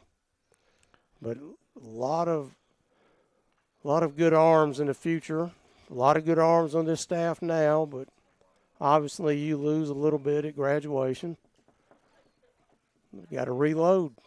But right now, need to throw a strike and retire, as I mentioned, a thorn in our side this series in Mr. Ducksworth. Full count again, 8th pitch of the AB. Runs inside, Ducksworth draws a walk. Tying around a board. I don't know. I mean, it's a 1-run game. We're still in the 8th. Faulkner leading by a slim 5-4 margin. I don't know how long the leash is on Will Hyde right now after throwing last night. And you got 2 arms fresh in the pen throwing, so that remains to be seen. Will Hyde certainly capable of getting out of this, though. Again, good speed on the bases for William Carey.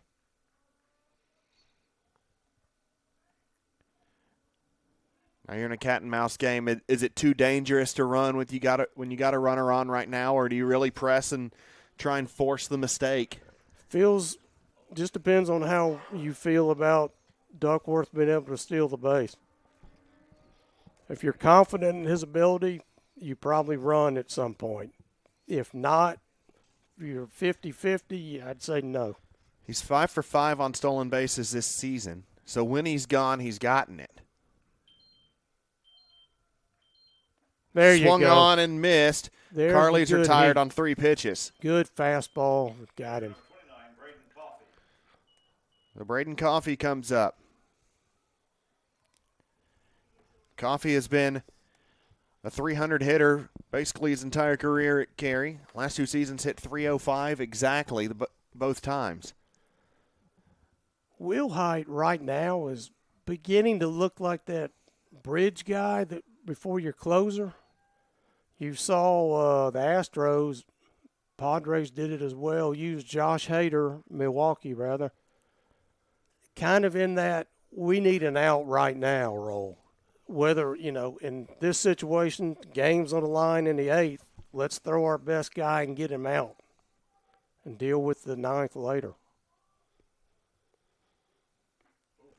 And as you mentioned, he certainly got the demeanor to do it. Really like this guy. Now you need one of two types of demeanors in your closer and your high leverage relievers. Either a guy that wants it or the guy that does not care at all about anything. He doesn't feel any emotions. He just goes out there and plays ball. Two really good sliders right there to get ahead and count. Coffee fouled that one back. Yeah, and there's no denying how much he wants to be on the mound. Well, you wanted that intensity earlier. You sure got it now. Tying run is on first. Both dugouts on the rail. Everybody standing in each dugout. Got him Strike looking. 3, rung him up. Coffee down looking. Gerard Williams comes up. 4 outs for Faulkner to find, but it's far, far, far from over with William Carey, with Rigoberto Hernandez on deck. Yeah, either way, you're going to see the 1, 2, and 3 hitters minimum for William Carey the rest of this game.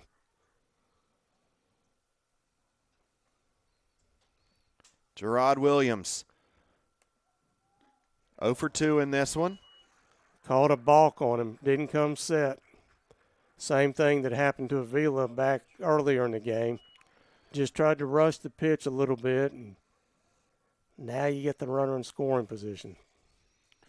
And that run has been the difference in this game so far, if you think about it.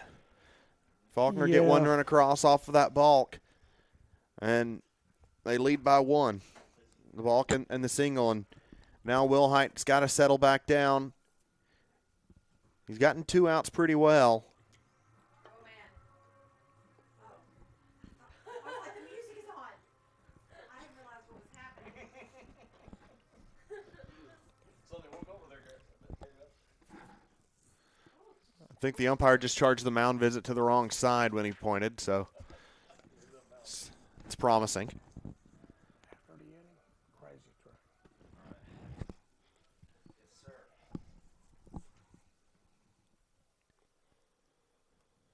The pitch gets through. Yeah, and I'm not sure if that was called strike. I think if Webb holds on to the ball, it is, but. He does call it a strike. Okay. It looked like anyways. So a balk and a pass ball. Yeah. Oh, no, he called it a ball. Okay. It's 1-0 on the count. Now the runner at third. Christian's got to keep everything in front of him here. Slider into the dirt, you're going to have to block it. Delivery fouled off. You know, 1-1. One thing, if you've noticed all throughout college, major leagues, catchers have gone to the one knee approach. And obviously that rests their leg a little bit, but it's tougher to block the ball.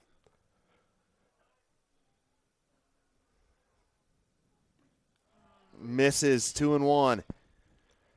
You can just feel the intensity on every pitch right now. Yeah, don't want to have to face Hernandez with runners on here in the 8th with 2 out. Outfield Just get him shifted. right here. Outfield shifted. DiClemente basically playing on the line. Jammed him inside. Couldn't Pretty good find it. pitch.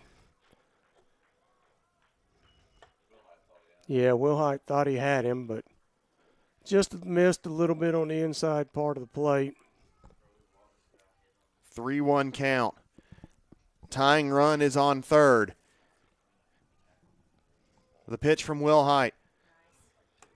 Strike 2 looked really good. Yeah, I come back with that same pitch. I don't see any reason to fool around with a number 9 hitter. Williams can certainly swing the bat, but you don't want to put him on and give a free base and have Hernandez up next. Get him here. That one hit into left center field, back, and Oviedo's got it. Will Height gets out of it, and Faulkner survives the 8th.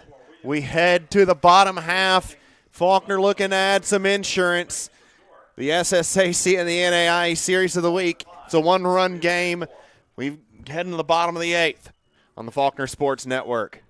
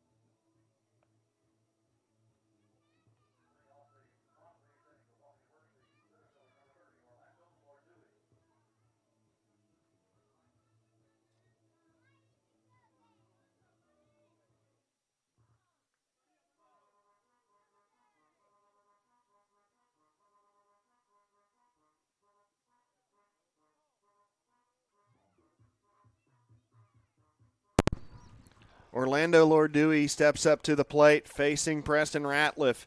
Ratliff has been really good in relief for William Carey.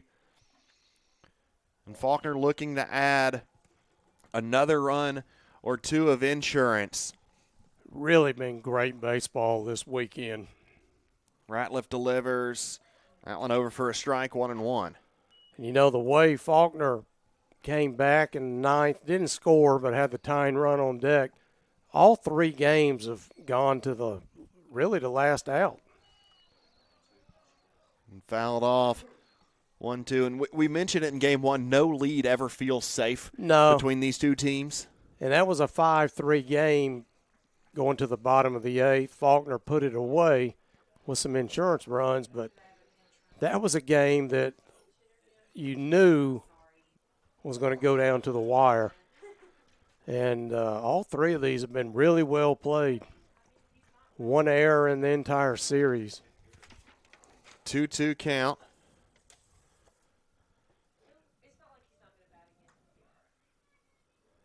Orlando Lordui. Ratliff delivers, misses. Lordui 2 for 3 in this game with an RBI and a walk. He's got a full count against the guy who started first base. Now he's moved to the mound and done a great job. Good. That one, strike 3, rung him up. Good pitch by Ratliff. And every bit as impressive as that pitch. Yeah, Orlando didn't like it, but has a fastball on the corner on the inside part of the plate. You got to be ready, and Ratliff snuck it by him. And we talked about last night Jack Brinkley coming off the bench as a pinch hitter, how he never chases.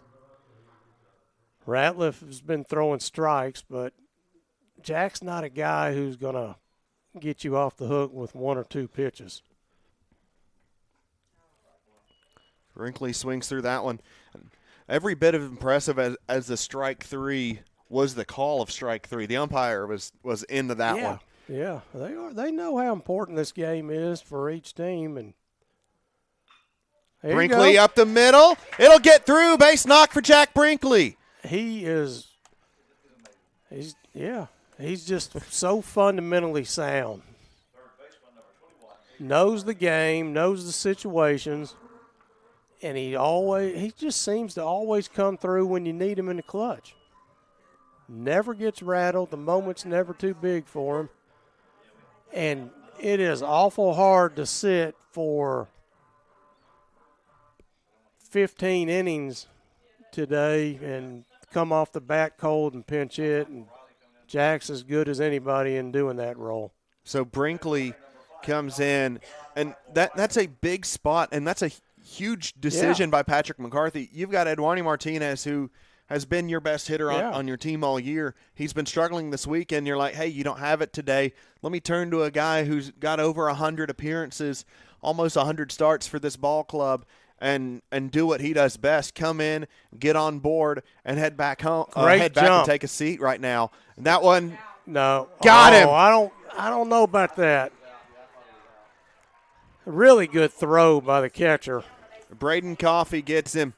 Yeah, I thought maybe J. Mike may have got on the outside part of the bag, but obviously the umpire's got a better view than we do from up here.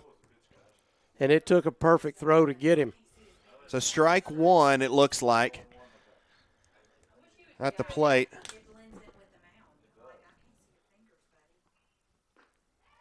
In there for strike 2, and the whole complexion of the inning is changed.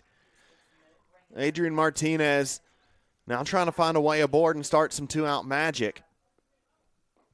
And he won't do it. Struck him out. Ratliff does his job. And we head to the 9th. 1-run ball game. The SSAC series, the NAIA series of the week. And it's as good as advertised. Yeah, what more could you want?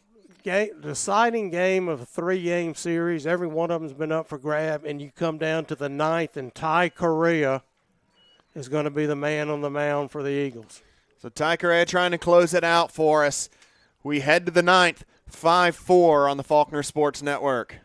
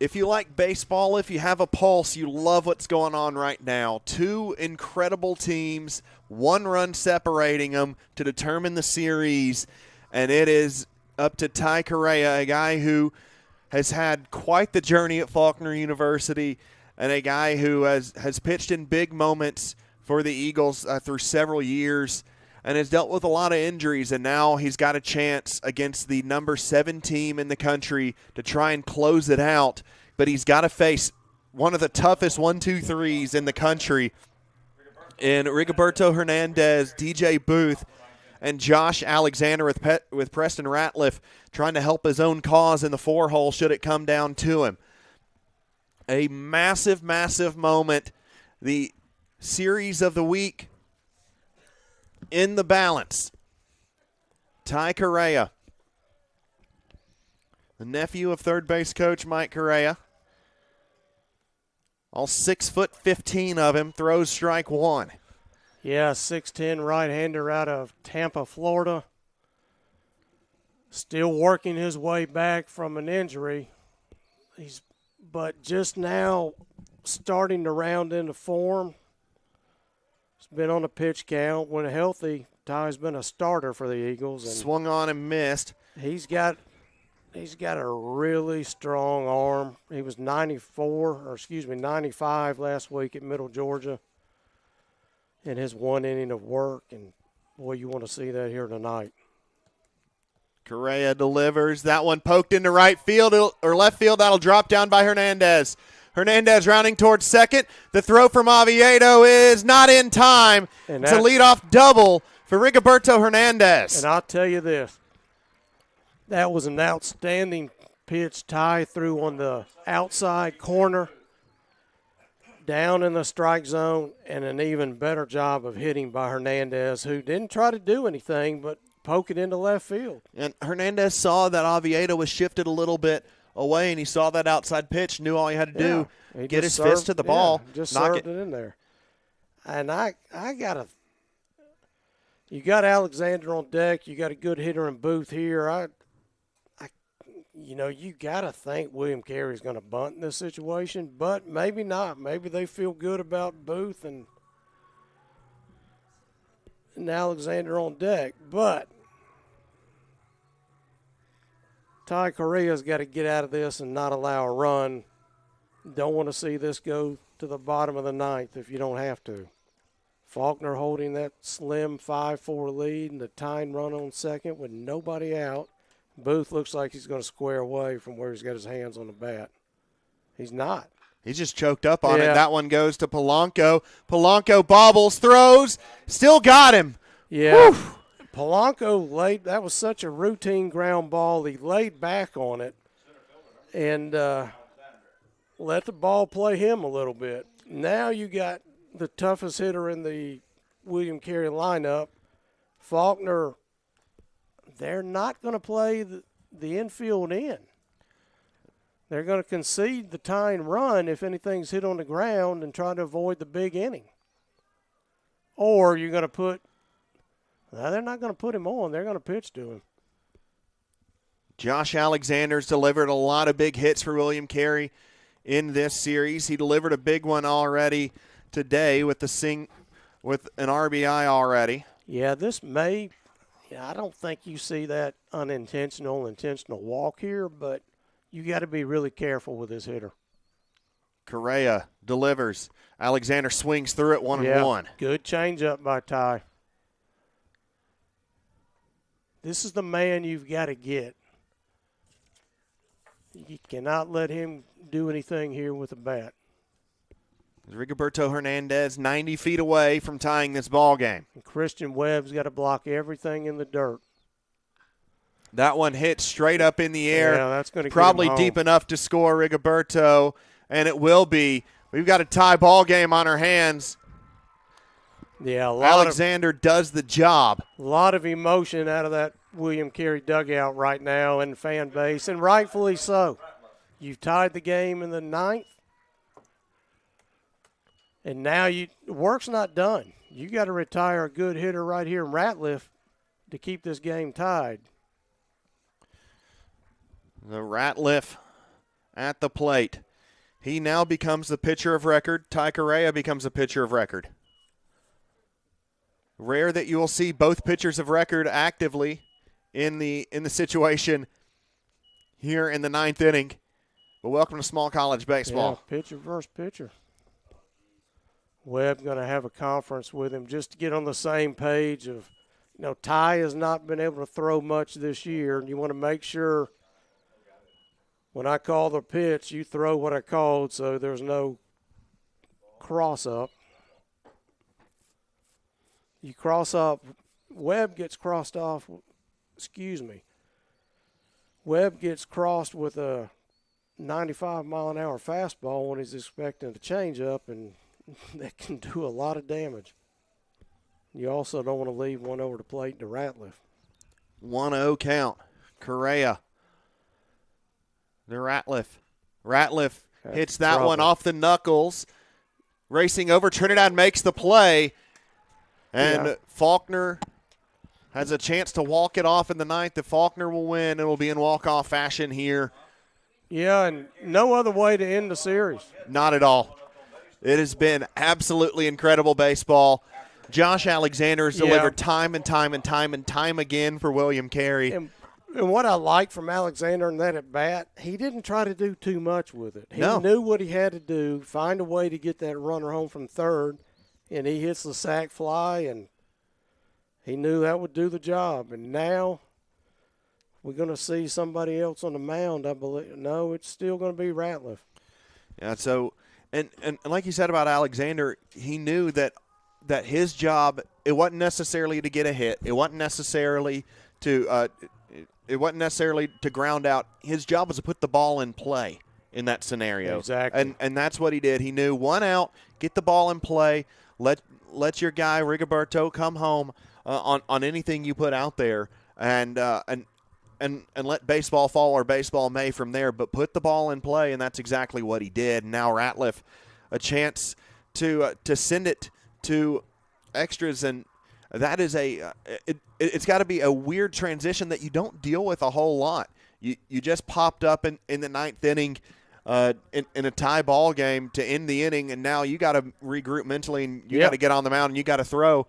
And you're facing 6, 7, 8. It'll be DiClemente, Webb, and Oviedo at the dish for Faulkner. And this part of the lineup hasn't had too many moments in this series. Christian Webb obviously had the big tying run or the big tying hit last game in Game 2, but you're looking at 1 for 1, 0 for 4, 0 for 3 right now. Right. And then Bassett 0 for 3 right there. This has been the soft part of the lineup for Faulkner, where William Carey had the top part of the lineup coming up. Yeah. And it's now a chance for the bottom part of the lineup to deliver for Faulkner. And what's Ratliff looking at on pitch count? It's not very many. Now he's at 40. He's at 47 pitches right now. 31 in the zone. That's still, it's not a lot, but when you've been playing in the field all day, and you've, of course, Ratliff's not had an issue with the control either, and that's one thing working in the favor of Carey right now. But if DiClemente can find a way, as it's 0-1, to get on base and put a little pressure on, things start to change. Yeah, 6 strikeouts, 1 walk, 2 hits allowed for Ratliff. Over 3 2/3 innings of work. The pitch misses high to DiClemente. Kenny has walked twice, has a hit. He's been on board every time so far in this one. It's a guy that you'd want up in this spot with the way that he's been at the plate. So Kenny DiClemente in a 3-1 count to Preston Ratliff. Kenny's a good hitter. He doesn't chase either, and Ratliff's going to have to come with a strike here. And he does. Oh, yeah. Great pitch, outside edge. Kept it down as well. Now everything's in play. The pitch misses away.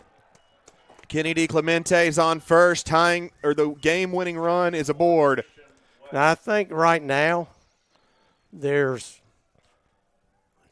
rarely, maybe 99 times out of 100, is Webb not going to lay down a bunt in this situation.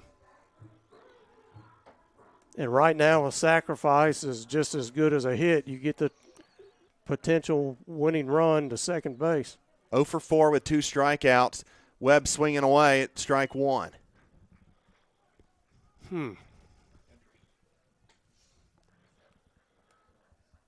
Webb delivered big earlier.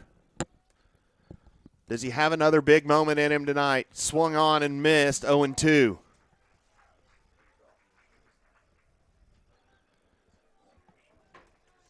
Jammed him inside with that one. Webb just couldn't get the bat to it. 0-2. DiClemente modest lead off first. Ratliff not worried about him. That one misses somewhere. Pretty good 0-2 pitch right there. That was a great pitch by Ratliff. Faulkner may have been gifted one. 1-2. Upstairs. Misses high. Can Webb take advantage of the life given to him? Yeah, I think you're going to see a fastball. If Christian Webb, if it's in the strike zone, you got to let it go. You got to let the bat fly is what I'm getting at. That one in the dirt. Good block by Coffey to keep it in front of him and not allow the runner to advance. And let the bat fly is not in the same way that Josh Alexander did last night where it helicoptered almost out of the bullpen. Yeah, That was an incredible moment of this series. 3-2. You better be careful with the runner at first as well. Webb struck out. Ratliff got him. Fastball right down Peachtree. Webb swung through it. Strikeout number 7 for Preston Ratliff in And 4 innings of work. And unless Oviedo can do something special here, you're going to see Dariel Colon grab a bat and probably pinch hit after Oviedo. Misses away, 1-0. Yeah, and, you got to be a brick wall behind the plate right now if you're a Coffey. And he's done a good job, but still everything on that slider looks low and away. There's a good one. Great pitch. Ran back to that slider. 1-1 count, able to find the zone with that one. DiClemente still lead off first, but Ratliff hadn't even looked at him. One fouled off. He knows he's got to get the guys at the plate right now.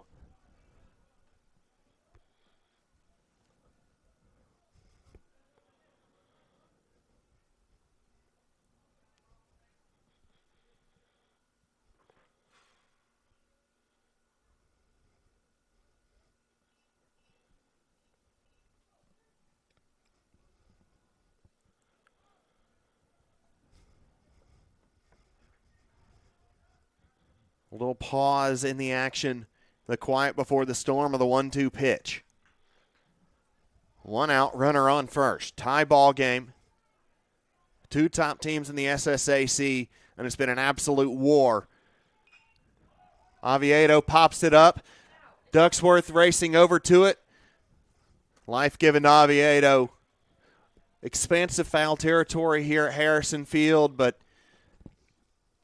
not expansive enough for a play from Ducksworth.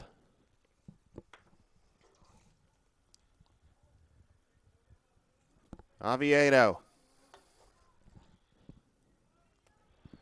The left fielder from Nicaragua. A chance. Don't fall asleep on DiClemente at first. That's knuckled off. DiClemente's got to run to second, and he can't get there. Ball's dropped. The ball's dropped. That's a really tough play. I think you got to give Oviedo a hit. I mean, he made a tremendous play just to get to the ball, had to throw off balance, made an accurate throw, but with the runner coming in there, you'll have to look at it a little bit maybe, but that's a really tough catch to make for a shortstop because Clemente didn't slide, did he? He did not. Came in standing and may have blocked the view. Right now, just to keep everything moving on the live stats, and be able to stat these next couple at bats before I'm able to actually look at that sequence again. I'm putting it as a fielder's choice right now to second. I don't know if he had enough time to get there or whatever the case may be. So, but it won't let me just put advance like it will for in other softwares. You can just put advance and await decision, but it won't let me do that. So Yeah. I've not reached a final No. verdict on that. And That's not important right now anyway. Right now we needed just a single from Dario, and he held off of that. No. Dario Colon rung up on that one there. That's a tough break for Dario. He thought he had checked up. Umpire says no. It's a difference in a 2-0, 1-1 count, so a good break there for Ratliff. The junior from Puerto Rico, the same hometown as Adrian Martinez. Adrian walked off a game against And Juan Trinidad on deck for Faulkner, who would bat unless something – the only way he wouldn't is if a double play is turned, and I hate to even bring that up. the pitch. That one's hit well into left center field. Chasing over and making the grab is Williams. Yeah, he hit it on the screws, just in the wrong spot. And who else? Two down. And who else, if you're Faulkner, would you rather have up in this situation right now but Juan Trinidad? The top of the lineup, Trinidad has had a very eventful day at the ballpark. He's been hit in the hand with the pitch. He's had his hand stepped on. He is 1 for 2. He's drawn 2 walks. He's scored 2 runs. And it's Juan Trinidad with the chance potentially to walk this off. At worst, try and keep it going. The pitch from Ratliff misses. Ball 1. Juan Trinidad has been Faulkner baseball for years, and the game falls to him. That one misses. And the outfield has come in shallow in case of a base hit, having a shot to get DeClemente. At least in center field, left and right, still a little deep. 2-0 count. Ratliff misses 3-0. Yeah, being careful with Juan, and you got a hot hitter on deck in Mr. Polanco. Juan Trinidad may as well just leave the bat right there. A 3-0 pitch. Make Ratliff throw you a strike. I don't know. As good as Juan is, you get a fastball down the middle, he may, well, we'll never know. Oh, wow. That was an automatic. Yeah, I mean, that's a break, but gives Juan a chance to swing the bat. 3-1. 2 outs. Runner on second. Ratliff delivers. Ball Misses 4. high. Bases loaded. Now it's all about finding a way for Jason Polanco to get on board. And the other thing you've got to watch, Polanco hitting from the left side, but you've got to be careful with that slider. If it gets in the dirt and gets away, ball game's over. And you're going to see a mound visit, and I'm sure pitching coach is going to remind Coffey, hey, you got to block anything in the dirt. Infield, you just got to make a play, but that's easier said than done. And again, what a great series this has been between 2 top-notch programs, and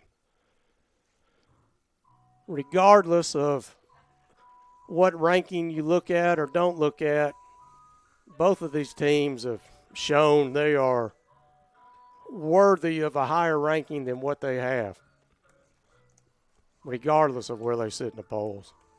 And I think if you watch these 3 games, you'd understand that.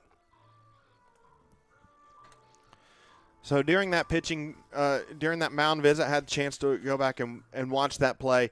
Going to be a fielder's choice on Oviedo. DeClemente advances on the error on the first baseman on the throw. So the game right now is in Jason Polanco's hand. You find a way to get on base, this one's over. Polanco fouls off the first one. Went away with a fastball on the first pitch. I think you don't want to throw a slider that comes into the left-hander here. Polanco fouls that off 0-2. Can Ratliff find a way out of this? He's 1 strike away from sending this to extra innings. But Polanco 1 hit away from sending everybody home and giving Faulkner a series win over William Carey. Yeah, and if Faulkner, if they go to the 10th, I think you see Ty back out there. But 0-2. Polanco hits that one high. Alexander underneath it. Alexander's got it, squeezes it, going to extra innings.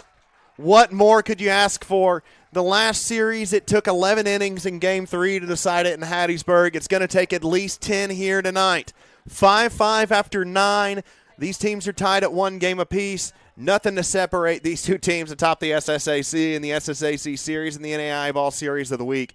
It has been incredible. Stay tuned. 10th inning coming up on FSN.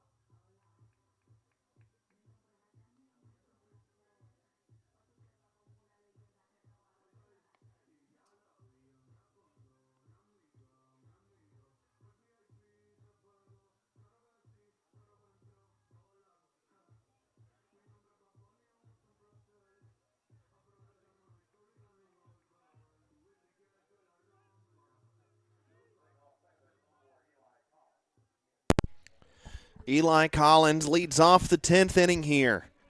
5-5 the score.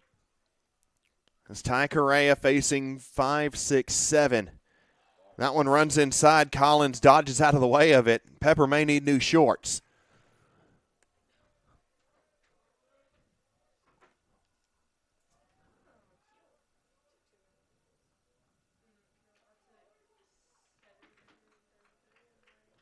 Delivery. And that one hit him. Leadoff man's aboard. Collins shaken up after that. That one hit him in the elbow, and he didn't have one of those elbow guards on that you see so many batters wearing now, and that one's not going to feel good. First baseman number 13, Tyler Ducksworth. Tyler Ducksworth will come up. Collins just waved off the trainers. I'm sure he'll be getting a nice bag later, but right now he doesn't care about that. He just cares about touching first, and he's going to walk around a little bit. Umpire's going to give him a minute.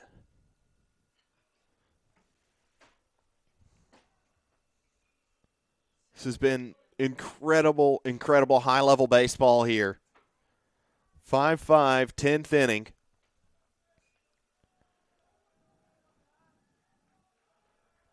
Correa. Duckworth shows bunt, pulls back, and he's caught in no man's land. Throw to Bassett. Bassett throws over to Trinidad, and they got him! Collins caught napping on the base paths. Webb calls his bluff. And a 1-6-2 caught stealing and picked off. Retires Collins and erases the hit by pitch. Asking about a strike at the plate, but it looks like it'll be called a ball.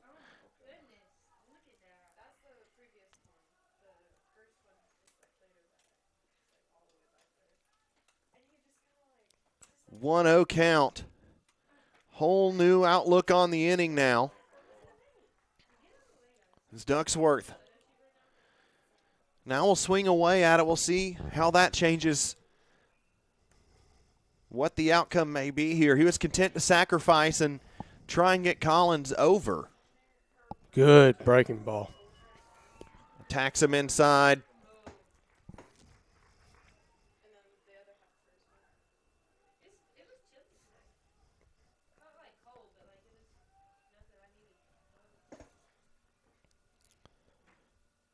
One, two.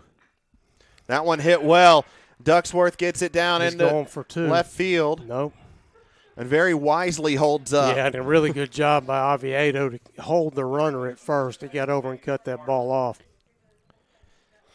So the concealing picked off essentially turns into a situation with runner on first instead of second with one out. Yeah, we're going to see Mark return to the game.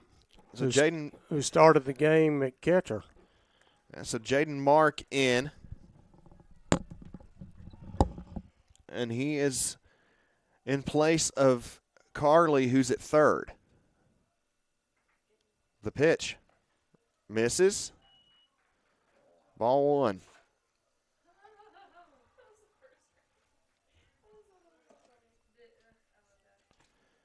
Mark had a rough start to the game, to the day. Wild pitch and a pass ball and eventually was lifted in the first inning. But now a chance. He hits that into left field. Oviedo underneath it, and he makes the grab, 2 down. Yeah, a little soft fly ball in there, and just what the doctor ordered for Ty in that situation. Now Braden Coffey comes up to the plate. So let me ask you this, Carter. Mark started the game. No, I'm sorry. That was game one. That was game one. Yeah, never mind. Okay. I was thinking he was hitting out of order, but you're right. That was game one when he was removed. Coffey fouls that one off. It's been a long day. Sometimes things start running together. It has. We're approaching 6 hours, and we're at 6 hours and 46 minutes of baseball today. And it's been worth every minute if you're a baseball fan. 0-1 count. Correa looks and fires. That one hit up the middle. Polanco takes the short route to second, and Faulkner will head to the bottom of the 10th. Another chance to walk it off. A clean inning for Correa with a 0 on the board. We head to the bottom of the 10th. And actually, we're just going to keep it here for a few minutes. Often in the sports information industry, we deal with a lot of nonsense that ends up driving a lot of folks out of the industry, right, and out of sports. But moments like these are one of the reasons why I absolutely love doing what I get to do every day. Like, I'm getting paid to broadcast this game to you guys, yeah, and I'm sure you're probably like, you're getting paid way too much. Your family should starve now, but. Like it is really fun being able to bring you this game, and I know Joel, you feel the same way. Even though you're not getting paid, you're just doing this for fun. Allegedly, I'm not getting anything that you know of. Above the table, anyways. But no, I'm not, because Hal Wynn's probably listening. So let's clear that up real quick. But like we do this because we love it, and it's games like this that make us really love it. This is outstanding baseball today. There are sometimes where we're going to be real honest. We turn off the broadcast, we go to commercial, and we throw our headset down. We're like, this is miserable. Like, can we just go ahead and end this thing? Yeah. And obviously, we're going to have a winner at some point. But this is a series that we could watch every weekend and love every single second of it. Yeah. And again, what better way to end this series than an extra inning game? Absolutely. So it'll be Orlando Lord Dewey, and then the designated hitter spot where Jack Brinkley had come in for Edwarney Martinez. Edwarney's day is done. And then John Michael Riley came in for him to run. Looks like Daniel Lizarraga has grabbed a bat. Yeah. and will likely be the guy that faces Ratliff second here in this inning. Yeah, John Michael can't hit. He's got a cast on his arm, so that kind of takes the bat away from him. But excuses. I'd like to see Orlando just end it now. And there goes the bat, and it's out of play. And when I say out of play, it's in the stands and out in the tree next to the stands, and it's going to take a minute to get that one back. Yeah, Grant Blaylock, who spent about 45 minutes looking for the lights earlier. Got the bat. Hey, yeah, there we go. He got it within about 10 seconds there. Good work, Grant. That's the definition of throwing your hands right there. That's the second time we've seen the three-hole batter throw a bat. If I had a nickel for every time the three-hole hitter threw a bat in this series, I'd have 2 nickels, which isn't a lot, but it's weird that it happened twice. Well, Orlando Lord-Dewey fouls that one off 0-2. I was impressed last night because the bat that was thrown from William Carey's side went about 100 feet. Yeah. I said, that's the longest toss I've seen. But when you can throw it out of the park, that's got to take it. When you sail it over the dugout into the tree in the stands, that's beats it all. Runs inside 1-2. Ratliff 76, now 79 pitches into his outing. 7 strikeouts, 3 walks, 2 hits, 4 2/3 innings of work. Yeah, nobody warming up in the bullpen, so it's Ratliff's game to finish. Lord-Dewey hits that one back. It's gone! Orlando Lord-Dewey!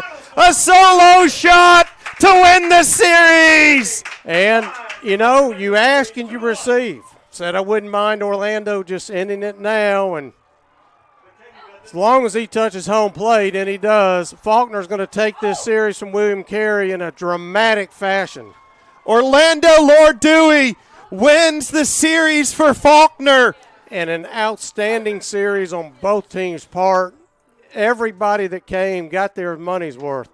William Carey, with the win in the first game, probably gets them, barring some kind of strange outcome in the next 2 weeks, probably going to win the conference. Faulkner did what they needed to do. They won the series. Both teams are going to move up this week in the standings. And, again, a walk-off home run. And how about this, Carter? A walk-off homer in extra innings for the second week in a row to finish it. Unbelievable game here. Couldn't have asked for anything better. An amazing series. 2 unbelievable games today. 3 unbelievable games this weekend. William Carey could have won this series 2-1 in any other week. Could have won this series 3-0 any other week. Faulkner could have won this series 3-0 any other week. Could have lost this series 2-1 any other week. Yeah. But today, the 10th inning belonged to Orlando Lord-Dewey, and it just took him 4 pitches to end this one. Unbelievable way to finish this series. And give a little credit to Grant Blaylock. He struggled with the lights. He couldn't get the lights on. But he gets in the tree, brings the bat back, and Orlando hits the next pitch 330 feet, 335 maybe, gets out of the park. Faulkner wins it. Unbelievable weekend. Yeah. Man. Great series. How can you not love baseball? Faulkner takes the series 6-5 in Game 3, 2-1 in the series, and an amazing, amazing battle. Winds up with the walk-off home run from Orlando Lord-Dewey. What a weekend. Really good baseball, all 3 games. And, again, can't say it enough. Everybody got their money's worth today and last night as well. Great job in relief from the Faulkner staff. Castellanos with another solid start. Good pitching on both sides all weekend, but how about the job done by Will Height? And Ty gets the win. Ty Correa, the winning pitcher, and one of the hardest losses I've ever had to assign to Preston Ratliff, who pitched absolute onions all game long. 4 2/3 inning, only give up 1 run, and was unbelievable. And he did it with a bat as well all weekend. So I think everybody probably got a little something they needed and wanted out of this series. And, boy, the future is going to be good going into the postseason for both of these ball clubs. A huge win for Faulkner. The conference title still feels a little out of reach. Going to need help in order to chase down Carey. William Carey, a 2-game lead in the conference. But that win for Faulkner means so much because there have probably been some questions, and the rankings haven't really reflected how good Faulkner has played. Yeah, they but should. They got to respect Faulkner now. I'm telling you right now, and I think William Carey will agree with this because they are a top 5 team. Yes. Faulkner is every bit as good as anybody in the country.